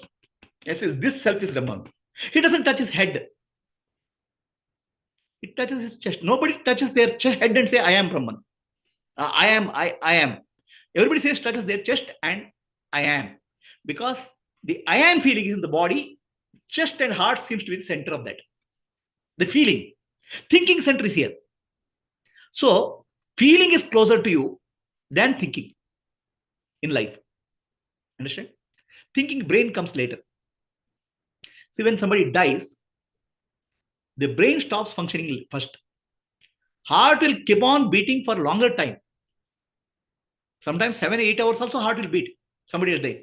Brain dead, the person, the heart can keep continuing beating. Your heart has life force. Heart has a feeling which is much deeper than your thinking. The feeling is closer to you. That's why you always say, I am. That means you're closer to you. So Ramana Maharshi says, go back to your I am. So Ramana Maharshi says, take your attention to right side of the chest, because we always say, I am here. We don't say, I am here. Maybe some people say. The heart center. There's a physical heart, emotional heart, spiritual heart. Some centers are there here. That's where seems to be I am. Take that. There's a I am feeling there. The I am feeling was not there in deep sleep. I am feeling appeared in deep sleep. Now the question comes, where did this I am feeling appear from? I am feeling also is appearance. It's a reflection in the body. What is the origin of I am feeling?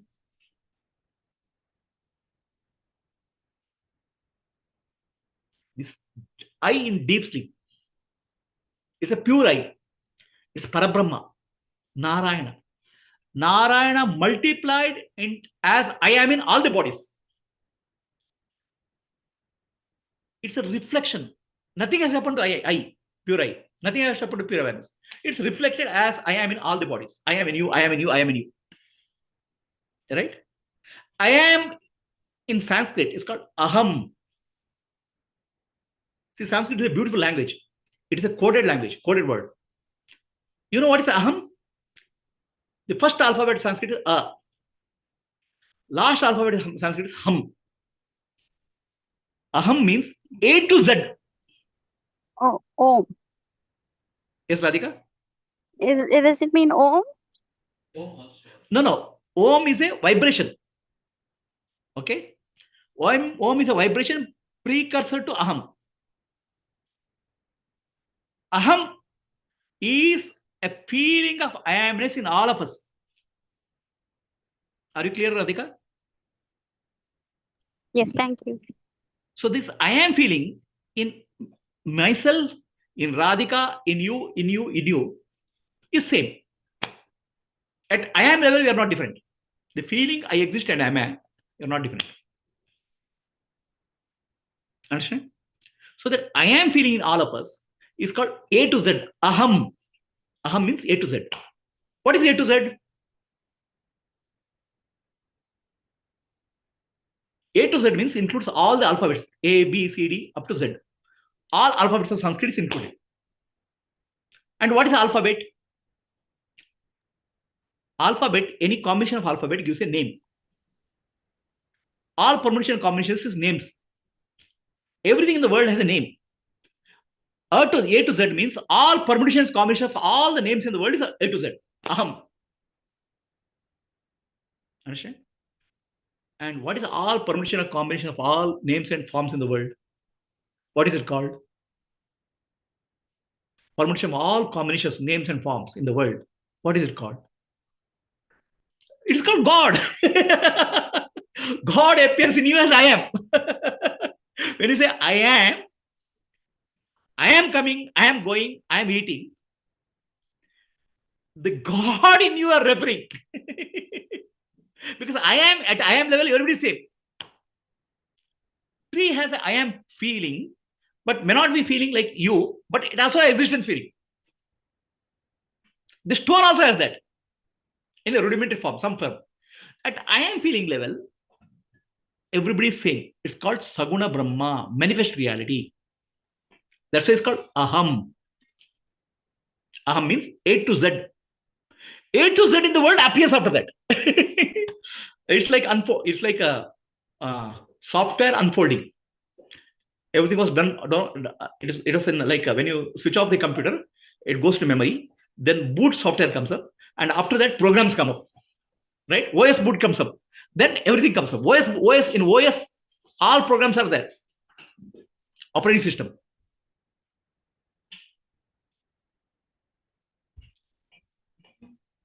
So the operating system of the universe comes up. That operating system of the universe is called aham. Only one who says aham is called God, Ishvara. I am A to Z. Okay. Then after that, everything in all names and forms appear. The world appears. Aham comes first, then names appears. Names and forms appear. Right? So because whatever A to Z is there, it will appear. So now, the mind also appears. Okay? What happens is the feeling is here. The memories and impressions which are here, whatever is there, they start going towards the brain. That's why in scripture, from heart, vasanas and samskaras are there. They will rise to the brain. Vasana samskaras are in memory form. They will go into the brain, nervous system. Their thoughts will come up. And once thought comes up, the world appears. The world appears when our upper part of the brain, eyes, ears, sense organs open. Otherwise, there's no world. At this level, there's no world. There's only I am feeling. Somebody has no, let's say there's eyes and sense organs are not appearing. For only I am feeling is there. And I am feeling, once you wake up, first I am feeling comes up. Then that vasana and samskaras are, they'll go. Like memories will go up. Deep-rooted memories, some subconscious impressions. Then they will blow up in the brain. And blow up in the brain in the form of multiple thoughts. Multiple feelings. Multiple thoughts. Feelings is here. The thoughts are name and form. Thoughts are name and form. Every thought is a name and form. So, aham becomes tree, vraksham, gavaha, cows, graham, house. It multiplies as many thoughts of name and form. Because aham contains A to Z. Right? And then also body is also appearing now. At this feeling level, there's no concept of body also. Thinking level, there's a concept of body. Now, the mind comes up. Mind comes up here. Mind comes up in the nervous system. Appears in nervous system. Mind is beyond nervous system. Mind appears in nervous system. So the mind claims, I am body. I am body. Right? So the aham takes the form. When aham takes the form, it's called ahankara. Aham takes the akara form. When aham takes the akara form, it's called ego. Ahankara. Pure aham is called God, Bhagavan. Not unmanifest Bhagavan, manifest Bhagavan. Manifest Bhagavan is called Vishnu. Unmanifest Bhagavan is called Narayana. So, God is in your heart in the form of I am. And the moment it comes to the brain, thousands of thoughts will come. And one of the thoughts is I am the body. I am, aham is there, the body is added to that. Aham is there, body is added to that. Now it becomes aham plus akara. It's called ahankara. Okay. Ahankara means ego. Now tell me, who are you? You ask the question, who am I? Actually, you're asking the wrong person. You should ask your wife. Since 30 years I'm married and you are an idiot, she'll say.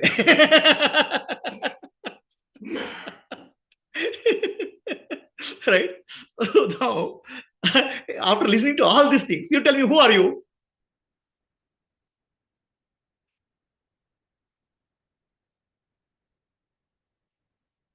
You listen to this much, the big story of what happens to you.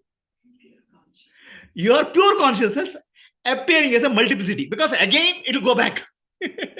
Narayana Bhagavan appears as Vishnu, the God, and he takes many forms to experience the world, takes back the experience, goes back. And God alone exists in many forms.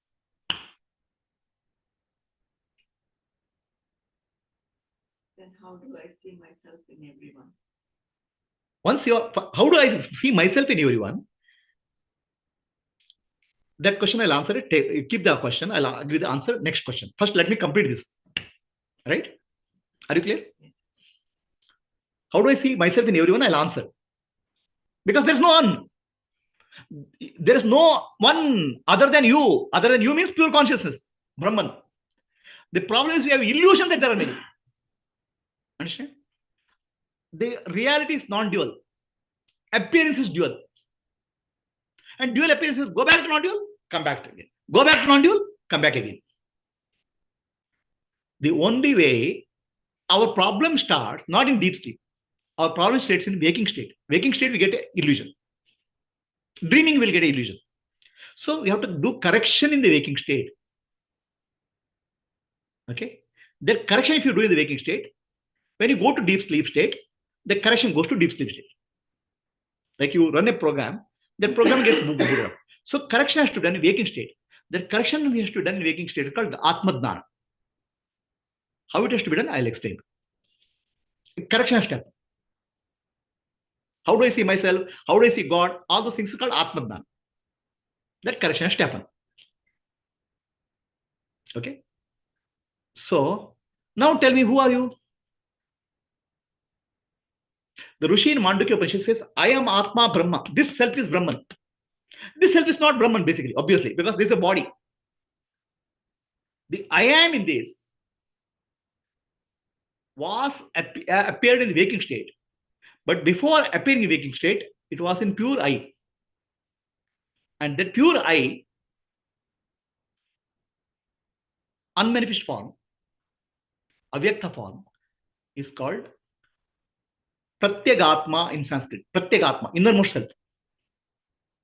Innermost self is Brahman. So if I say you are God, it will be difficult for you to digest. But in deep sleep, you are God, it's easier to understand. Because deep sleep, other than deep sleep state, nothing is there. God means one reality, which there is nothing else. In deep sleep state, you are God is more digestible, acceptable compared to in the waking state. Understand? Waking state, people say you are God only for you boosting your ego. And even somebody says God, you can't accept. You know he's trying to boost my ego. Right?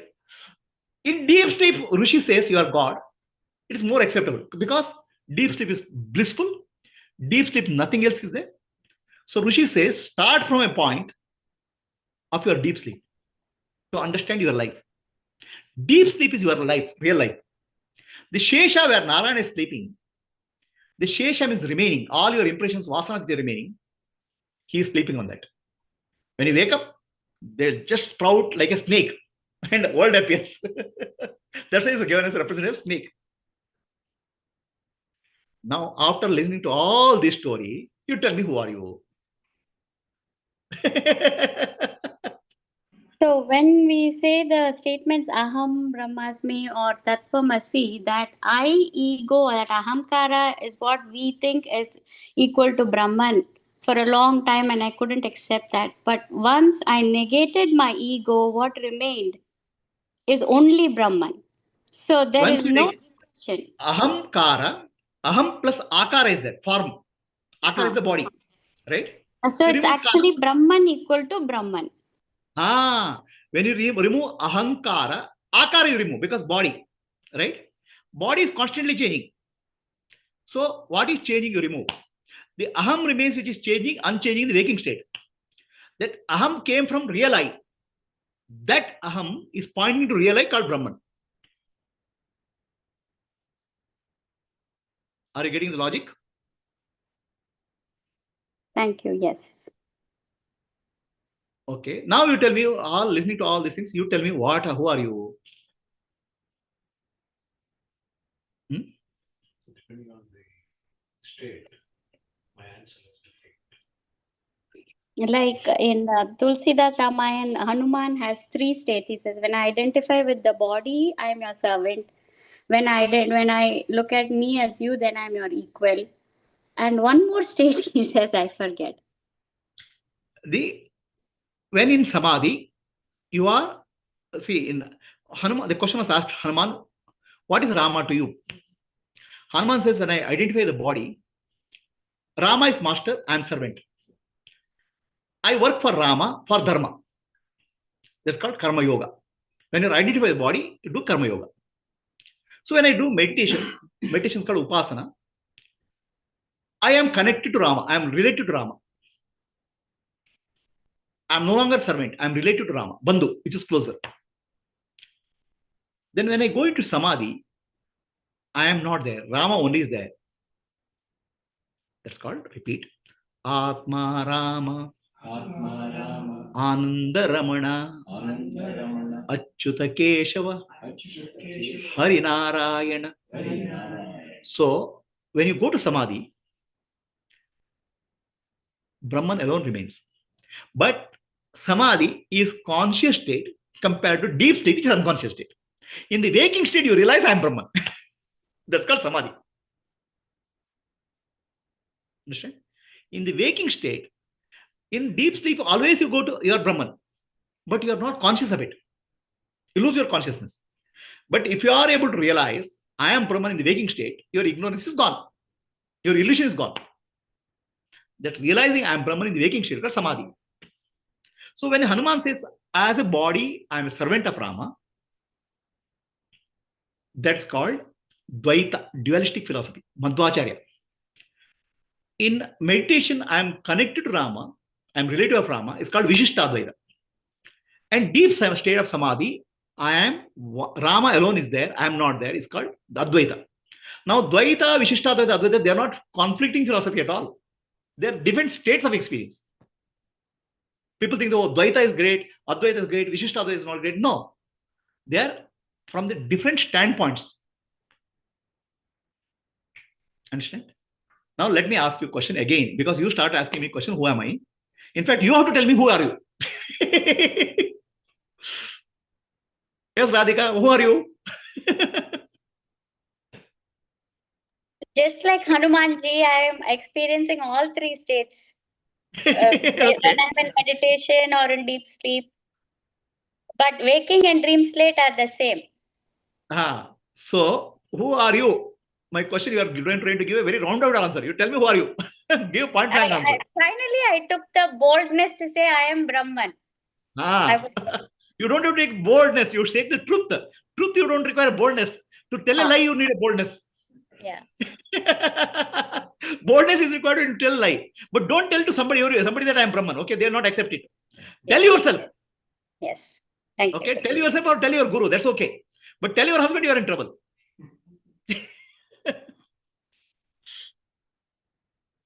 Right? I am Brahman is not for telling anybody. I am Brahman is to tell to yourself who are you. Still the mind is telling you. Still the mind is telling. Okay? So mind is thoughts. From thought you go to feeling. Then what is feeling you have? Thoughts have multiplied thoughts. 10,000 thoughts are there. You go to feeling. How many feelings are there? I am. 10,000 thoughts will become I am. I am means aham. You have gone to Saguna Brahma, Ishvara. From I am, you go to I. Now tell me, who are you? I am Brahman. Aham Brahmasmi. This is the teaching of Brahman. Tattvamasi, you are that. This is the teaching of Vedanta. You are living with the illusion, I am the body, I am the mind, I am the husband, I am engineer, I am living in this city. They are all thought forms. They are not reality. Are thoughts real?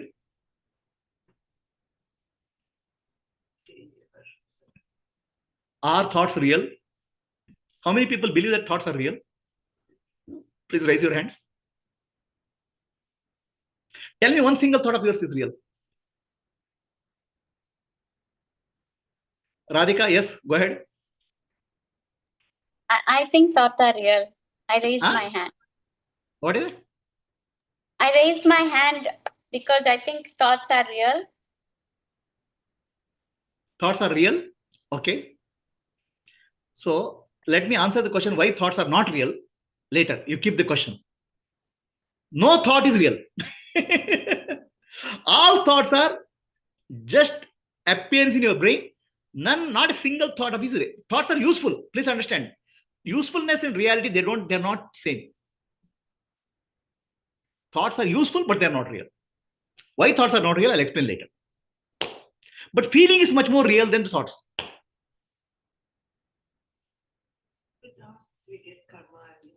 I'm saying thoughts are useful and practical, but not real. Through thoughts you get karma, you're able to act in the world, you're interacting, that's all fine. Right? They are not real. They are useful. Usefulness and reality, they are very different.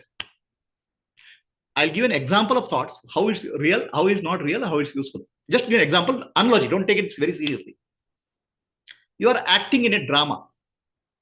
Okay? You are a villain. Villain has a script. Okay? And he'll have dialogue. Tera kya hua, Shamba, something like that. Dialogue is there. Okay? The dialogue is not real.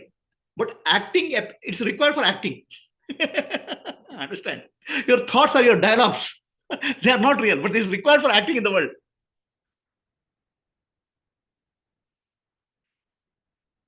Thoughts are like dialogues in a drama. Okay? So let me say something, you repeat. Life is a drama. Life is a divine drama. If you don't realize it, life is a trauma. And all your thoughts are nothing but scripts in a drama. They are not real. Neither you are a body, nor you are a mind, neither you are a husband, nor you are anybody. They are scripts written to play a drama in the Maya. Now tell me confidently, who are you? Don't tell your wife or husband, okay? Tell me. You are Brahman. To realize that Brahman is what is called life. What is the purpose of life? Is to realize you are Brahman. To come out of this drama and trauma. Yes, who is speaking? Radhika?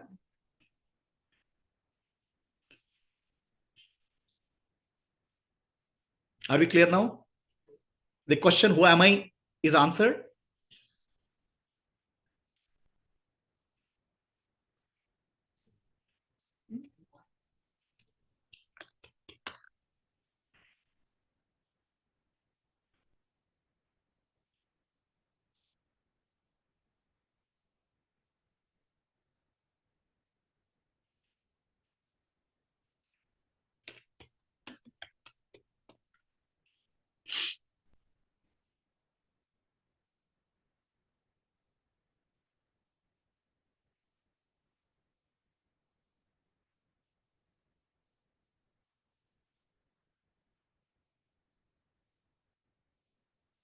Okay. So the who am I question is answered for once for all. Please keep your mouth shut. Do not tell anybody. Other than between you and Guru. And who am I? You have to know yourself. To tell yourself I am Brahman, but never open your mouth in front of anybody. If you open mouth in front of anybody, what will happen? I will tell you. There was a Sufi saint. It really happened. Okay, in India. This Sufi saint keeps on repeating Allah Hak, Allah Hak, Allah Hak. Allah Hak means I am Allah. Okay. To say, utter the name of I am Allah is a blasphemy. It's a blasphemy. And it really happened. Okay. I am Allah. He's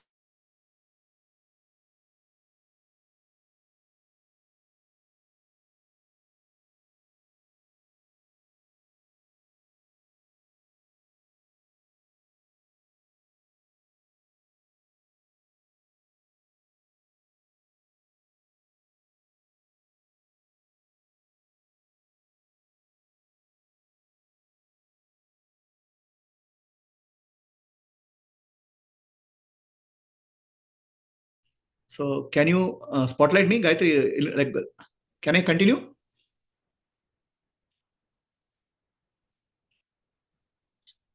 Shall I continue? Yes. It broke for some time. I don't know. Yeah, yeah. So he said Allah Nak. The emperor said, stop saying Allah Nak. Except that you are doing a blasphemy. I'll leave you. He said, no, I am telling you the truth. Allah Nak. Then the emperor said, this fellow is not this thing. Okay. their punishment at that time or now also for a blasphemy is put him in one place, city center, and throw stones. Kill person by throwing stones. That's followed in many countries today also.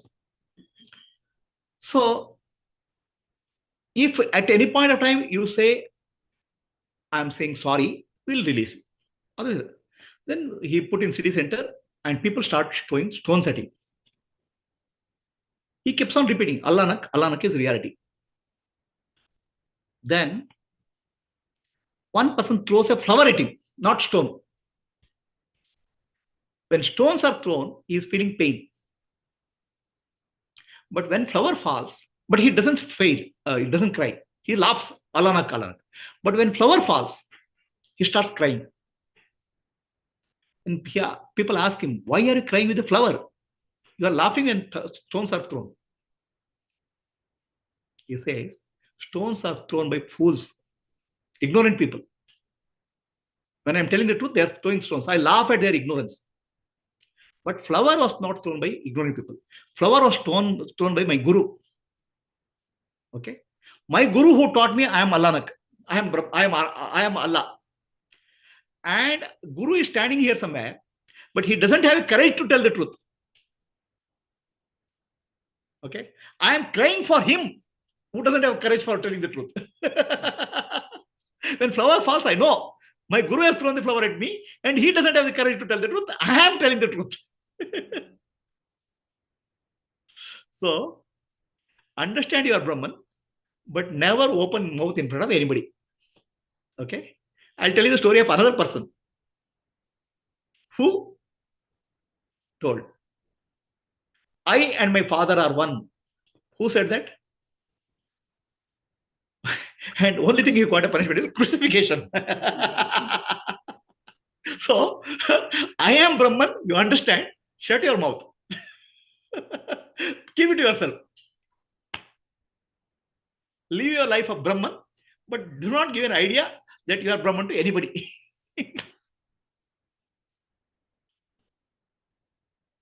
Because ignorant world, it cannot understand. The whole teaching of spiritual teaching is for yourself. Any questions? Is who am I? Question is answered?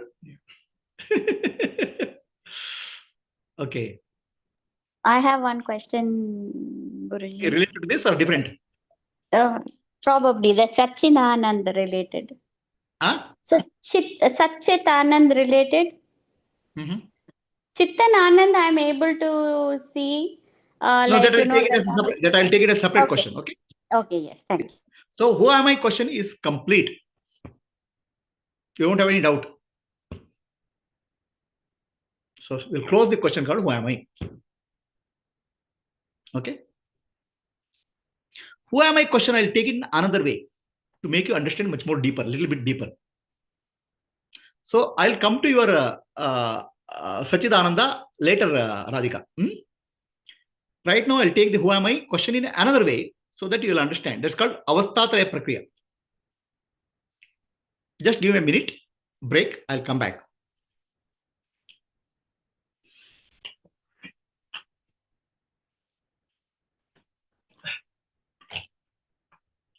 So, young boy, what's your name? Tushar. Tushar. Whatever I said makes sense? Yeah. Clear? That's good. He's getting it today. He's a Gen Z. He's a new generation. New generation.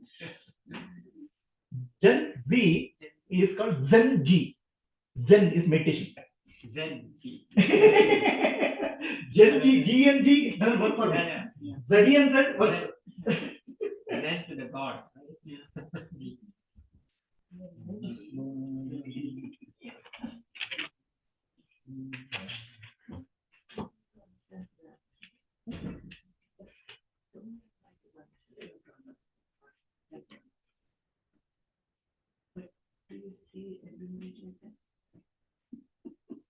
That's the mystery. What did Guruji say? I don't know. What happens is when I you just go, forgot it logically, but I don't. no. When you go and help somebody or when you're doing something, there is no way, right? When you are going and doing something, There is nothing involved in that. Right? You consider you to be a part of that continuation. But in that time, but not every second that I feel myself in everything. Because you are still separating. Yeah. But at the instant when you are doing something to somebody, you are not considering about yourself, right? You are doing it. So you are a part of him. That is what they say as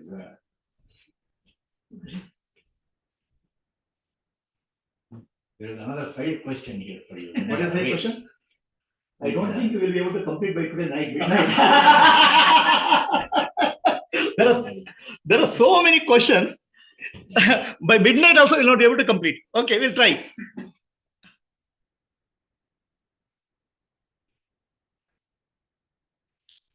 Yeah, I asked the people asked a question. I asked them to hold because there are so many questions, follow-up questions. I'll take one by one. We cannot link into one big question called I am. Who am I? I'll take one by one. There are more questions also, so I'll have to answer. That's my karma, actually. Yesterday night when I slept, I said I'll answer my question. That's why I woke up. Asking yourself, who am I?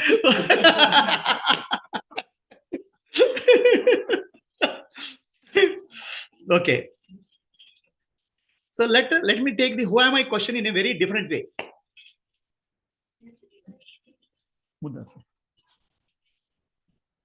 So it is called Avastha Traya Prakriya. See, Vedanta teaching is given in the form of a Prakriya. Atmagnana is told in a way you can understand. So right now, what I took you, who am I Prakriya? Who am I is a Prakriya. Last 1 hour or 45 minutes, I took you through a Prakriya. Prakriya means a process by which who can understand who am I here and now, not tomorrow. Understand? Prakriya is equivalent of surgery in medicine.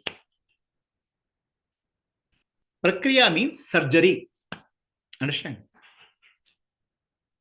In English, it's called procedure in medicine.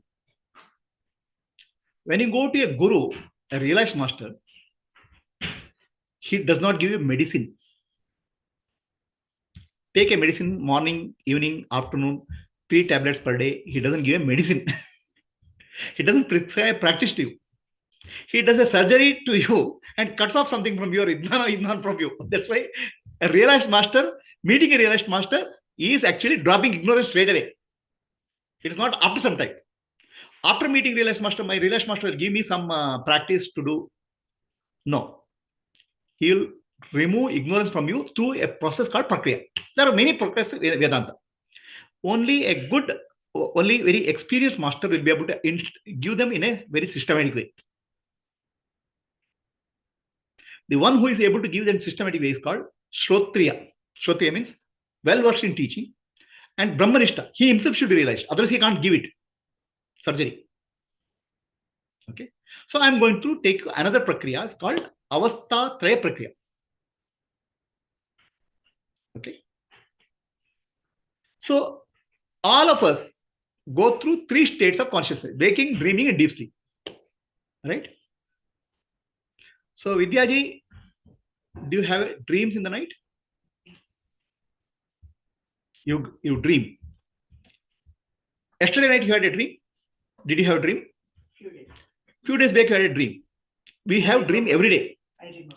Okay, every day we have dream. We have a sleep called REM sleep. In REM sleep, you go through dreams where brain is getting organizing memory. So let me ask you a question. You have to give a true answer. If you tell a lie, you will get a hit. If you tell a lie, you have to give me $100. Okay. Are you ready to contact? No, I'll continue teaching. If $100, if I can't get it from here, why will I teach? You just have to believe what you are telling is true. That's all. So, do we have an agreement? She's saying reluctantly. Okay, make it $1. 10 years ago, it was 10 cents. Now inflation. For him, it was cents, 10 cents. Now it's inflation is happened. So let me ask you. Did you have a dream yesterday or day before yesterday? Answer is yes or no. I don't want to elaborate answer. What dream also I won't ask. Did you dream? I dream that I don't dream. It's okay. I dreamt, right? Is it truth or falsehood you are speaking? Are you telling that I dreamt is truth or falsehood? I don't know. That one is real or this? No. I had a dream. Is truth or false? You have to tell confidently. Don't give ambiguous answer. Yeah, that's what I felt. So I had a dream. I had a dream. In dream, was Vidya was there? Whatever Vidya is sitting in my front, was she there in dream? But I was seeing, but I was not there as a form. Vidya was not there in the dream. Then how can Vidya make a claim that I dreamt?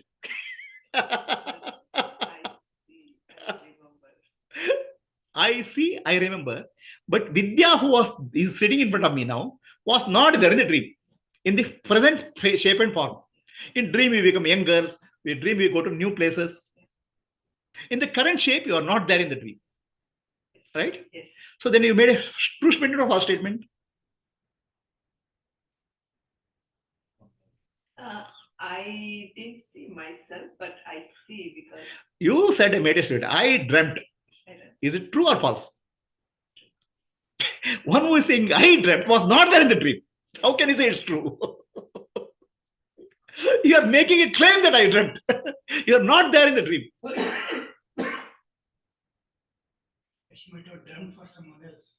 But I know that I dreamt. My question is very simple. The Vidya who is sitting in front of me with this body-mind complex, was she there in the dream? Then how can Vidya sitting here in front of me make a claim that I dreamt? But I do remember that. Are you telling the truth or lie? If you are not there and you say I dreamt, is it truth or lie?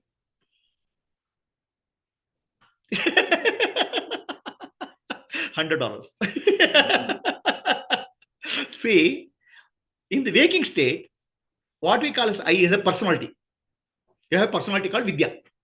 Personality is body and mind and intellect is a personality you have.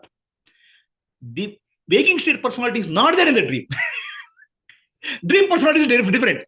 Sometimes we become young boys, young girls, or we go to old ancient places. Or sometimes we have a flying dream also. I don't know how many people have a flying dream also. Right? You fly in the dream also. Now, is it same Vidya I'm speaking of? Now show me how you fly. You cannot fly. Okay. Then who flied in the dream? That is different Vidya. Yeah. The personality in the waking state is not in the dream state. Are you clear? Is it clear to you? So, $100, I got it today. The waking state personality is not in the dream. But still waking state personality says, I dreamt. So, are you telling the truth or false? According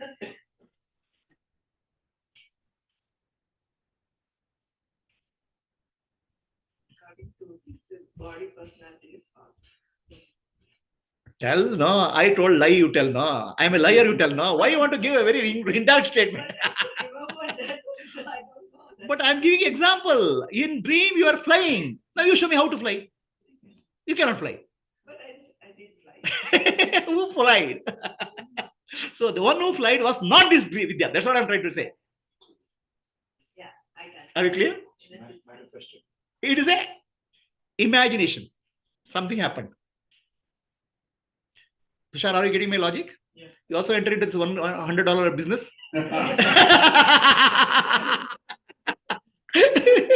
We'll make it 1 cent for you. Okay. So are we clear? So when I say I dreamt, it's false. Okay, let me ask you another simple question. Vidya, did you have sleep yesterday? Good sleep yesterday? When I wake up, I realize I had to sleep. So Raj, now you are entering $100 contract. So did you have a sleep yesterday? Yes. Huh? So why in sleep was Raj there?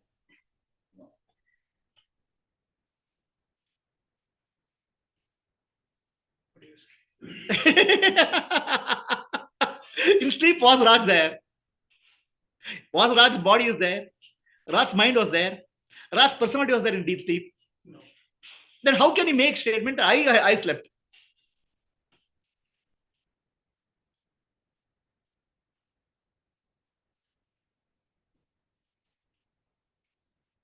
Sir, are you getting logic? Yeah. What subject you study? Biotechnology. Biotechnology. Okay. So I'm speaking biology only. So did you sleep really? The waking state personality is not there in deep sleep. According to your own experience. Still, the waking state personality says, I dreamt. I slept. How is it true?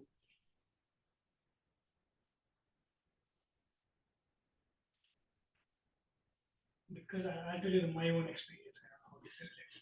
But there are scenarios where I dreamt and I could remember that in a date. Do not take dream you remember. Do not take that as a some dream you'll be in some place, some as a young boy.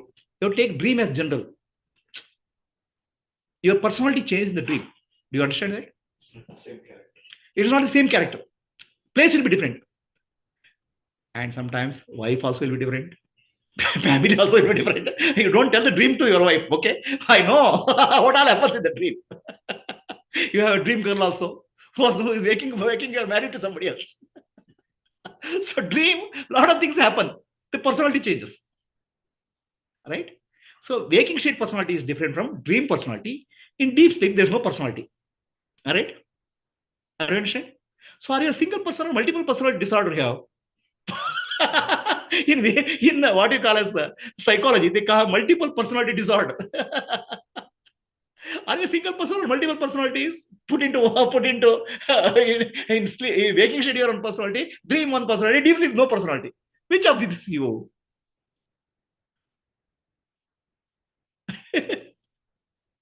Are you understand what I'm trying to say?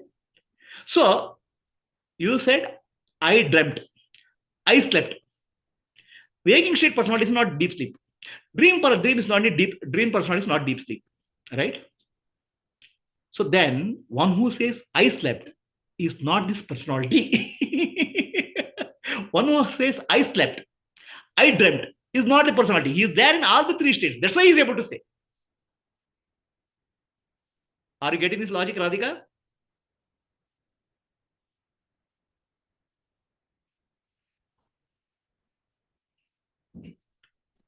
Guruji, thank you. Are you able to get this logic? Understood logic, what I'm saying to say? What is the logic? The last sentence I was gone. I'm saying waking state personality is different from dream state personality. In deep sleep, there's no personality, right? So personality, one who says I slept, one who says I dreamt, one who says I woke up, are three different entities. But since you are very clear that that I is not your personality at all. Right. But I think even the personality is the same. How can it be same? In right now, Vidya is sitting in front of me. Vidya is sitting in front of me. She says in yesterday night, in a dream, she is flying. Now, this personality can fly? There's one subject where we see ourselves as many objects, in waking and dream. Who is that ourselves? Which self we are speaking of? Brahman. Brahman is saying many objects. Right. The one who says I slept, I woke up, I dreamt is not you. Ego. No. Right. So is it not the same ego that is there in the dreams? Who's coming as different object? The one who is seeing the dream. Who is that? Isn't it the same person who's woken? The one who is seeing the dream is Brahman. He is called Sakshi or the witness of the dream. True. One because who is he has seeing no deep body. Sleep, one who is seeing deep sleep is the witness, Sakshi. One who is seeing waking state is Sakshi. Sakshi is common to all. Sakshi is common to all, but in dream state, the body is sleeping, so there is no body. But the mind is only dreaming, so the ego is there, I feel. No? No. This is a wrong understanding. Okay. See, body is sleeping in your dream. Do you have experience the body sleeping, or do you have experience that you have body and you're walking around? So in the dream, at least, I have tried to understand this myself. So in the dream, the body is not there. That's why they keep saying No. your body consciousness. In dream is experienced as a waking state only. In body also, you go around, you talk to people. You have to look at the dream from the dream point of view, not from the waking point of view. So, but in dream, I don't have a body. That much I know. No, that is you are making a state from waking state. In dream, do you get a doubt that you don't have a body? No. So so who is watching the dream? This through the mind. You will find out who is watching the dream. First, your statement that a dream I don't have a body is false. In the dream, you never question do I have a body or not. That is true. Right? I don't question that much is true. Huh? I don't question that. I just participate in the dream. That much is true. In the dream, you assume that you have a body and you participate. Right. But see, I know my dream when I get up. So it has to be the same personality, I feel. No. Dream personality don't analyze from the waking state. Dream personality, look at from dream state. Then we look at it from waking state, we'll understand differently. Okay. So in dream, okay, you go to some place, let's say your village. You'll never question why I'm in this village. You start interacting as if that's real. Yes. Right? So dream is real from the dream point of view. Waking is real from waking point of view. Deep sleep is real from deep sleep point of view. But from waking point of view, dream is not real. Are you clear? Understanding what I'm saying? That much I agree. Not agree in the sense I'm able to understand. Yeah. Okay. So I will look at all these three states as different. I accept all these three states are independent states. Okay. Okay. Yes. Independent personalities. But we'll still see I am one person. I is constant. Understand? You seem to be a solid entity called I. Understand?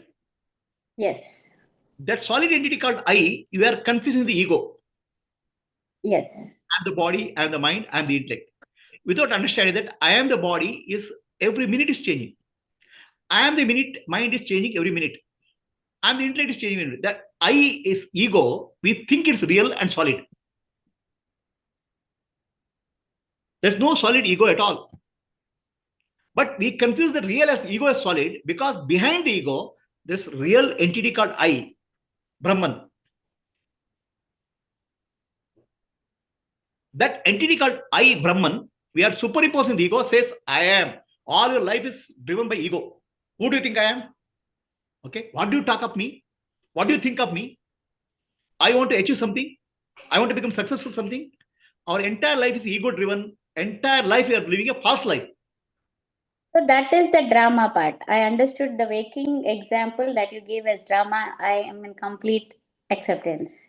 Okay. In the sense, I can understand it through my intellect. Right. No, you can understand only with the intellect, not with the kidney. Nobody has understood anything with kidney. Right? Atma Jnana has to be understood only with the intellect. Because Adnana is the buddhi. Adnana is in the intellect. That Adnana has to be removed through Jnana. Yeah. That's called Jnana Yoga. Okay. It is not magical. It is not what I call as miraculous. Simple Adnana is there in your intellect. That is to be corrected with Jnana by questioning, right questioning. Okay.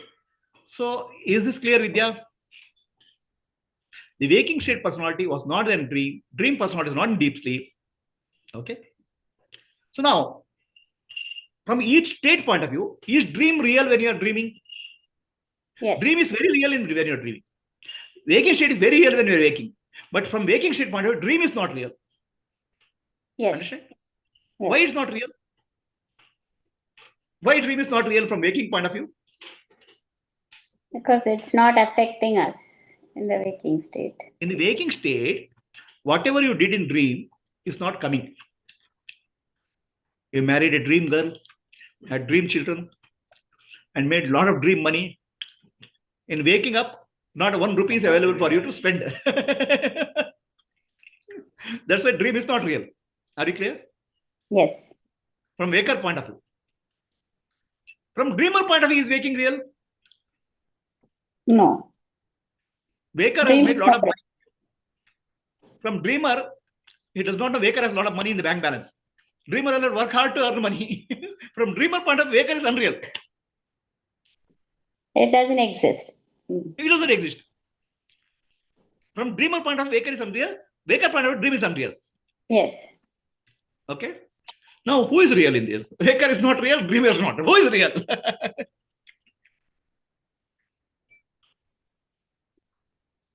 The Sakshi is real. You are false actually. Whoever you are sitting here, what you think is really false. You are a liar.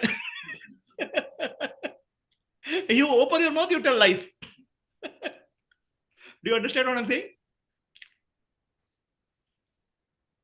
Ego, the moment you open your eyes, ego can only tell lies. It can never tell any truth.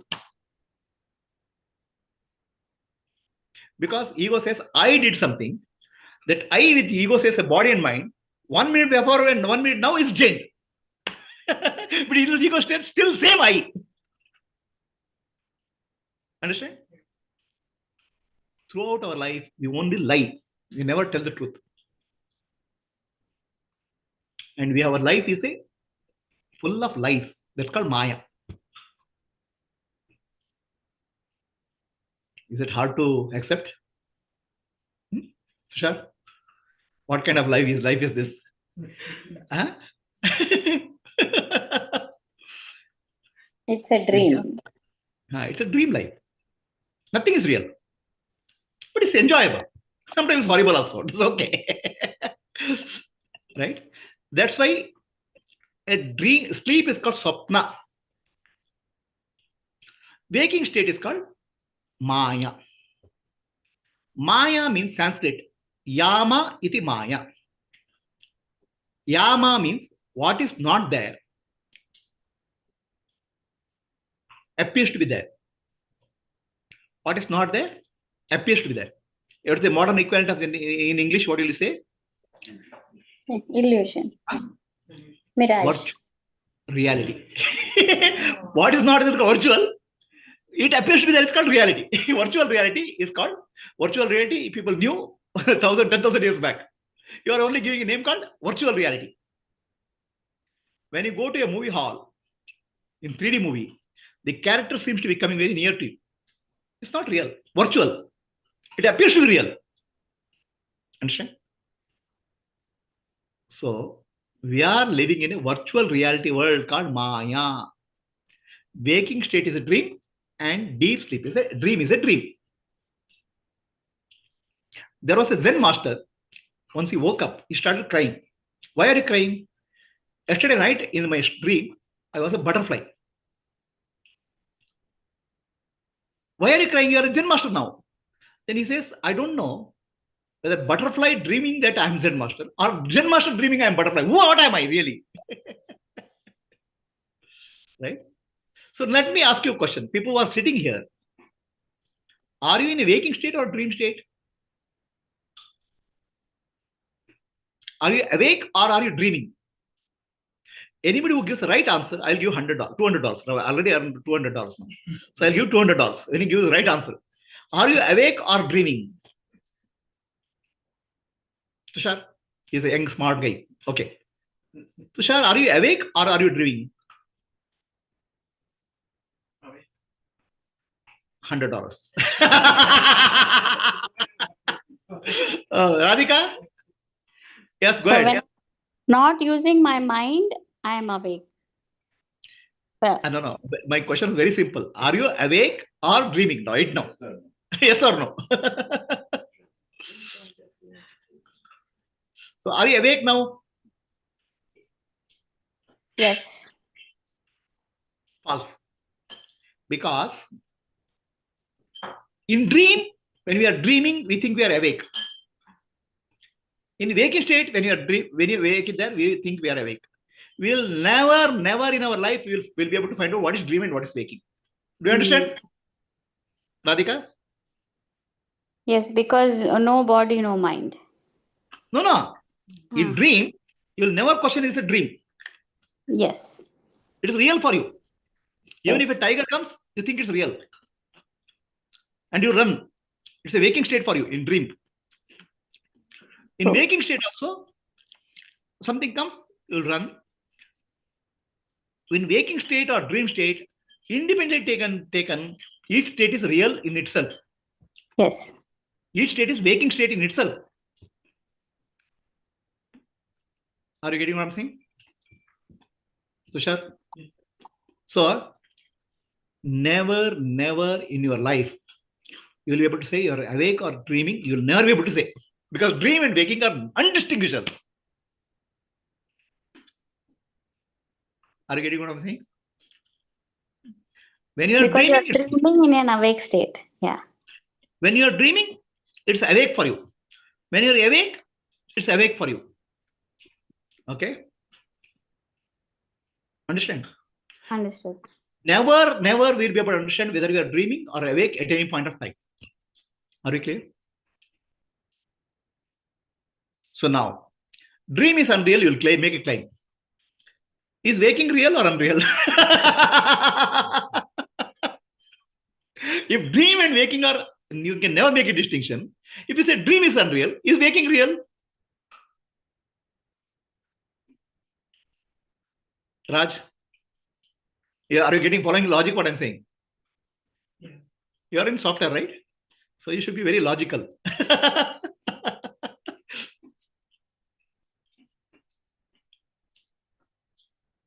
What do you say?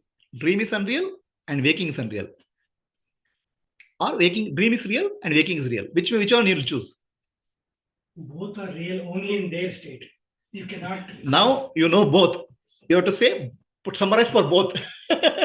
Radhika, what is your answer?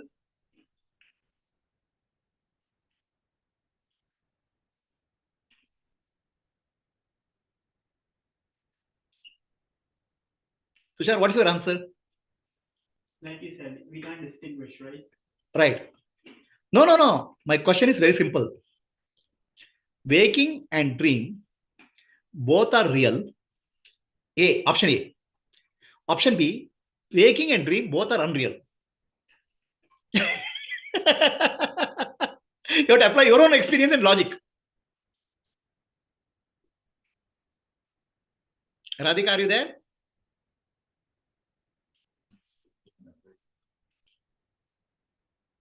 I have to go somewhere. I'm just getting ready to leave. Okay, fine. Yeah. Carry on. Huh? Okay. Thank you. So, Vidya, which one will you choose? Option A, option B? Both are unreal. Both are unreal. So, option A is waking and dream, both are real.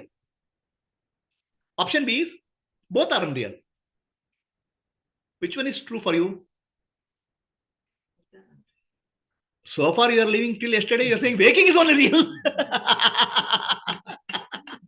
Till you came half an hour back, you think waking only is real. Now you are saying both are unreal. How can you do that? Which point of view both are not true? I mean, so, with proper inquiry, we understand falsehood of. Right, that's called inquiry. Inquiry into truth.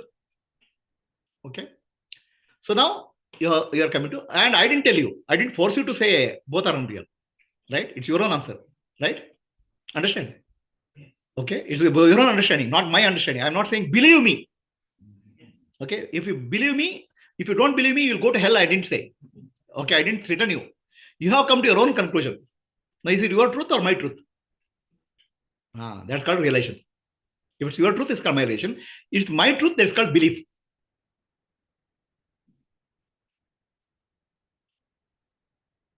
So, now you come to conclusion, both are unreal.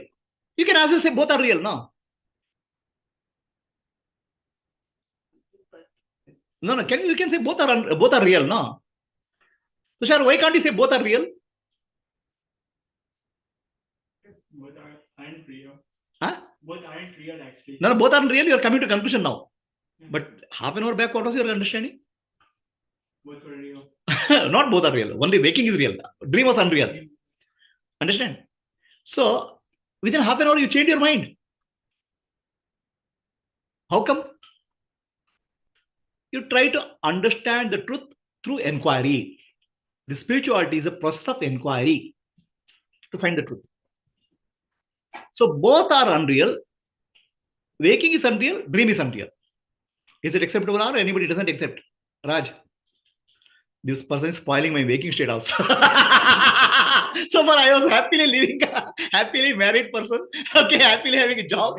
Now that is making a dream. What Both kind of... are, Yes, Radhika? both are unreal because the state is not stable. It's changing. There's not at all stable. Then dream is unreal. Anyway, confidently you can say. If dream is unreal, waking is unreal because they are undistinguishable. Yeah. Both are unreal because it's not stable. It's not stable also. Are we clear?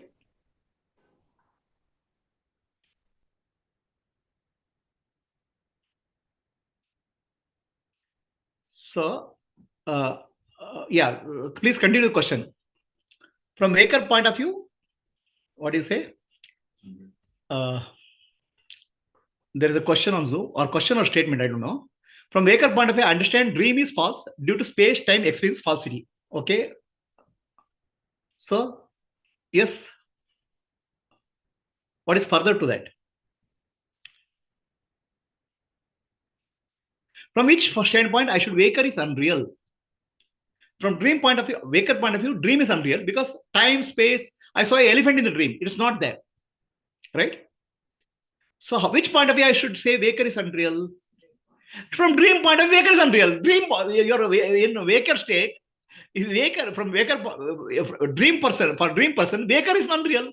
Your job is not there, your family is not there, something else is there. Right? Then at any point of time, Waker and dreamer are indistinguishable. From that point of view, waking is unreal. Is the answer clear? So what is not clear? Can you please talk so that I can explain? What do you mean by indistinguishable? I didn't understand that. So Radhika, are you awake or dreaming now? Give me the answer. Are you awake or dreaming now at this point of time? Awake. How do you know? In dream also you'll say I am awake. True. Right? How do you know you are not sleeping in your house and dreaming that we are having this conversation? True. Huh? True.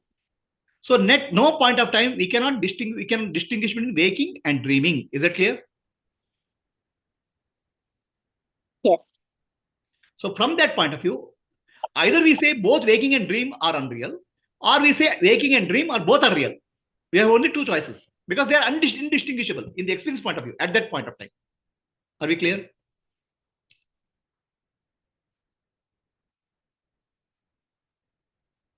Yes. Okay. So the question is,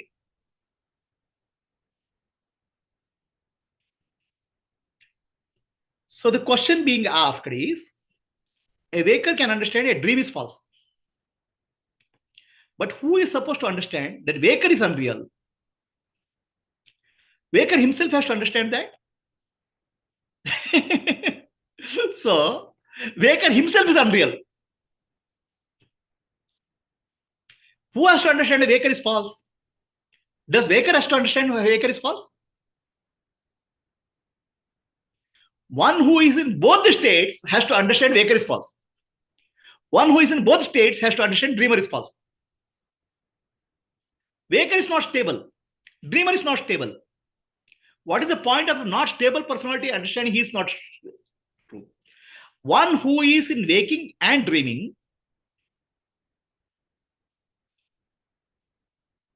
which is Sakshi, but thinking that I am the waker, thinking that I am dreamer, that Sakshi has to understand. That Sakshi is actually called Jivatma, has to understand. Is the answer clear? One who is in both states, one who is real, has to understand what is illusion. A illusion cannot understand illusion. A waker itself is illusion, a dream. A dreamer is a dream. But one who is dreaming, the Atma, Jivatma, he has to understand I am dreaming. This is false. Not a waking personality. Waking personality is not real.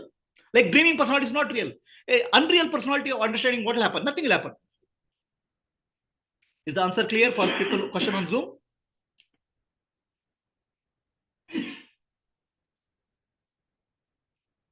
So, Jivatma, who is common in the waking state, dream state, and deep sleep state, he has to understand. The Jivatma or Sakshi, he has not changed, but he is confusing with the body and mind in the waking state, confusing the personality in the dream state. That only understand. Are you clear? So now who are you? You are the Sakshi, witness of these three states.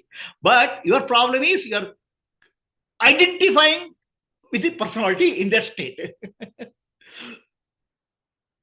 understand? That means you are identifying with the body and mind and becoming that personality in that state. That's the problem.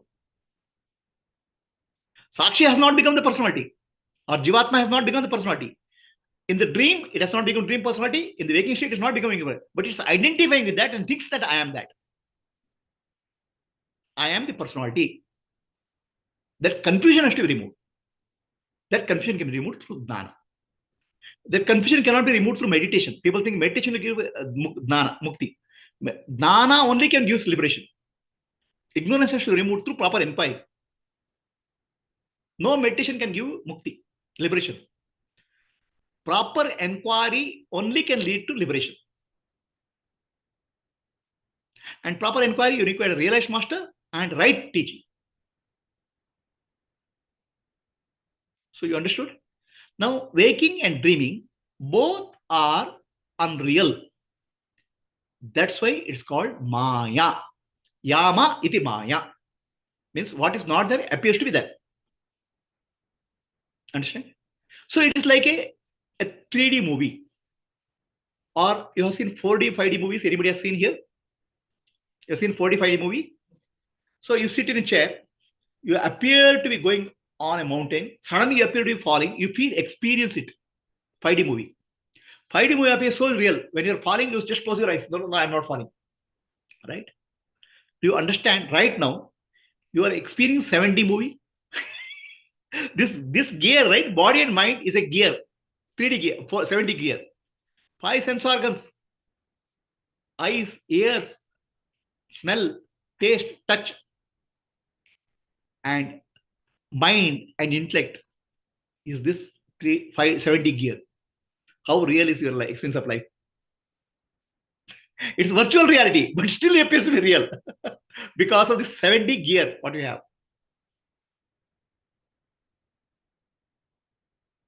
Yes, Nupurji, you're quiet. What am I saying makes sense or no sense? This is what? Okay. So it appears to be real.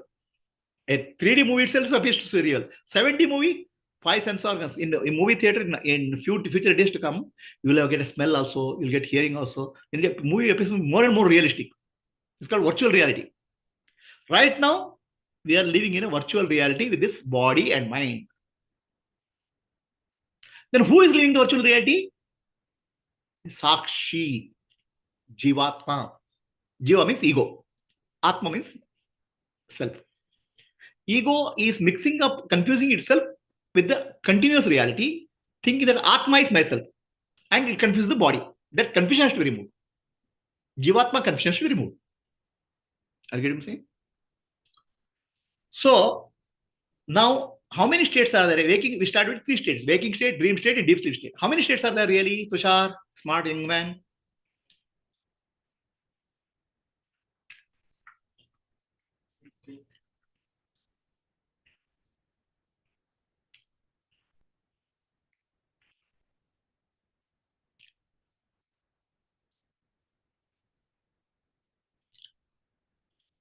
Unmanifested and manifested. What? Unmanifested and manifested. No. The question what I asked Tushar? Huh? How How many states are there? We started with 3 states: waking state, dream state, and deep sleep state. Now, how many states are left?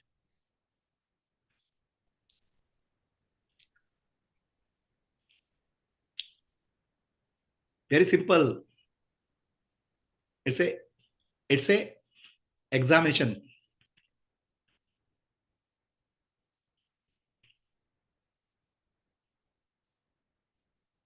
state. Huh? One state is left. No, two states are left. Waking and dream, both are dreams. Both are unreal. So, and deep sleep, two states are left. No. So there's a question on Zoom. I wake up from dream state into waking state. Correct. The dream state fully disappears and I am in a new state called waking state. That also agreed. Hence, I am able to analyze the dream state. Correct. But now Sakshi is not a different state from which I can analyze the waking state, and nor does the waking state disappear. So how do I shift? Can I shift to Sakshi? If I have to understand waking state is unreal, I have to wake up from waking state. The question is, from dream state, I woke up and I said dream is unreal. But waking state appears to be so real. Understand? Waking state appears to be so real. Understand? How do I understand waking state is unreal? Only logically I can understand, but really I can experience waking state as unreal. Is it clear? The question is, you are actually, waking state is unreal. When I'm making a statement, you believe me and say yes, or you believe that waking state is unreal. It's your truth or my truth? The question is asking is, I understand waking state is unreal, but how can I know? How can Sakshi know I'm waking state is unreal? Right? I have to experience it. And waking state, we know of two states. The dream state, there is only one state. We do not even are aware of. No. You have to look at dream from the dream point of view. Right. In dream, what happens is real only. Right. So you're only aware of the dream state, and that's real, but you do not consider that there is another state. Right? You will never consider. You will never consider waking state is there. Waking state, we do consider there is. No. In dream also you say, "Am I dreaming?" You will ask. Okay, so that is. In dream also you'll question, "Am I dreaming?" You may not question, but people question. Am I dreaming? Is it real? He gets a lottery. Am I dreaming? You'll ask in dream state also. There's a two state there. Then you have to have some awareness. Huh? Some awareness has to be there. No. Dream also appears to be real. Okay. Right? In dream also you question, am I dreaming? Okay. It happens. So in waking state, you are saying dream is there. That's why I can question. In dream, there's no other state to question. In dream also, people question, is it dream really? Then there is a lucid dream where you know this is dream. So in waking state, how do Sakshi knows? How do Sakshi can wake up from the waking state? Right? As Sakshi can wake up from waking state, that process of waking up is called nididhyasa, meditation. Sakshi, to wake up from the waking state, first it has to get a jnana from a guru, avastatraya prakriya. Understand intellectually, oh, this is not real. Understand intellectually, and it's not real. Then sit as Sakshi, I am Sakshi. Then thoughts come, feelings come, continuously come, and they're all just appear and disappear, unreal. All thoughts are unreal. Sakshi will know, thought appear, disappear, thought appear, disappear. And one thought has no continuity to other thoughts. Suddenly you jump. So then if Sakshi realizes these thoughts are stupid and unreal, then you say waking state is full of thoughts. That's why waking state is real. That is called nididhyasa or meditation. So 2 steps process is involved for waking up from waking state. Step number 1 is get jnana from guru. Step number 2 is sit silently, close your eyes and enter into nididhyasa or meditation, where you start understanding unreality of last thought.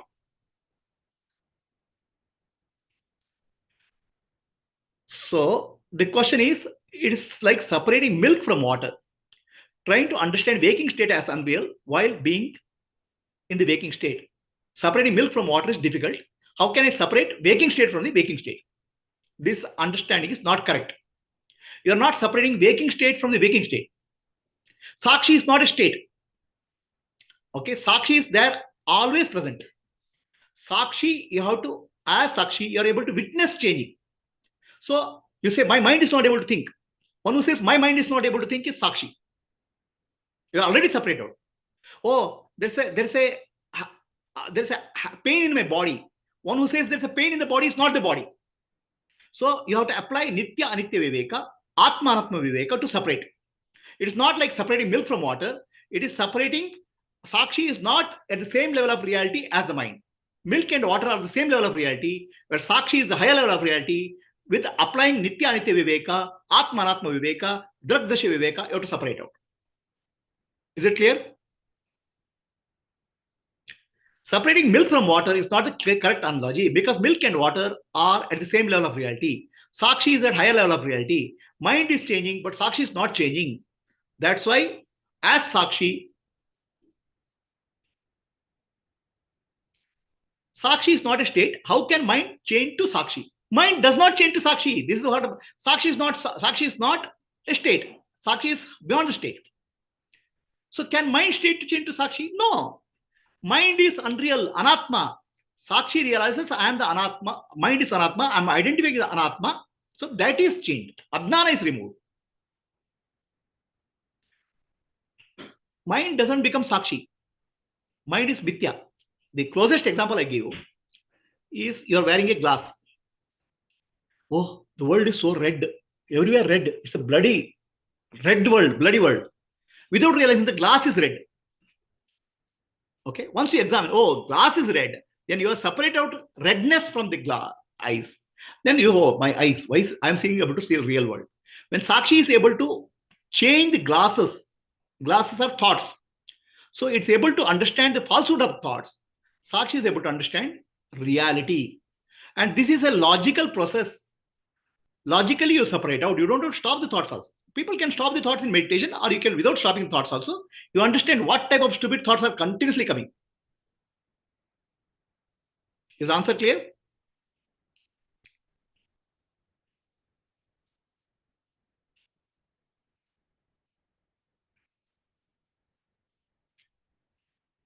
Yes. Nididhyasa means sitting as Sakshi. So the question is, so in Nididhyasa, I have to sit as Sakshi. Nididhyasa means I have to sit as Sakshi. Correct? So what is done in Nididhyasa? Nididhyasa is a process. In the process, Rupanvit Savikalpa, Shabdanvit Savikalpa, and Nirvikalpa. If you go through these stages, you will realize you are Sakshi. In Rupanvit Savikalpa, Shabdanvit Savikalpa, Sakshi uses the mind to become free from the mind. Logic. Sakshi uses the buddhi, intellect, which is higher level faculty, to become free from the lower level faculty called mind. Then it will drop the higher level faculty, also called buddhi. Right? We have two parts in the mind, the lower mind and higher mind. The lower mind is called manas, is generating thoughts. The higher mind is called buddhi, intellect, discrimination. So in Vedanta, we are teaching discrimination to higher mind, buddhi. Right now, Sakshi was identifying the lower mind, getting dragged in the thought.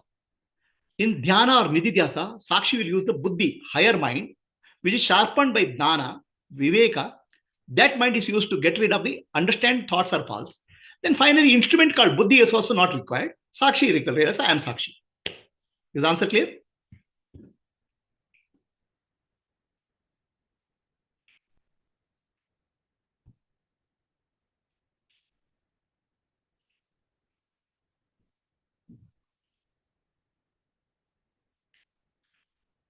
So there is no separate entity called Sakshi.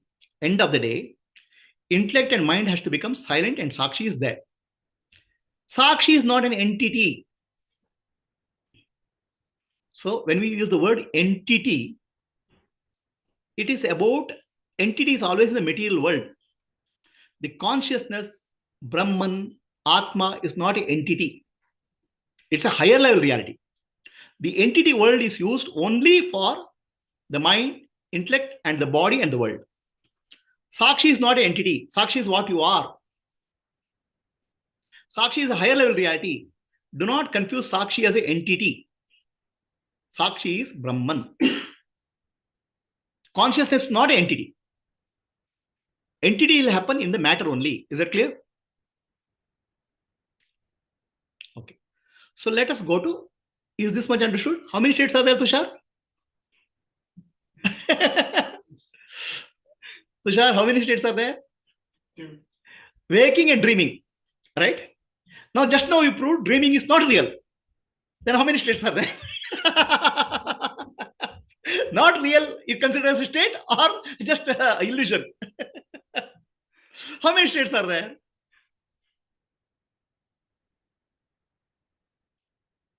So from 3 states, we came to 2 states, right?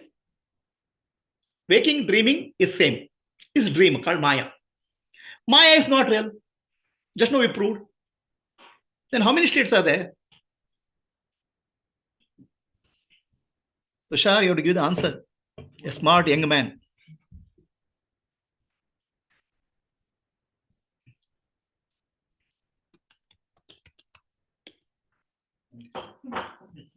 Yes, Tushar, give confidently answer, no?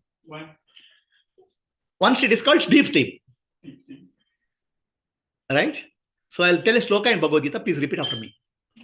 Ya Nisha Sarva Bhutanam Tasyam Jagrati Sanyami Yasyam Jagrati Bhutani Sa Nisha Pashyato Munehe. For all common people in the world, ignorant people,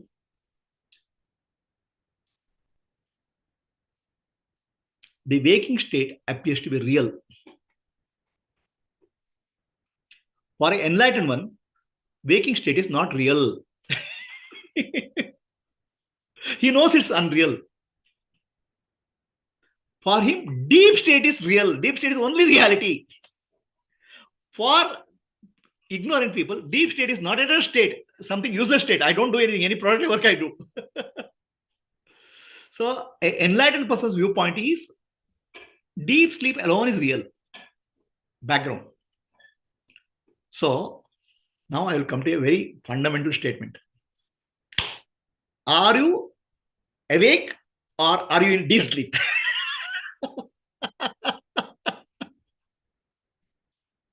So, the question is, are you awake or in deep sleep?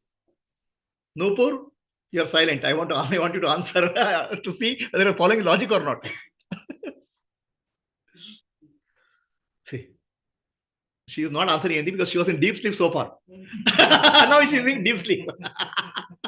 Tushar, are you awake or sleep? Deep sleep. So, what is the characteristic of deep sleep? Huh? You don't answer in deep sleep. In deep sleep, you don't answer, right? But deep sleep has a characteristic. Deep sleep, there's no time, there's no space. Time and space are absent in deep sleep. Understand? Yes. Quick question. You said thoughts are unreal, correct? Okay. Unreal. Unreal, right? So what if an enlightened person has a thought that deep sleep is the only state which is real? So, enlightened person knows thoughts are unreal. He can use the state, thoughts, from a reality called deep sleep. For example, the question is, thoughts are unreal. If an enlightened person is deep sleep, how can he have thoughts? Or how can he use the thoughts? So, the problem is not having thoughts. Problem is understanding nature of thoughts. You can have unreal thoughts and you can use it for transaction, knowing very well my state is natural state is deep sleep. It's like, you know your true nature, but you will be able to transact in the world for whatever purpose using unreal thoughts. Unreal doesn't mean not useful. Unreal means useful. See, for example, laptop, it gives some data. We use the data, but data, you know, it's unreal. It's just appearing. A Gnani is able to use the thoughts, knowing very well it's unreal, but at the same time, understanding that my state is deep sleep. Okay. Whereas ignorant person does not know his state is deep sleep.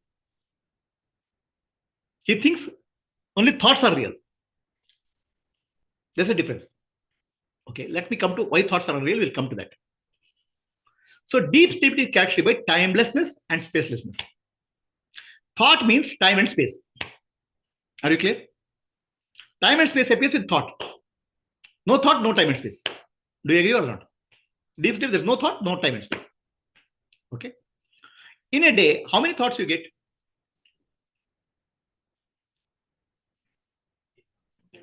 Around 70,000 thoughts you get. Understand? When you go to a dream, right now you are in Minnesota. In dream, you can be in India. And you spend 1 year in India and come back to Minnesota in dream. That 1 year in Minnesota, 1 year in India, when you wake up, oh, you say, I was dreaming that I was 1 year in India. Dream time is different from waking time. Is it clear? A 2 minutes of dream time, you can spend 1 year in India. 2 minutes. Dream time will be less than 2 minutes always. In 2 minutes, I can spend 1 year. Correct? So dream tells you time is unreal. Whatever time you experience in dream is not real. So whatever time you experience in waking state is also not real. Because waking state and dream are unlike. In waking state, you may think that I'm spending 30 years or 40 years or I'm 100 years. From timelessness point of view, waking time is also unreal. Waking time is not at all real. Are we clear?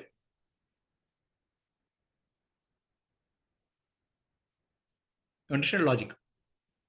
So I'll give one more logic. If you measure 70,000 thoughts, that's 70,000 thoughts. Let's say time is unreal. In 24, let's say you have 8 hours of sleep and 16 hours of waking state. In 16 hours of waking state, you get 70,000 thoughts. Divide 70,000 thoughts by 16 hours per minute. How many thoughts will be there? Roughly.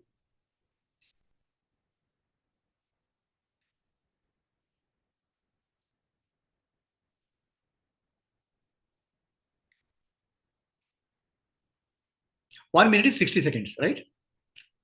1 minute is 60 seconds. Okay.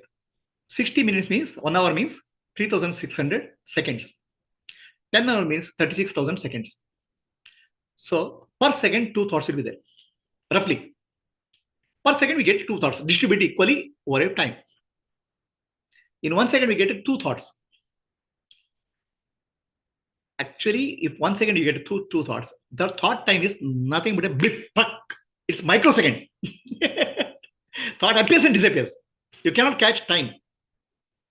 In 2 seconds, 1 second, 2 thoughts appear, and thought itself has no time. It just appears and disappears.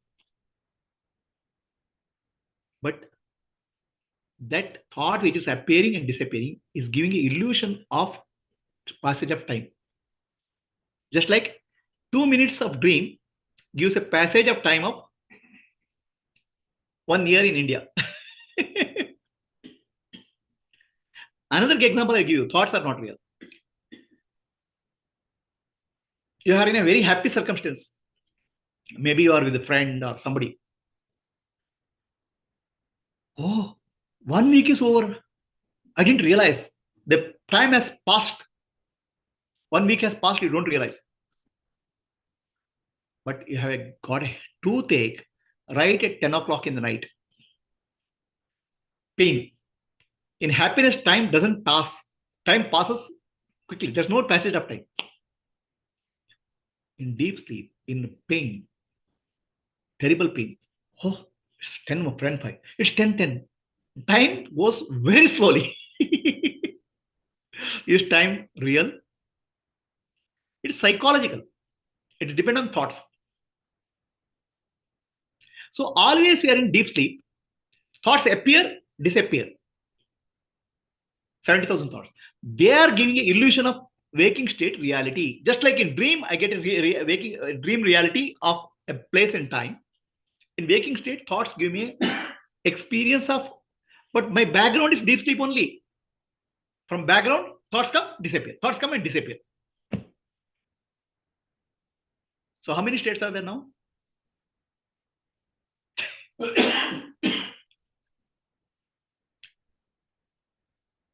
No, Purji.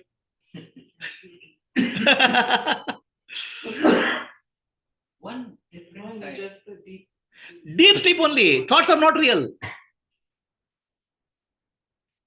I told you earlier, deep sleep state is called Brahman. Deep sleep is called Narayana. So Narayana only is reality. Everything else is just an appearance.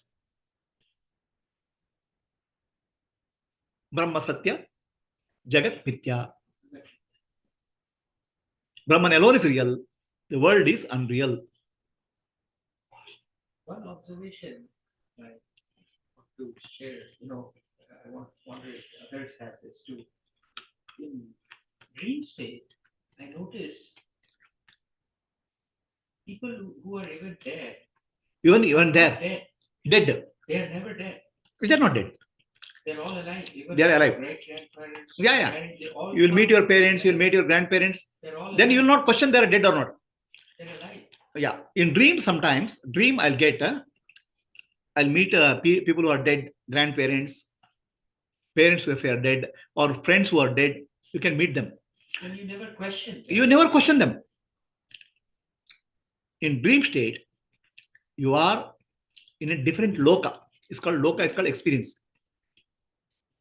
So that experience, that's why waking state personality is not same dream personality. Dream personality is in a different world, different loka.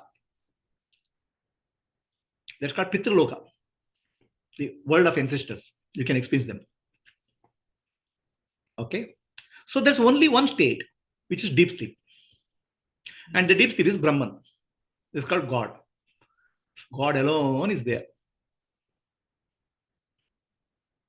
Yes, Vidya. It's too much, no? So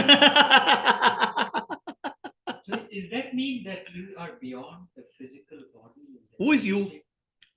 Is that mean that you are me? Is that it doesn't mean that you are beyond physical body and all? Who is that you? You have to ask. Experience that you have. Experience is temporary. It's a thought. It's a thought. So who is you? One that is connected to the Brahman, I suppose. Who is one connected to Brahman? Is there something other than Brahman to connect? Manifestation. Manifestation is unreal. How unreal can connect to real? I suppose to be in that frame. Which frame? Like physical, as you say, right? They wake up and then they blend to be one. They are superimposed. They are not blending. The waking state, which is dream state, is superimposed on Brahman. They don't blend. So I'll give you an example. You are sleeping in your bed comfortably.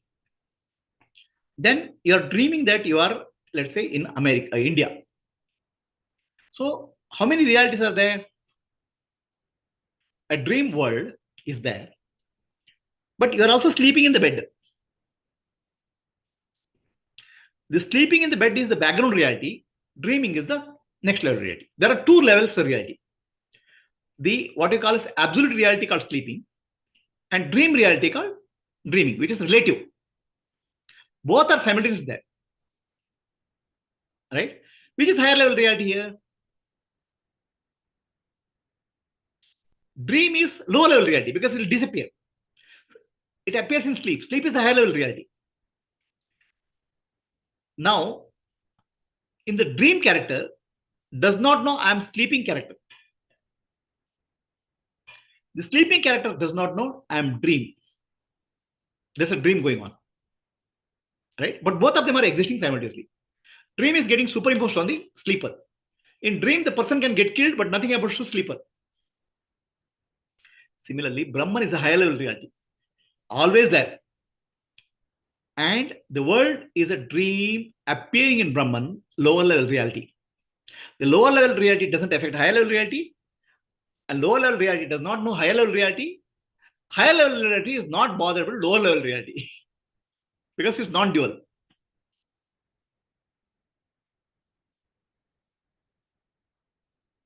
Do you understand what I'm saying? Brahman is non-dual. A sleeper does not know dream is going on. Dream is getting superimposed on the sleeper.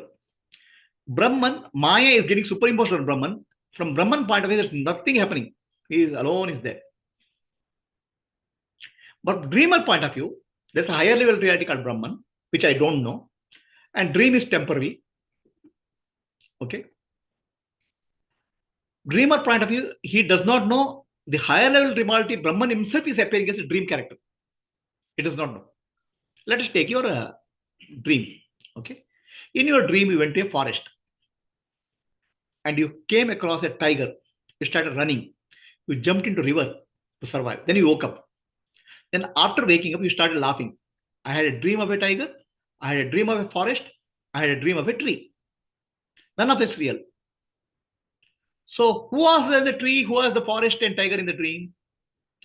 I only appear as a tree. I only appear as tiger. I only appear as forest. I only appear as river. The only one I appeared as many things in the dream. Appeared as. But I thought it's real. Then started running and tried to survive. Was there a tiger there? When you are dreaming, the tiger appears to be there. Was there a river there? When you're dreaming, the river appears to be there. But when you wake up, realize that all of them was one reality called I, myself. Tiger killing you in dream also does not affect you yourself. The dreamer, the person who is dreaming. Similarly, Brahman's dream is called Maya. Maya does not affect Brahman. Dream does not affect the sleeper. Sleeper does not know the dream. Because sleeper is peacefully sleeping. Dream is appearing and disappearing, he does not know. Dream character does not know sleeper.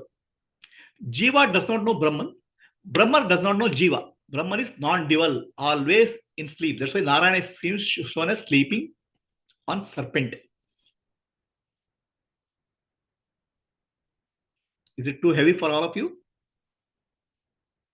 Everybody stunned. Everybody says, whatever you want to say.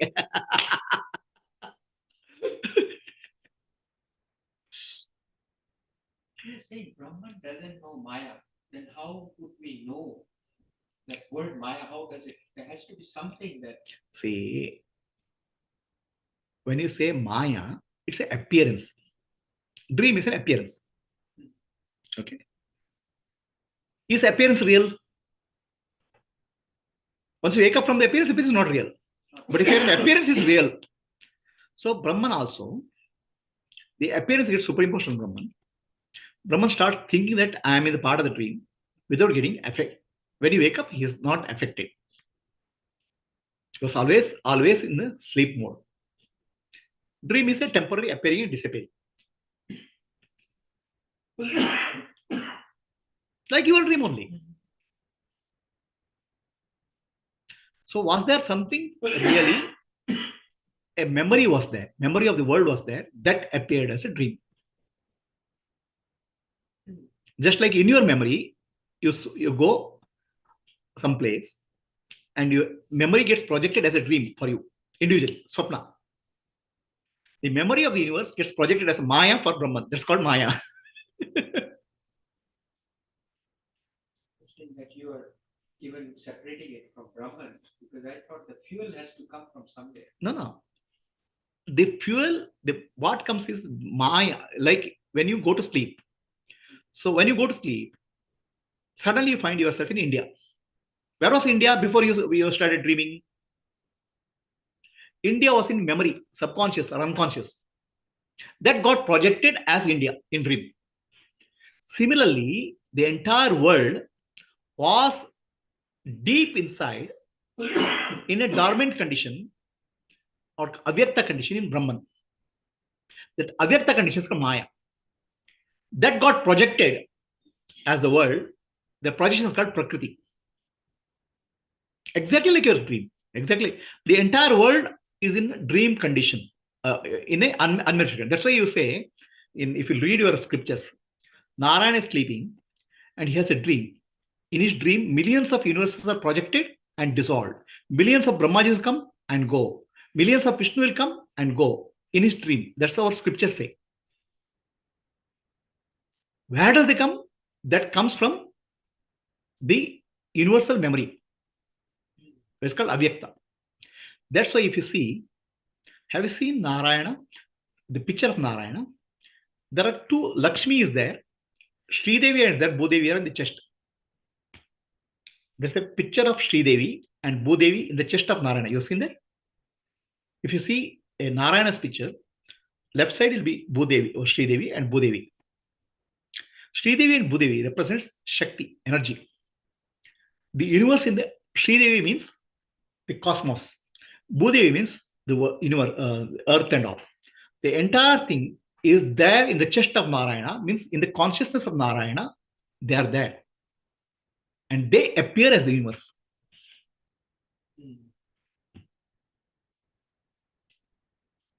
Okay. Does it have something to do with Mahat and Ahankar then? No. The Mahat, the appearance happens 24 levels. Okay. The appearance appears in Sankhya Yoga. The appearance happens in 24 levels. Before appearance happens, they are one. So I am thinking of before the appearance happens, they are one with the Brahman. Sankhya Yoga is a dualistic philosophy where Purusha and Prakriti are there. They start from that. Vedanta starts from before Purusha and Prakriti. The consciousness and energy. They are one. From that, Purusha and Prakriti appear. From that, Mahat Tattva comes.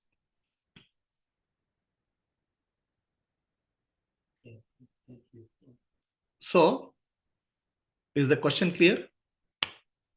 Now,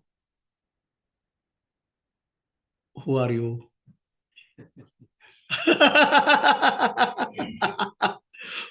Who are you?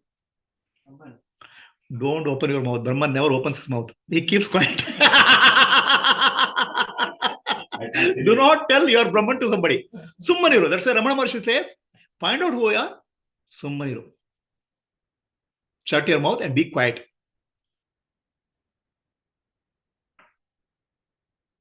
And what is there here? This wall, this house, this Minnesota, this building is dream of Brahman, which is nothing but Brahman only, appearing as all this. That's called Sarvam Khalida Brahma. All this is Brahman.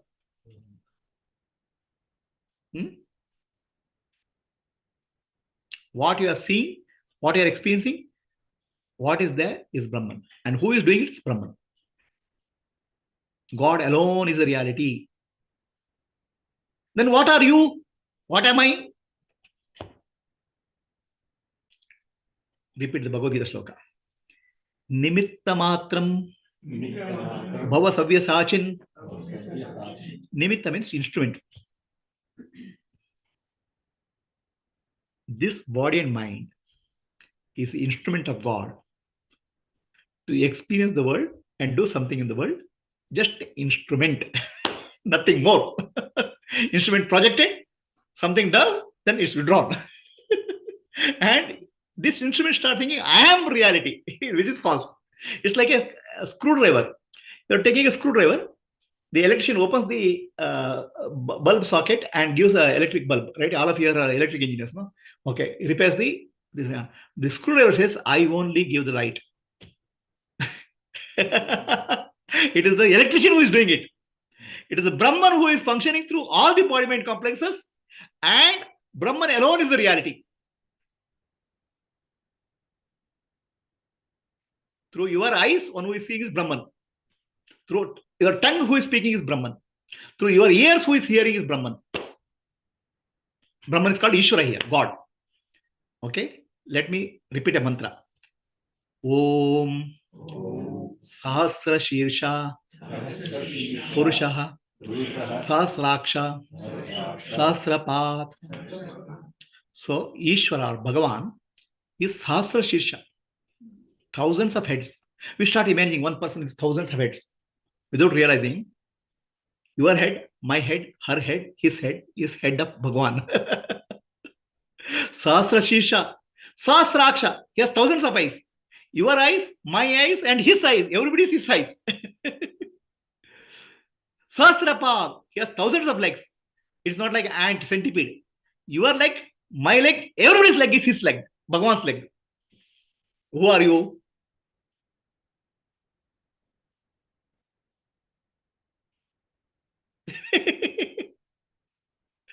Just say, I am. Instead of saying, I am body, I am so and so. Drop that and just say I am. At I am level is Saguna Brahma, manifest God. At pure I level, which is like a deep sleep I am Para Brahma, supreme reality. And if you think you are a body, you have to just say, I am an instrument of God. That's the reality. And what kind of illusion we are living? A screwdriver claiming that I am repairing the bulb. What, Vidya? Is it too much? Okay. So far, Avastatraya Prakriya is clear to you? So in dream, when you are waking up, when you are dream, you understand the tiger, elephant, river was myself. There's no duality, but dream appears to be dual. Waking state is similar to dream state. So waking state also, you are seeing this person, that person, that person, that elephant, that forest. All that is you only. You are seeing a duality. Just like dream was a duality, was not real. Waking state duality is also not real. For that, you have to wake up from waking state duality through nididhyasa and jnana. And this is the purpose of life, to realize who you are. Khatam ho gaya na? Purpose of life, ढूंढना finding. What you'll find out? Find out who are you. That's all. Matter is over. Realize that what I am thinking, I am not I am. Realize nanembudu, nanalla, ideha, manabuddhi, nanalla, sachidanandatma, shivanannane, shivoham, shivoham, shivoham. So now we'll come to understand. Deep sleep is a state. Is it a state or not a state? So we said we started with 3 states: waking state, dream state, and deep sleep. We said deep sleep is the only one state. Correct? So is deep sleep state or not a state? The question is asked in Zoom: is deep sleep is a state or not a state? To qualify something as a state, you need time and space is required. In deep sleep, there's no time and space. That's why deep sleep is not a state. But we started with the 3 states: waking state, dream state, deep sleep state. Because waker thinks that deep sleep is a state. Because I slept for 1 hour. That's why deep sleep is a state. That's time bound. But when you understand reality, deep sleep is not a state. Deep sleep is the reality.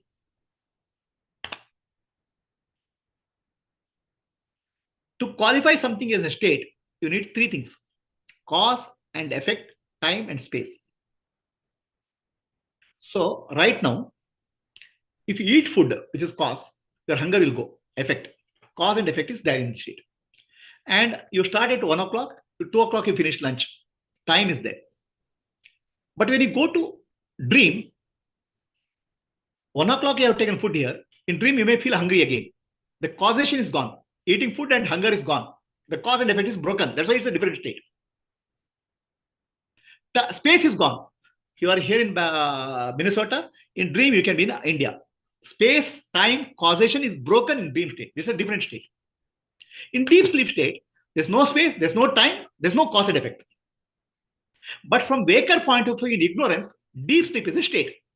That's why we start with 3 states. Considering deep sleep as a state.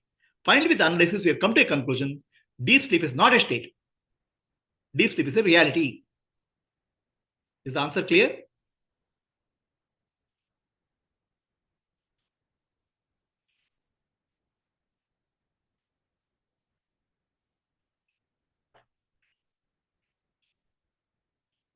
Okay.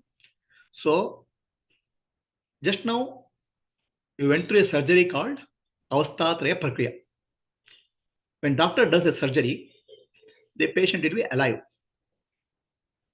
When a spiritual master does the surgery, the patient will be dead. Whatever you call is not you. Whatever you call is real, not real. Then what is reality? God only is the reality. So are you people alive or dead? When I say dead, whatever I think is an illusion, that illusion disappears. Reality alone remains. That's called spiritual surgery. It's called prakriya. So people ask, what spiritual sadhana I have to do? My dear, yours is a chronic disease. It requires a surgery. Get surgery done. Go to a spiritual master, get proper dhnana through proper inquiry.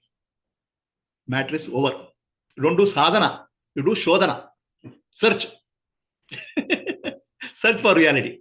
Then you'll understand whatever I am dreaming is, whatever I am going through is maya, unreal. Whatever is this, God alone is reality, Brahman alone is reality. That you understand not through meditation, through proper inquiry, self-enquiry.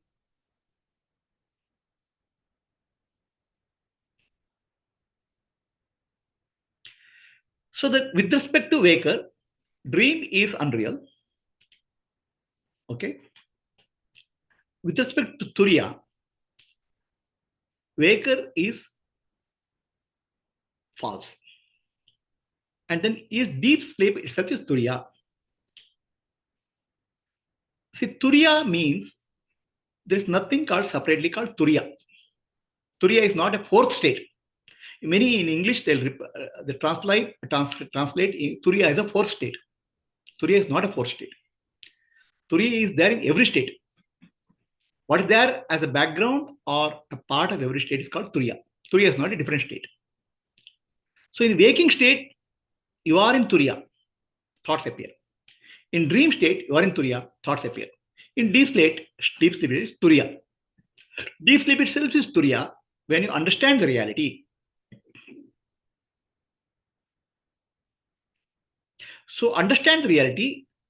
You cannot understand the reality in deep sleep. You have to go through a sleep-like state in the waking. The sleep-like state in the waking is called Jagrata Sushupti or Samadhi. Then you understand nature of waking state. Then you understand the background is turiya, which is there in deep sleep, which is there in waking, which is there. The deep sleep itself is turiya because there are no thoughts there.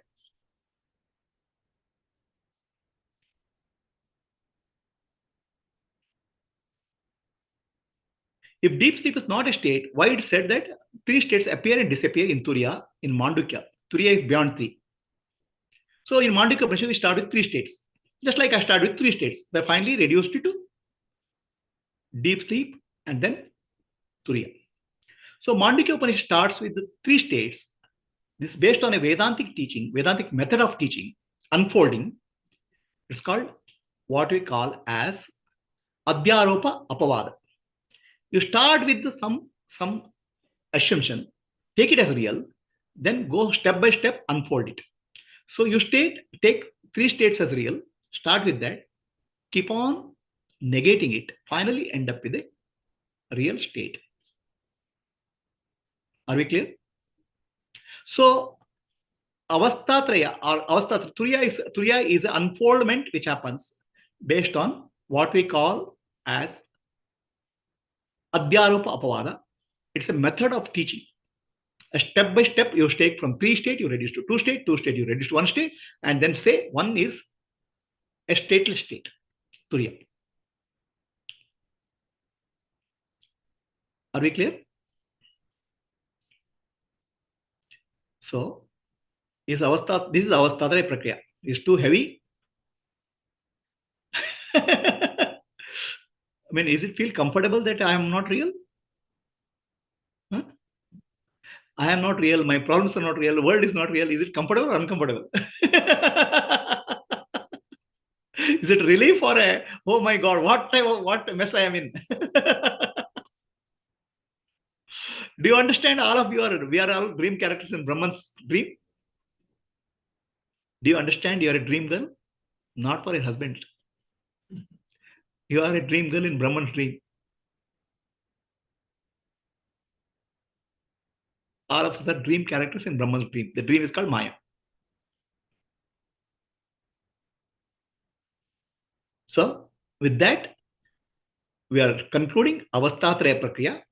So, anybody has a question here on Zoom?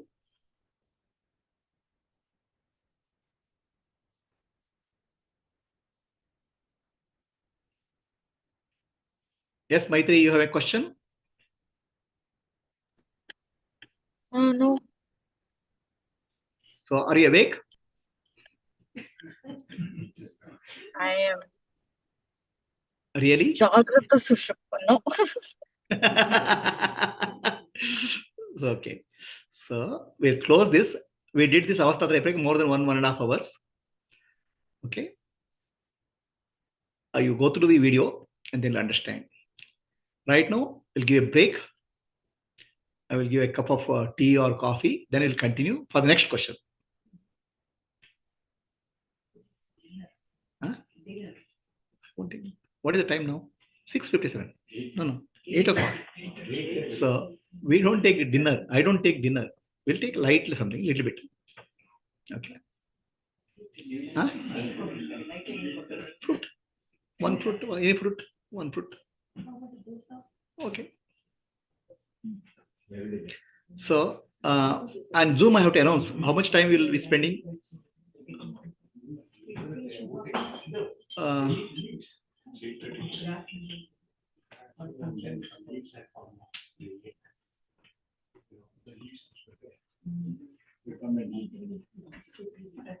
What is no Guruji?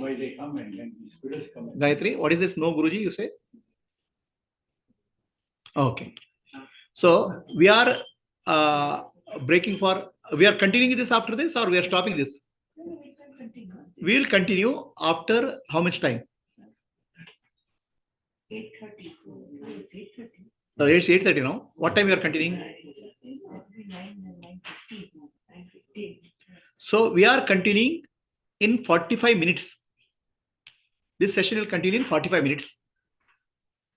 Right now it's 20:30 in Minnesota time, 8:30. We are continuing from 9:15 again. Is it okay for all people on Zoom? Yes, Gayatri, Maitri. Yeah, that's fine. Huh? Okay.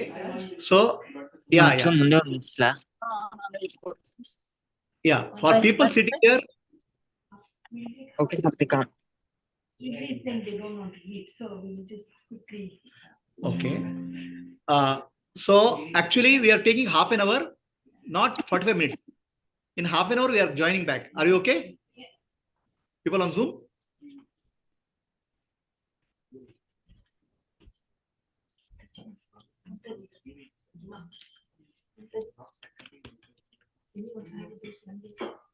Maitri, we are joining after half an hour, okay? Yes, that's fine.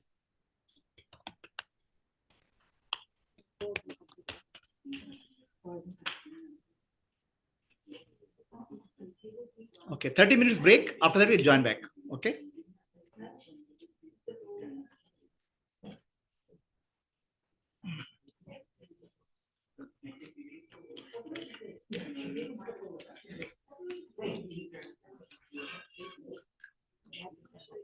Huh? This way. Rabbit. Down there.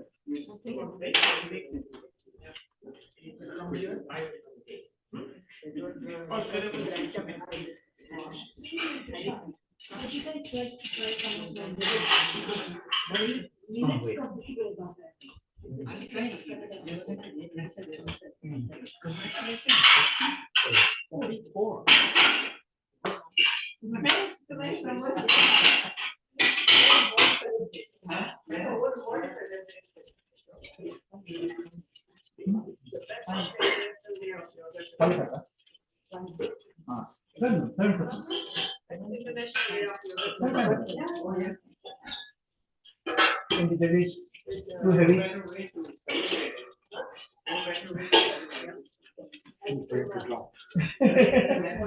Who is trying to drop? Who?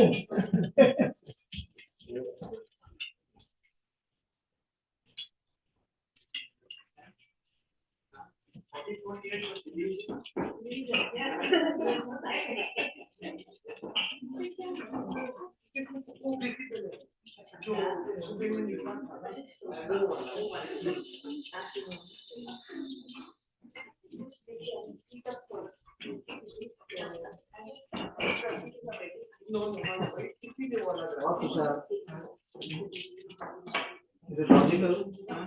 You say, I'm God, I'm Brahma.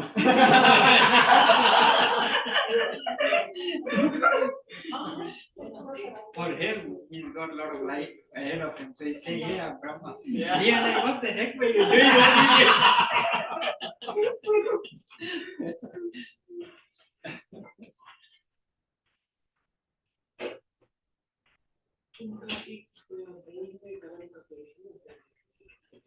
Okay, so this was all from Manduk Upanishad. You were now all different things. See, Upanishads is teaching methodology. Right. Okay. Upanishads themselves don't use teaching methodology. This background thought goes into the teaching methodology is passed from master to disciple. Teaching is content. Teaching methodology is what I'm passing on to you. Understand? What is the thought process behind Mandukya Upanishad I'm passing on to you. The thought process normally is not given in the Upanishad. Thought process is given from a master to disciple. That is the teaching. Upanishad is just a chant. Of course, Upanishad contains everything, but to understand the Upanishad, you have to understand the teaching process, teaching methodology. The teaching methodology is prakriya. That is not given in the Upanishad. That's given from the master to disciple. It's not given to common public also. They can't receive it.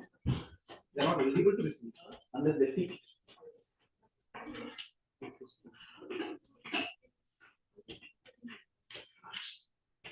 Secret behind Upanishad is what I'm teaching.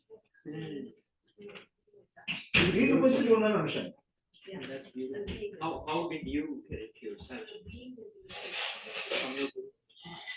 From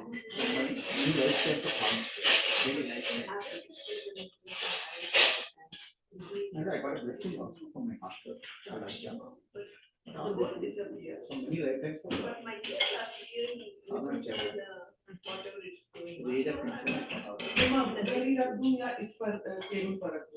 That could have happened in 2 minutes.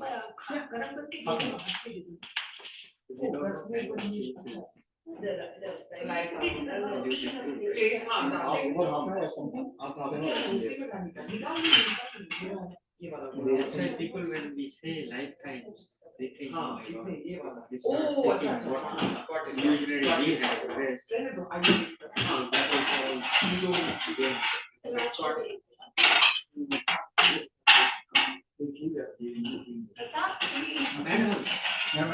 Nothing there. Plain We all agree with each other. Where it amazes me, we are all in agreement. You do also dream, but you don't dream. Dream is a dream. Dream is also dream. Yeah, Brahma. I can deal with it. Dream. My weather is dream. I'm not sad with it. When you enjoy the movie, it's a movie to enjoy. One level of awareness, whoever, if you are really answering from that awareness, there is no wrong answer. I'm the tree. No. I'm you. Do not tell it to anybody. Tell it to yourself. You understand? This time, because you might think I'm mad. As you say, right? I mean, this is me. I could say, this is me. That's the reality you might say, because that's what I'm saying. To me, I'm very clear. Where is me? Do not share it with others. Spirituality is never to communication. Because they think you're mad. Or they think you're egoistic. This is spirituality. This secrets are not given. It's only given qualitatively. Yeah, you cannot be propagated. You cannot be They can read Upanishad, they try to understand Upanishad, but they will not get it. Because it like giving water to somebody who's not thirsty. Yeah. Nothing. If you're thirsty, then you couldn't get into your sadhana. And this is a tool for you to get into it. It's not the end game. Just because you read Upanishad, you thought it. So Upanishad, it can be digested. Just reading it, not chanting by heart. Digestion has to happen. The digestive juices, as you said, has to come from you. Others know.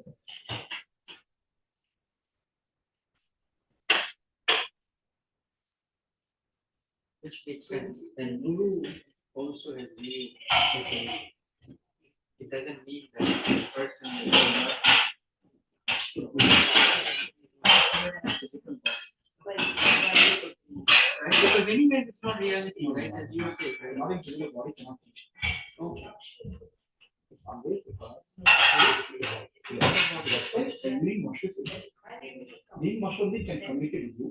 Look at your eyes. If you're not unsure, you can correct it. Sometimes you connect in your dream state. And then in dream state also you will be dream embodied master to connect. The dream only. Okay. It cannot happen from a first dream character or imagine the original character. But you cannot get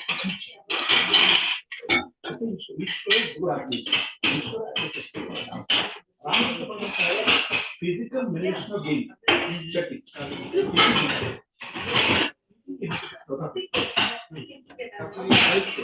No. We can teach it. Kali could have taught him. Didn't. That's a reason. Kali. Past time. But living and what master is it? Because the teaching was a logic, it is a clarity, taking a clarity, no clarity, out of such happens. When you take somebody who is not living as your own mind will get answers in different ways. Alternatively, in some way, what you are explaining, right? Then we are giving too much emphasis to this state as being real. This the person who is taking this state is always real. Okay. Let me ask you.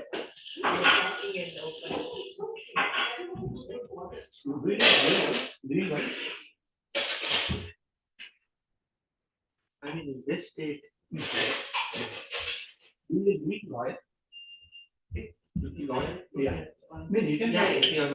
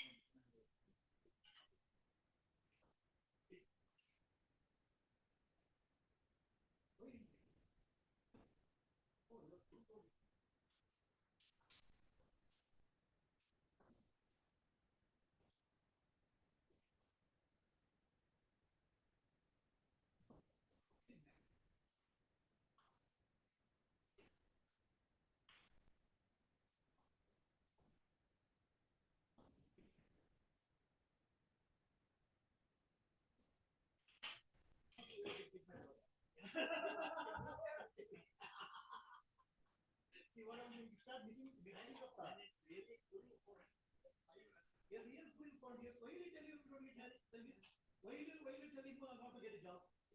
Right? So what happens? We start putting our illusion on the master.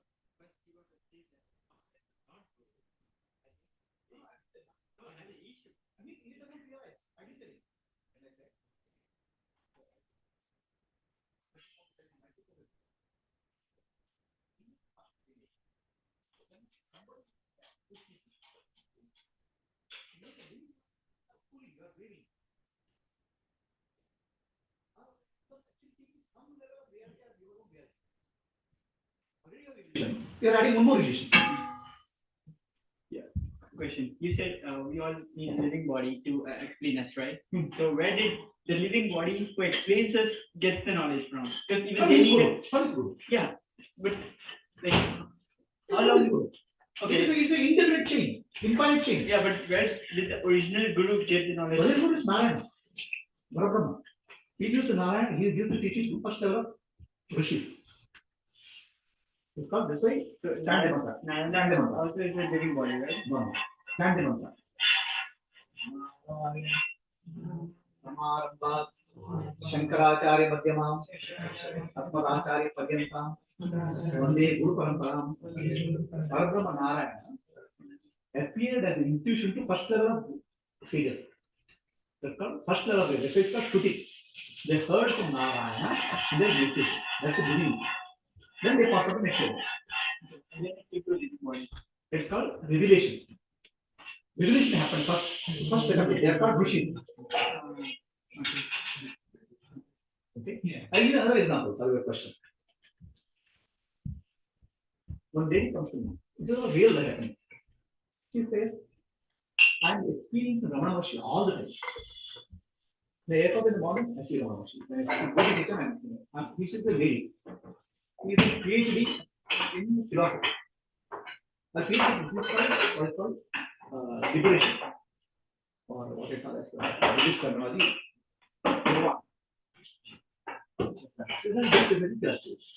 So he says, Ramana Maharshi, I'm able to see. So I asked her, okay, then why did you come here? Ramana Maharshi told me to come here. So then what does Ramana Maharshi tell you? Ramana Maharshi tells me everything. Morning when I cook what he tells me what to cook. That's why I think okay. Oh my God, Ramana Maharshi tells all these things. Did Ramana Maharshi anytime teach you who are you? No. His mundane things, she thinks Ramana Maharshi is telling her. Huh? Then I didn't want to tell her that you are in illusion. I told her, can you just ask Ramana Maharshi how to come out of Tripudi? Tripudi is threefold division. Come back to the answer. She does not know the answer. Her mind is putting on the illusion tripudi. Okay, our mind is very quick. Okay, to feel that some God is telling me is very, very comfortable. God speaks to me. How is control? It creates illusions. That's why a living master will never get into illusion. And it's very difficult to get a real living master. Very rare. Not everybody can do it. They also give you illusion because they themselves are in illusion. Just because somebody is a master doesn't mean that you can teach. The real cream of the master was beyond cream. I'll give you another example. I was conducting class. I had this one developer boxing. And everybody gets up and do namaskar. Very respectful. People telling that he's a great spiritual person. He's already even in Himalayas to find a guru. Oh, very interesting. He said. So did you find the guru? No, I didn't find the guru. There are no gurus whom I can find because he is looking for a guru of his mind imagination. He says, I have a difficulty in meditation. I speak sleep. Then I give a signal because you are getting a thin sleep. Don't need to photo was before. No, my guru tells me whatever time we can meditate. I look, just now you told there is no guru for you, and you are saying he tells the name of a guru who has passed away 500 years ago. That guru comes in my vision and tells him what to do. Oh my God. Meditation, you can eat food and do meditation, that guru tells you. Then he says, he just start telling me, and I'm telling you, this is real happening. I'm telling you, I want to tell you greatness of guru. Okay. What happened is, I got a patient, and for the patient, I give it what is called penicillin injection. Some penicillin injection. Suddenly the patient went to fits. The foam started coming, his tongue went inside. I just prayed to my guru, did namaskar, chanted my guru's name, with the gloves, English, nothing happened to the patient, patient walked away. Such a grace of me. My God, you are an Ayurvedic doctor, you are giving penicillin injection. Okay? My guru told me to give penicillin injection. Are Baba, you know, the allopathy doctor, before they give penicillin injection, they will take test dose. They take reaction. My guru told me, do it, give it. See how great is my guru. He saved the patient. My God, the grace of the guru is there on the patient. He survived. So what happens is your illusions you start projecting onto. That's why a living master will never compromise. To get right living master is very difficult. So, extremely wrong. It's like throwing darts in a dark room. Another person came to me. Another person came to me in a class. He was sitting like this. He came to 2 classes and he didn't come. Then I asked him why he didn't come. I was expecting you will touch my head and I will enlighten. How? Like Ramakrishna Paramahamsa touched Vivekananda's head and he got enlightened. I was expecting Guru like that. Oh my God. Neither Ramakrishna nor your Vivekananda. We can't have a relationship. We live in our illusions. And people live in illusions. The Guru requires a GL. Guru has to come from Himalayas. Guru has to all these illusions are built. It's very difficult. Spirituality is full of this is Maya. That spirituality is also a Maya. Yeah. Please sit down. Come, please. Yeah.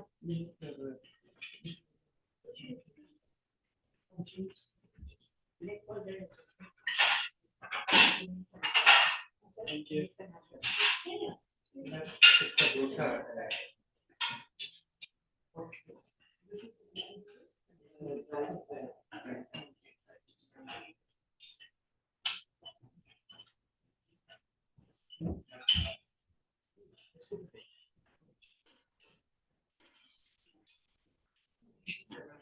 Okay, so yeah, I got it wrong.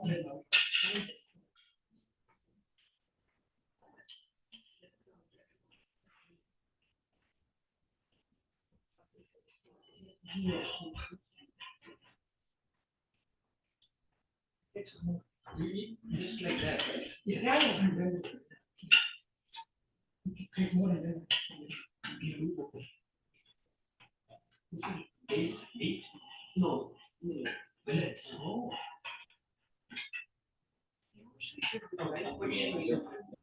Yeah. Okay. That is good. Thank you.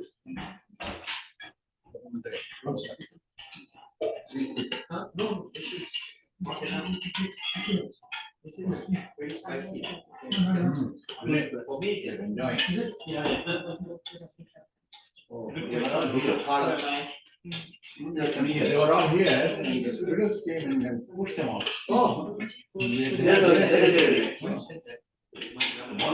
student came, and 5 or 6 came all around. the children came. There's my territory. Yeah. You should see the books in the basement. They eat grass or leaves. Grass they don't do. They eat very simple. But we leaves if it falls down. Especially if they come in.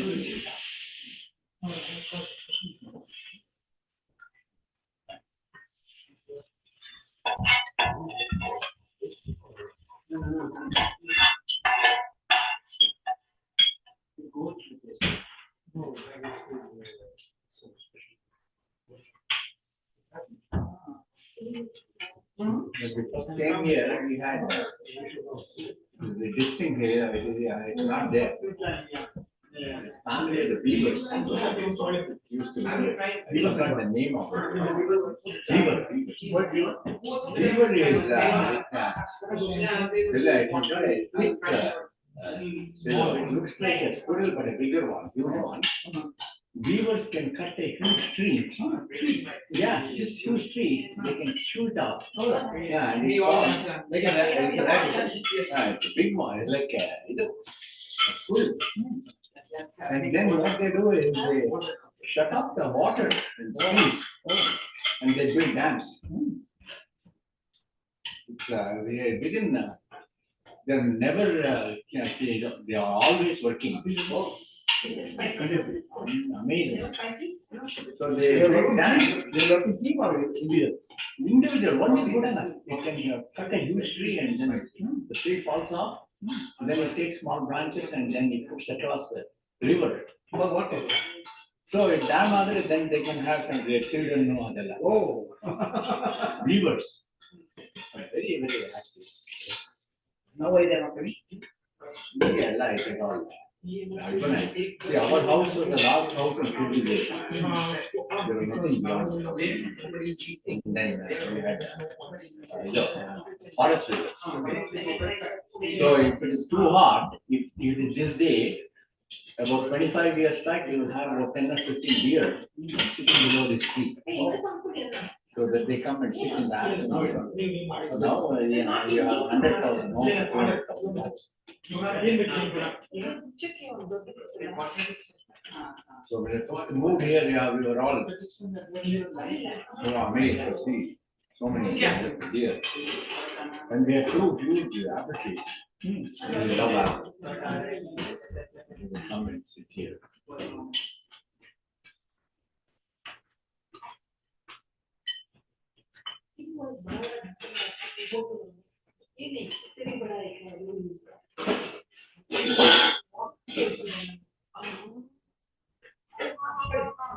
No, I know what she's looking for. We had it. I know.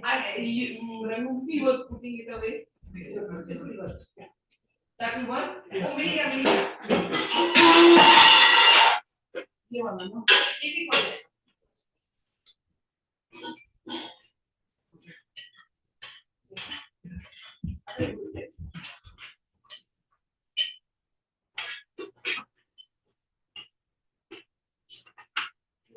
So people will be able to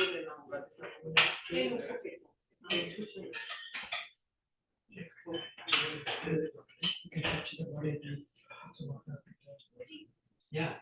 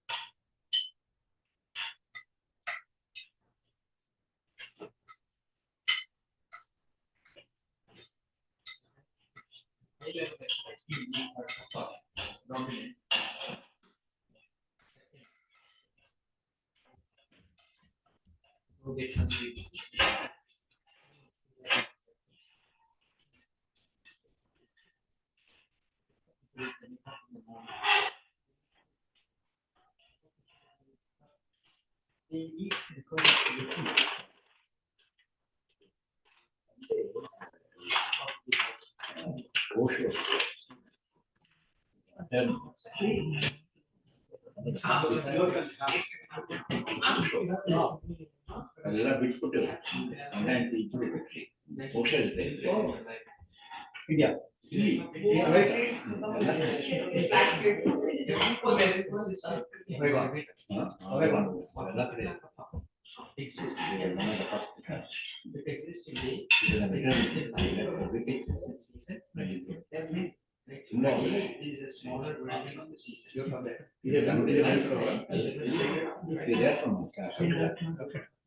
They have been here for because we need building, right? Buildings, bricks, for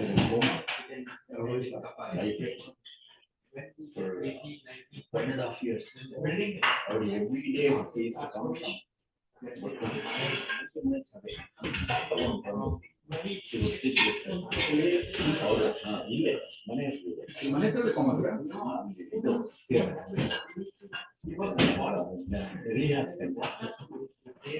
They would take care of him and he would come and sit next to him. And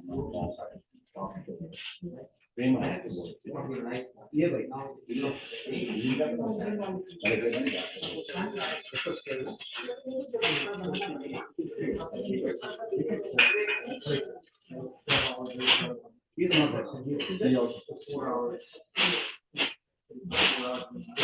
He used to give lectures on water, benefits of drinking water. I go to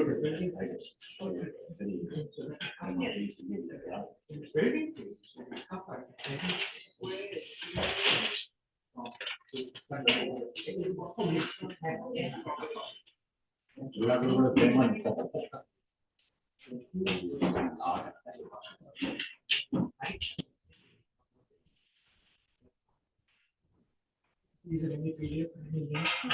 If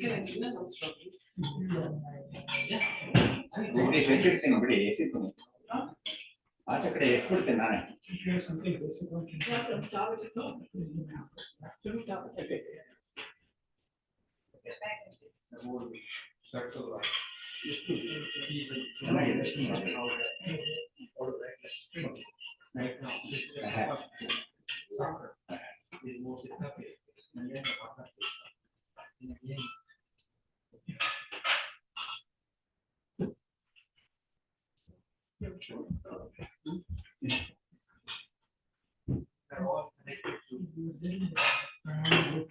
Somewhere one nice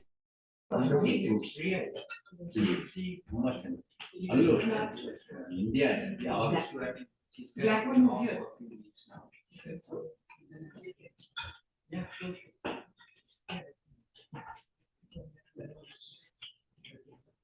Make a great one.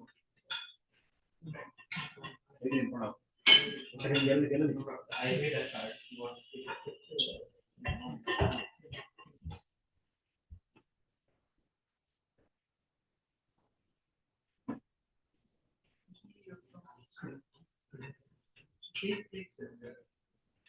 Mitre ಯಾವ company ಮಾಡೋದು Yeah, this is.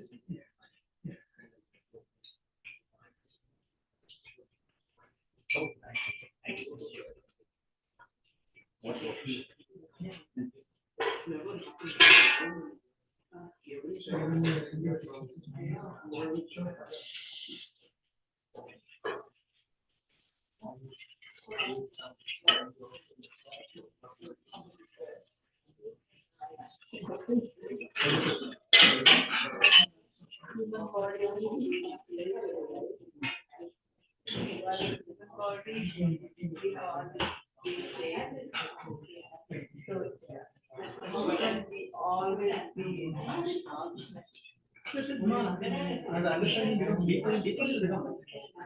And you have to meditate on that. Jnana is what I'm doing. The jnana you have to apply in meditation. Because I don't but I don't other senses are As long as you know it's temporary and adherence depends, not alone is real. It's not affecting it.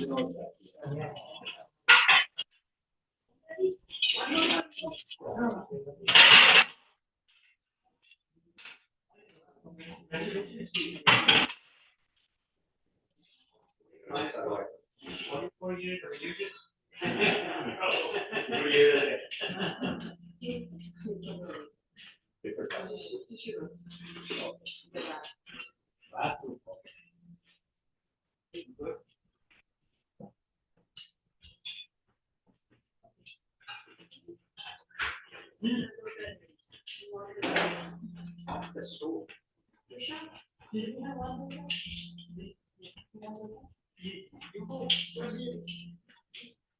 place.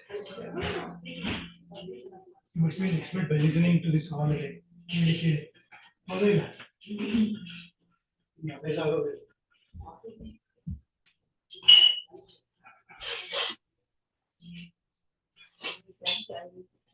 It was many times, but still, whenever I'm using it. He listens at least once in a while. She listens all the time, right? She's in a pro by this time. She's not saying anything. Okay. Yeah. What did he say? What did he say? When he asked questions, I did not answer. She knows everything. I know the next sentence what he's going to tell. Yeah, I know. Yeah.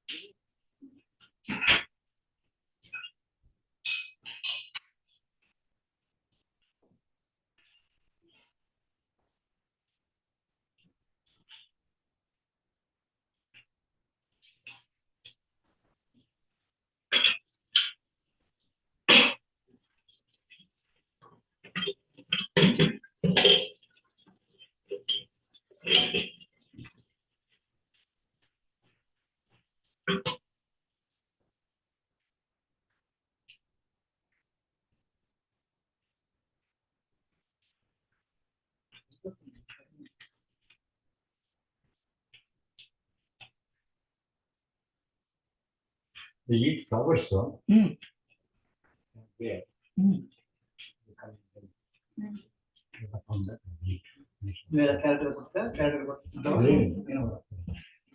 These are all protected. Wild. They don't want us to feed them.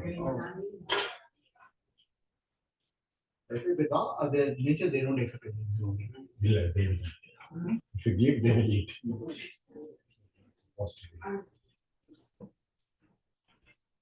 Usually they have BB guns also. BB guns, chicken. They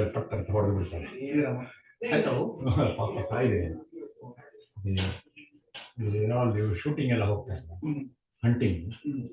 Money in the chapter. Illegal.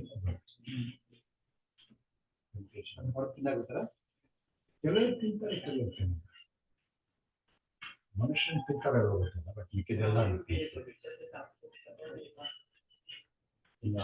ಕೊರಿಯಾಗ ಹೋಗಿದ್ದೆ ಕೊರಿಯಾಗಿ ನಾಯಿ ಇದು ಬೆಕ್ಕು ಕುಯ್ಯ ಅಂತಿತ್ತಂತೆ ಅದಕ್ಕೆ ಅವನು don't worry ಅಂತ ನಾನು make something out of it tomorrow ಅಂತ ಈ ನಾರ್ತ್ ಕೊರಿಯಾ ಸೌತ್ ಕೊರಿಯಾದಲ್ಲಿ ಅಮೆರಿಕನ್ ಬೇಸಸ್ ಅವಲ್ಲ ಅಲ್ಲಿ ನಾಯಿಗಳಿರ್ತಾರೆ ಅದೇ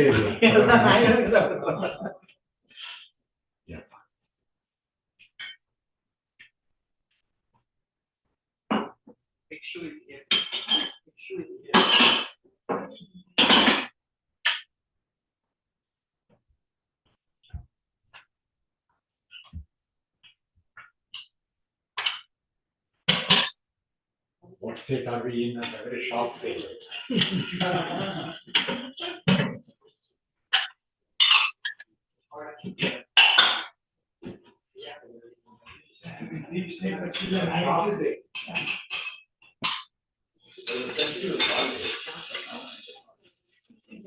What state you are in? Stock state. Stock state.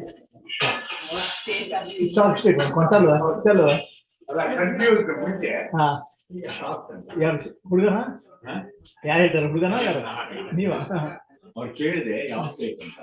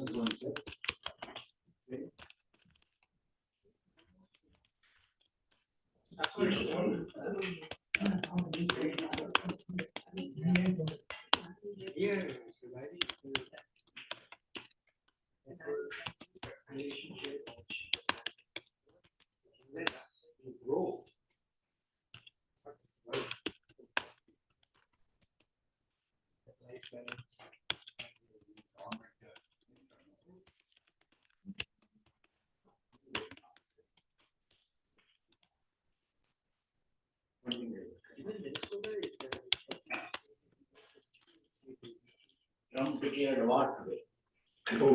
On Oh, they P-52, they sent the bomber. Iran bomb gandiಲ್ಲ ಹೊಳ್ಳಿ bomb news ಇಲ್ಲ massive bomb bomb ಕಲ್ಲ ಅನ್ಸ್ತದೆ ಇತರ ಇನ್ಸಿಡೆಂಟ್ ನಿಮ್ಮ mobile reply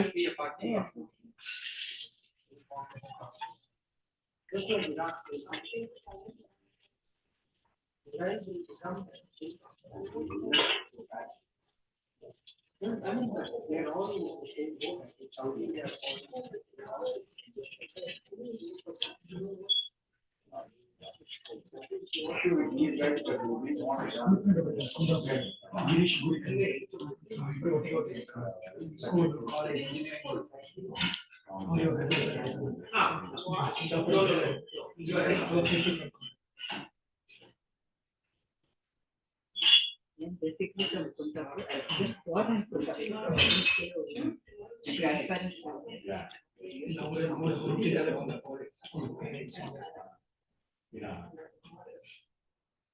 Even exactly.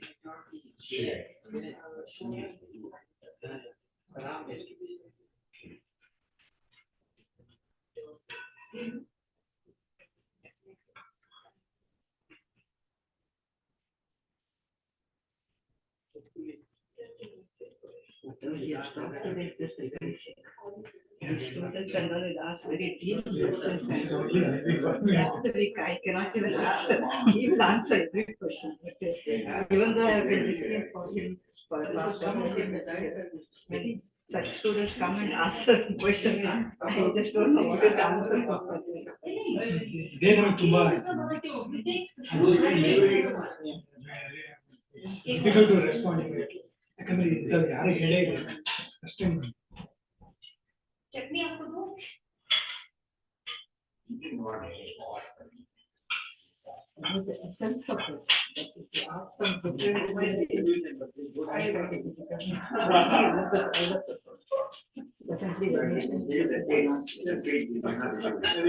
keep it live.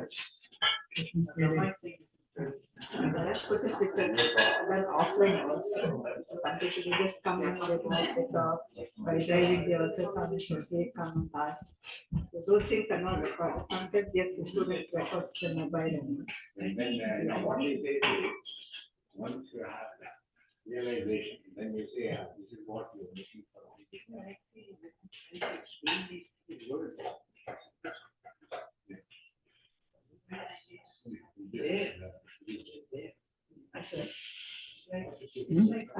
Wait. Wait.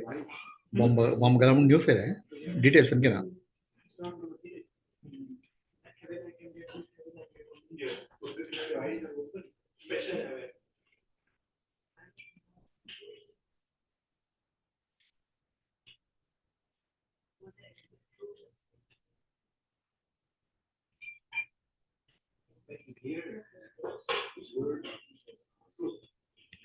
Vibration resonate quite unfair.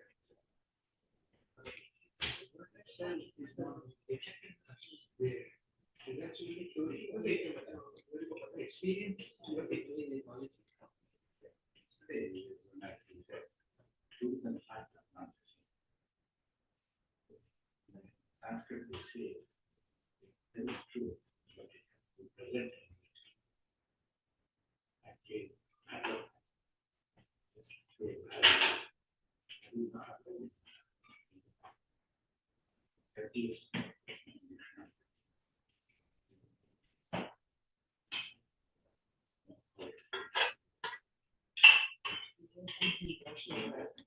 Now this thing will.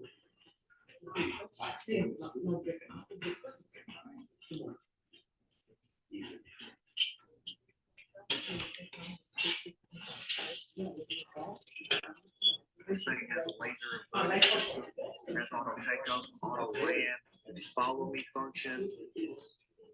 Self to bringing death to America and wiping Israel off the face of the map has rejected all diplomatic pathways to peace. The mullah's misguided pursuit of nuclear weapons must be stopped. Senate Majority Leader Thune continues, as we take action tonight to ensure a nuclear weapon remains out of reach for Iran, I stand with President Trump and pray for the American troops and personnel in harm's way. Just moments ago, the president shared or reposted on his Truth Social a sentence from an open source that said Fordo is gone. Go back to Jim Griffin at the Pentagon. What else you working, Jim? Well, Brett, I think we have to look back at the news that broke earlier today, those 6 B-2 bombers that were heading west towards Guam. They would not have made it to Iran in time to take part in this strike. So that suggests to me that there was an additional B-2 package that perhaps flew eastward from Whiteman Air Force Base. Again, this was all part of the deception. There was a great deal of sort of misleading tidbits put out there to suggest that maybe President Trump had put off the decision and that this would happen 2 weeks from now. But as we knew, there were other indications, and we did not report earlier this week, even though we knew that Whiteman Air Force Base had put out a notice suggesting that the base was closed for so-called repairs until Monday, June 23rd. Now, if you look at the time frame where we are right now, those B-2s would be home at Whiteman by the time that notice and that would be lifted on Monday, June 23rd. So that was put out a week ago. And so we should have had some clue that this might have been some indication of the time frame. That being said, there were a lot of people, everyone was looking west, and it is possible that these B-2s actually flew east and they used those refuelers that we've talked about. Now, if we also look at the number of sites, there were 3 sites. We know that B-2s at least would fly most likely in pairs, and so you would have had at least 4 massive ordnance penetrators, those 30,000-pound bombs dropped on the Fordo site. You could have had other B-2s engaged in Natanz as well as Isfahan, but you also could have had other fighter bombers. The U.S. Air Force has many bombers at its, and they have smaller bunker buster bombs that are smaller than the MOP, the 30,000-pound bombs. So we'll have to wait and see when the Pentagon or the president decides to share exactly how many planes were involved and what configuration took out these 3 sites. But generally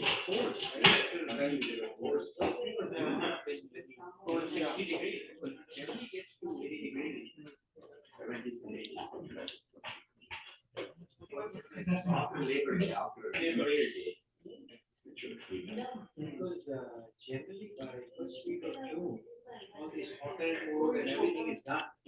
You see, lives depend on physical strength and mental sharpness. Multiple matters. That's why firefighters rely on Vinia, the red grape circulation superfood for better blood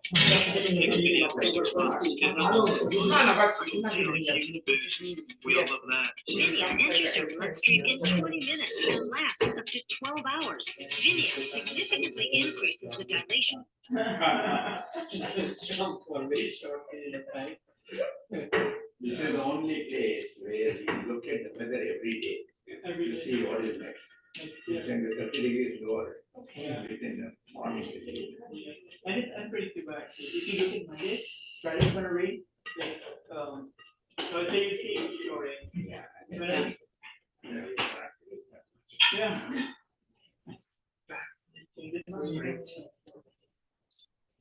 they've been saying for a couple days now that they've moved to secure third sites. But what they can't move is the centrifuges. Those are gradual. They were designed specifically for the four government hospitals on sites. Weapons grade 90%. So even if they put 60% material, there's really things they can do with it. And I trust that the US and Israeli intelligence will find it material if they want to. If you just leave it, you know, it will soak and somehow it might have pushed it on.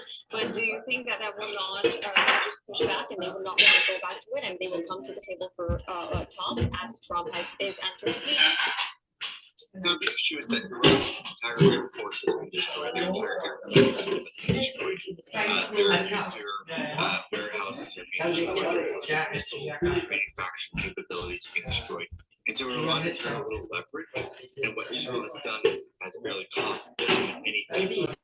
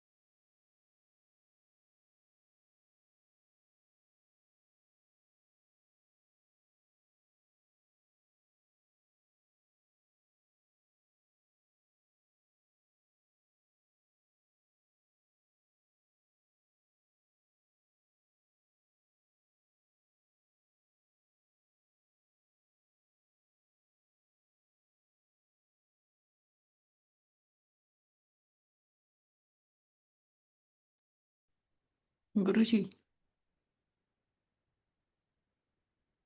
Guruji.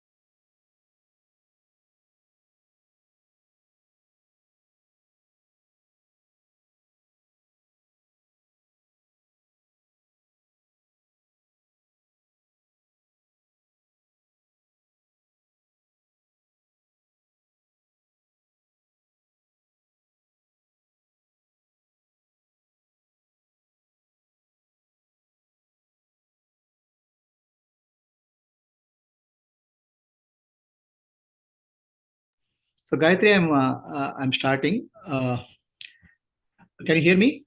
Yes, Guruji. Okay, let me. Okay, anybody sitting here wants to raise next question?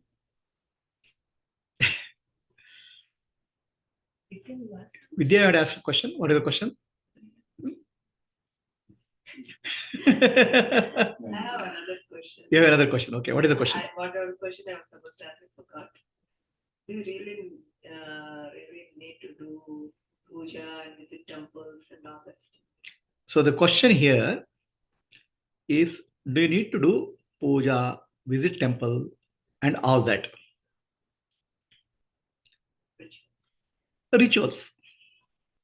See, this whole concept of rituals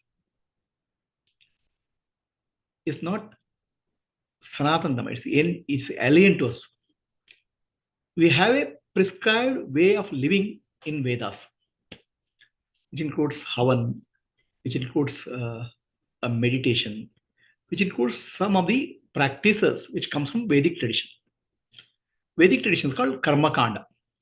Karma Kanda involves typically Havan, offering something to God, okay, Ishvara, in the form of Havan. Now, later point of time, that Havan got converted into puja. Idol, that whatever Vedic system was forgotten in Puranic time, subsequently what we are doing now, puja. Okay. So do we have to do it?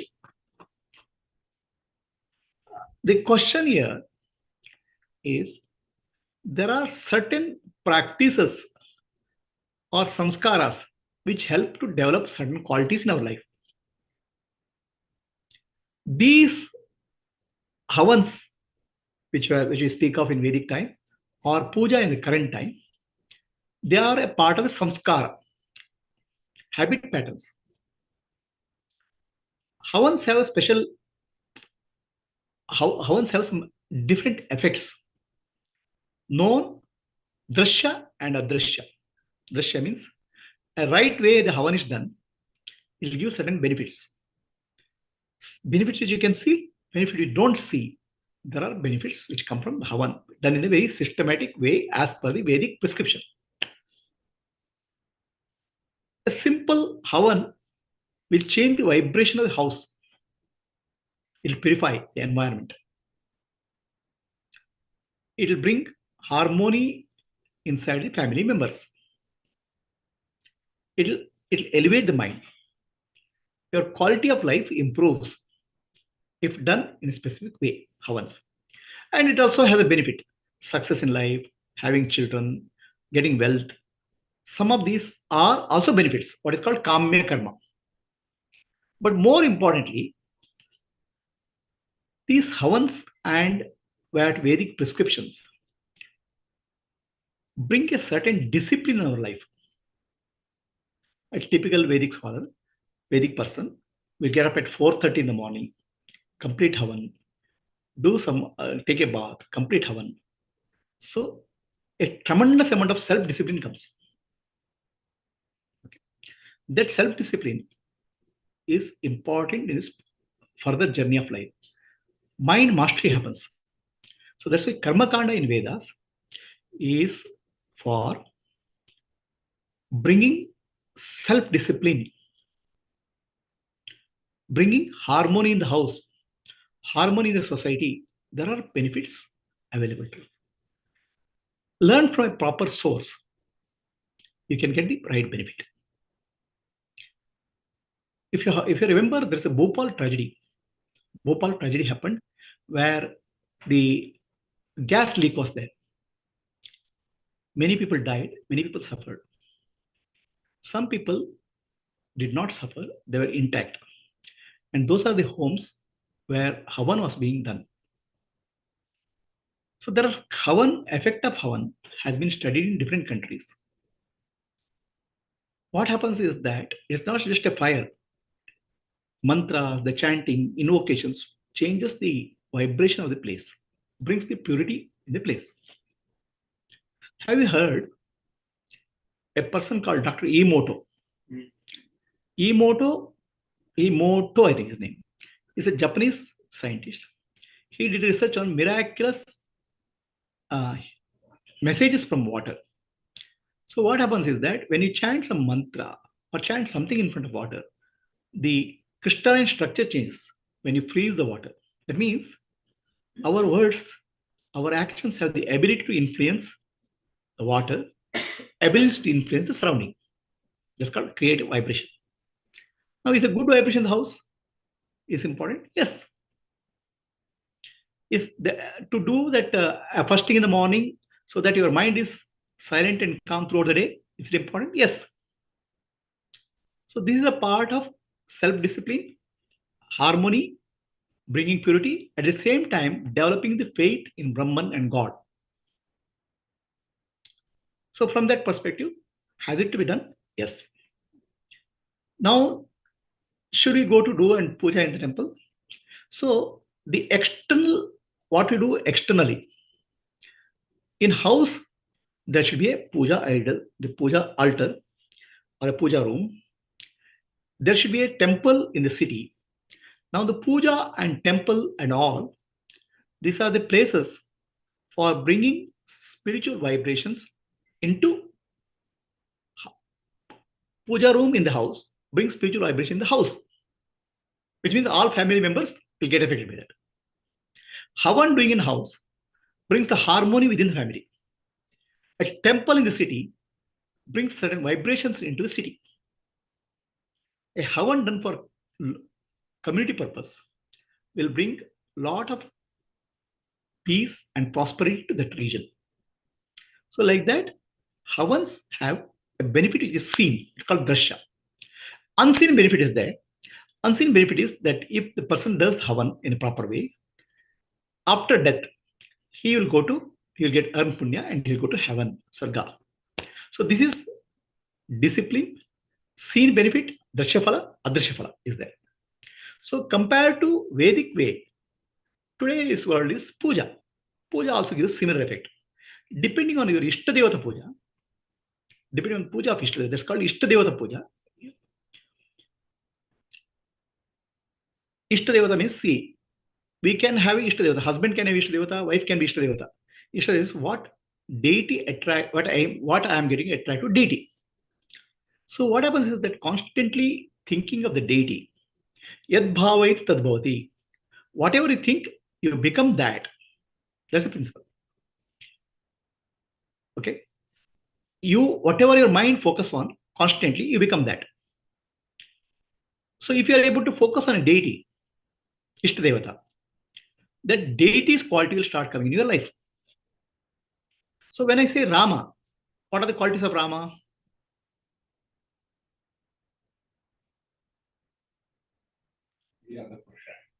Rama is Dharmo Vigrahavan Rama. Rama lives Dharma. A person who does puja of Rama, he will get quality of Dharma in his life. Similarly, a person who does Shiva puja gets detachment, vairagya, and jnana in his life. Like that, each deity puja has a specific effect on the consciousness, a purification effect on the consciousness. Yad bhaveti tad bhavati. So in family, we do one deity. So what happens? The family members will get the effect of that quality. Then we have a Kula Devata. Our community has a deity. So each community has a deity. So that community deity will bring that community deity qualities in the devotees. So the deity worship is a mechanism to bring certain certain divine qualities into our life. That is the purpose of deity worship. And purpose of temple is not a place of worship. The worship is actually an English translation which comes from mostly Western idea. Temple is Degula. Degula or Dev, the place of God. With certain Vedic mantras, certain mechanisms, the consciousness of the divine is invoked in the idol. It's called prana pratishtapana. It's a living place. It's a living being there. It's not a dead being. It's not a stone or idol. So the Westerns have a concept of idol and all. We are not worshipping idol. We are actually offering our pranams to a living being there.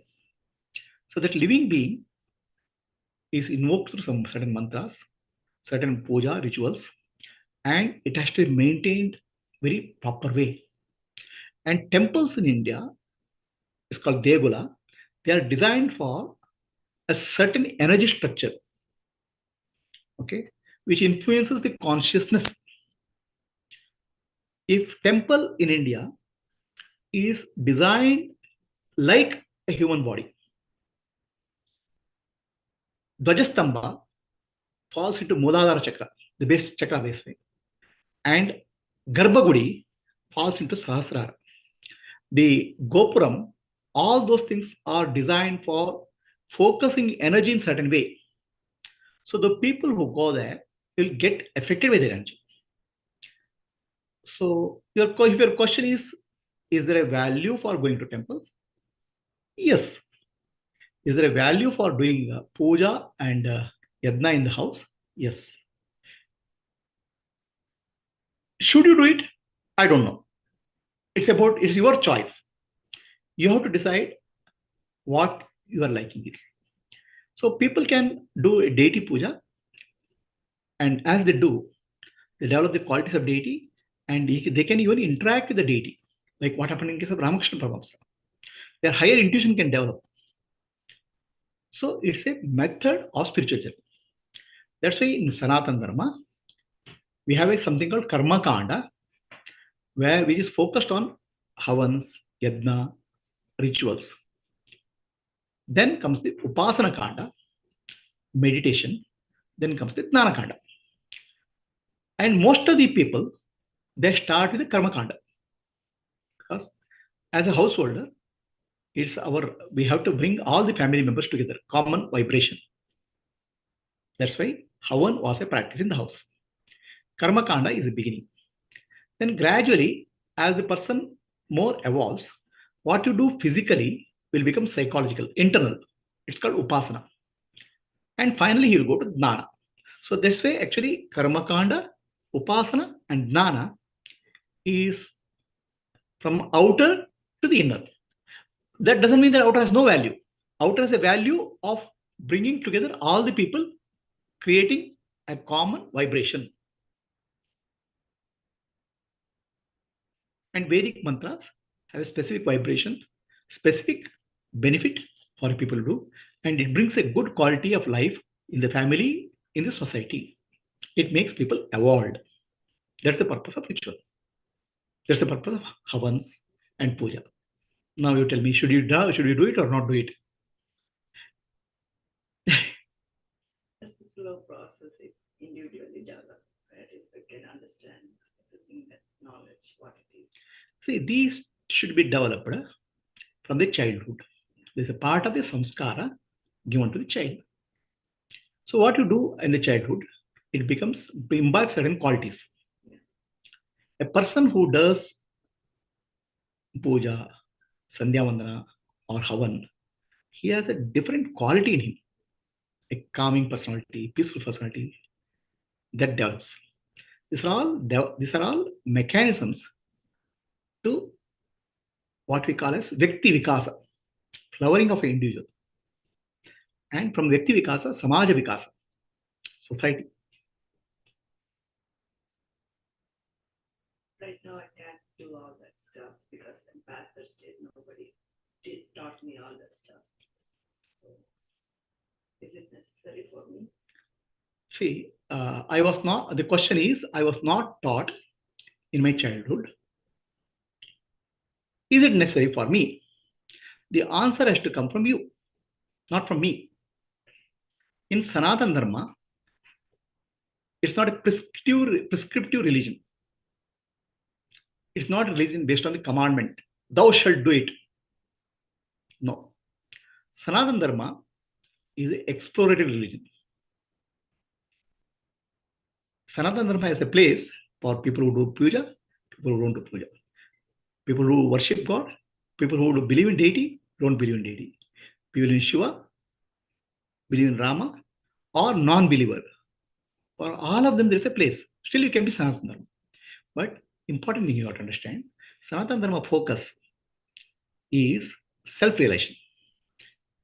As long as you focus self-realization, whether you do all these things or not, nobody questions. People doesn't question you are focusing on self-realization also. Dharma, Artha, Kama, Moksha is the focus of Sanatana. In that process, you may follow some processes, follow some religions, some these things. So that Sanatana Dharma gives many ways of for having a lifestyle. So, should I do it or should I do not do it? I didn't learn in the childhood. The desire has to come to you. Based on your desire, you do it. Nobody can come and dictate. Right? But I've told you there are these benefits. Right? Also, one more thing we have to understand. In the house, certain customs and puja rituals, if they do, children learn from them. Children grow with a background, culture, Sanskriti. It's a way of teaching the children also. What's our culture? What is our this? One of the houses I went back in foreign country about 10 plus years back, an Indian community living in some other country. I did some class. Then they asked me what I should do. I looked at their house. Their house is not one symbol of culture or spirituality. One God photo, one puja, nothing is there. And I told them, they had young children. See, you don't have any cultural symbol, cultural value in your house. What will your children learn? Children at the young age, they should be exposed to our cultural values and symbols. It's important that you imbibe those values in the children because children learn looking at something, looking at what father and mother do. And that for them, they become the guideline for them. So they didn't follow what I said. 10 years later, they are coming back with a crisis. One of the child says, is depressed in life. Why I have to leave? Pressurized. So certain values we could have built, higher values we could have built. The opportunity is missed. At later point of time, it becomes difficult. In that sense, we have to follow some festivals and all. These are a way of educating our next generation also. How we educate in part of it. Others what happen, they become deculturalized. And deculturalized is like a person without a root. Will not be able to face life without inner strength. Okay, there is a question here.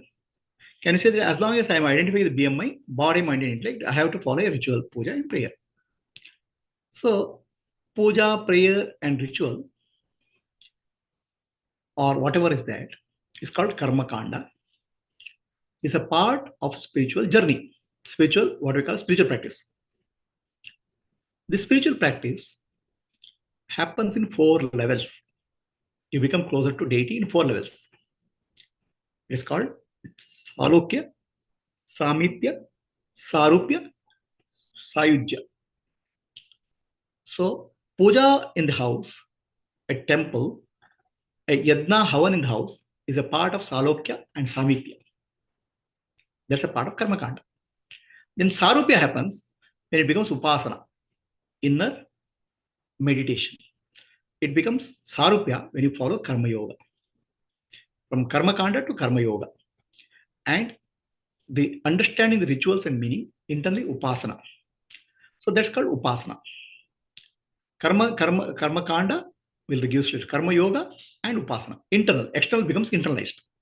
Now still you have to do external. You can. It doesn't stop you from doing it. Whether you want to do it or not, your inner urge to tell you. Your inner feeling has to tell you. Then it becomes Jnana Kanda, which is actually what we did to Atma Vichara, Atma Jnana. Right? So when you go, there are people like Shankaracharya, they were Jnanis, but they were very heavily devotional. Nisargadatta Maharaj was a Jnani, but he will cry, sing for bhajans for Guru. So there is no hard and fast rules. Who should do what? You have to do based on your inner urge. But there are certain benefits. Educating younger generation, bringing certain discipline in our life, creating a vibration environment, creating a harmonious vision. Like that, there are benefits. Okay, yes, question? No, not a question, just adding up to the point. Also, I think we should encourage people to practice gratitude, encourage, because gratitude is everything, We are so blessed that we have a house to live, amazing people to be around with, and even in the Bible it's written, like, the one who are happy about something, more will be given. So I think if you're happy about something, you're telling eventually God that you're ready to receive the blessings. Because if God did something for them, if someone got promotion, you should be happy for them. So you're telling eventually God that you're ready to get a promotion. You know what I mean? I think so. Yes. The puja, rituals and all is a way of expression of gratitude to the divine. Okay. So is yajna. Yajna is gratitude to divine and sharing whatever you have with the society in some way. So that way, these are all cultivating higher values. So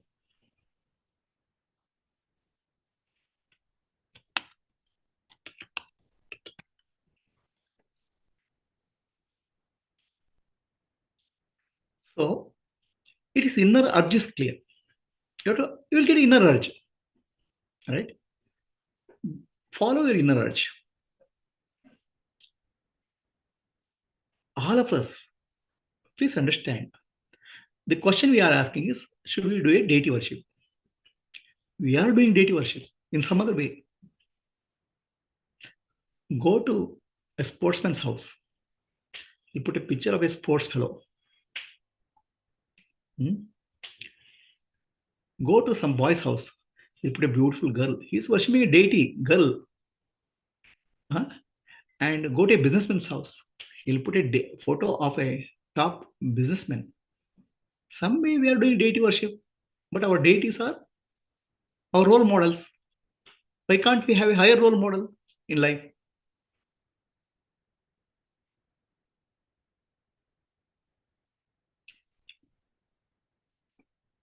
Anybody else? Premaji, did I miss anything on Yadna Havana? No. You had a question About this? No. It's relevant or not, but just as you were explaining, earlier on, kind of decoding the whole way that who we are, right? Who am I? That why is such a mystery that is created? It's almost like we're living in a gamification of some sort. Okay. To figure. So I'll answer that as a separate question. Yeah. Okay.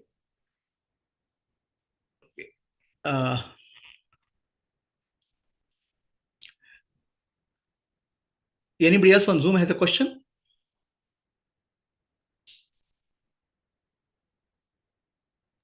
No, good. No. Okay. So then I'll take up the next question. Yeah, quick question. You said if you do this, you're going to end up in heaven or hell, right? But I think correct me if I'm wrong. In the Gita, it's written, right? There's no hell or heaven, whatever it is. Gita is not said like that. Hato is people have not read Gita. Hatosi jitvat labate pratvi hatosi. If you are die, you'll go to Swarga. So you'll get a higher plane. So these people, see, there are a lot of misconceptions which are created by people who don't understand the scriptures. In Sanatana Dharma, so the question here is asked is, in Bhagavad Gita is written that there's nothing called Swarga, nothing called heaven. In Gita, Sri Krishna tells Arjuna, if you win the war, you will enjoy the earth. Means you will become a king. If you die fighting a war, because you are fighting Dharma Yuddha, you will go get to Sarga, heaven. Okay.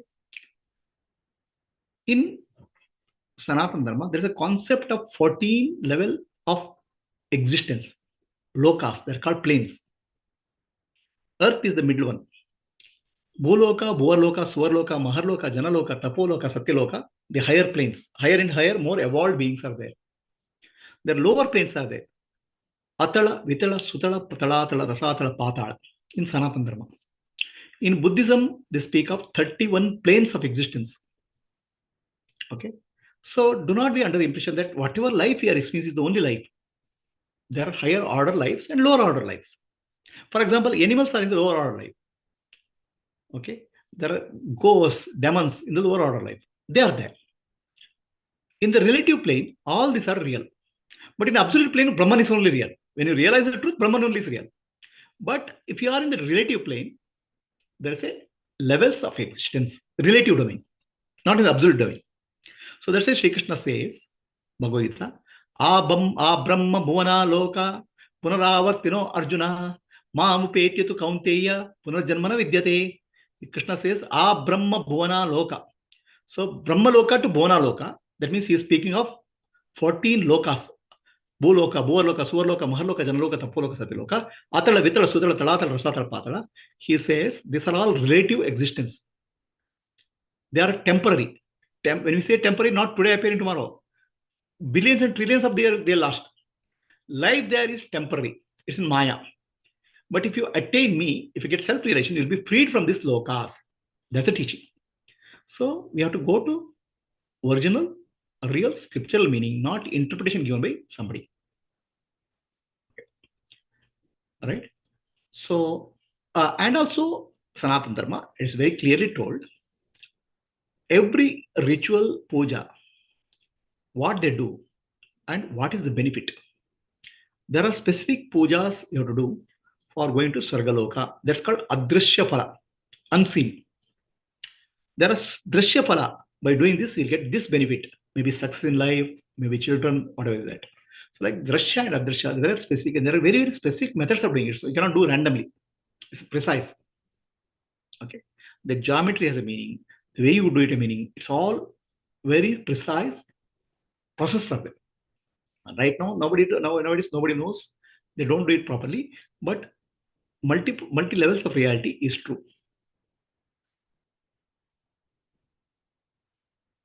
Right? So did I answer your question? Yeah, thank you. Okay. So there is a question on YouTube. Are religious practices intended to uplifting the Shat Sampatti in Mumukshu?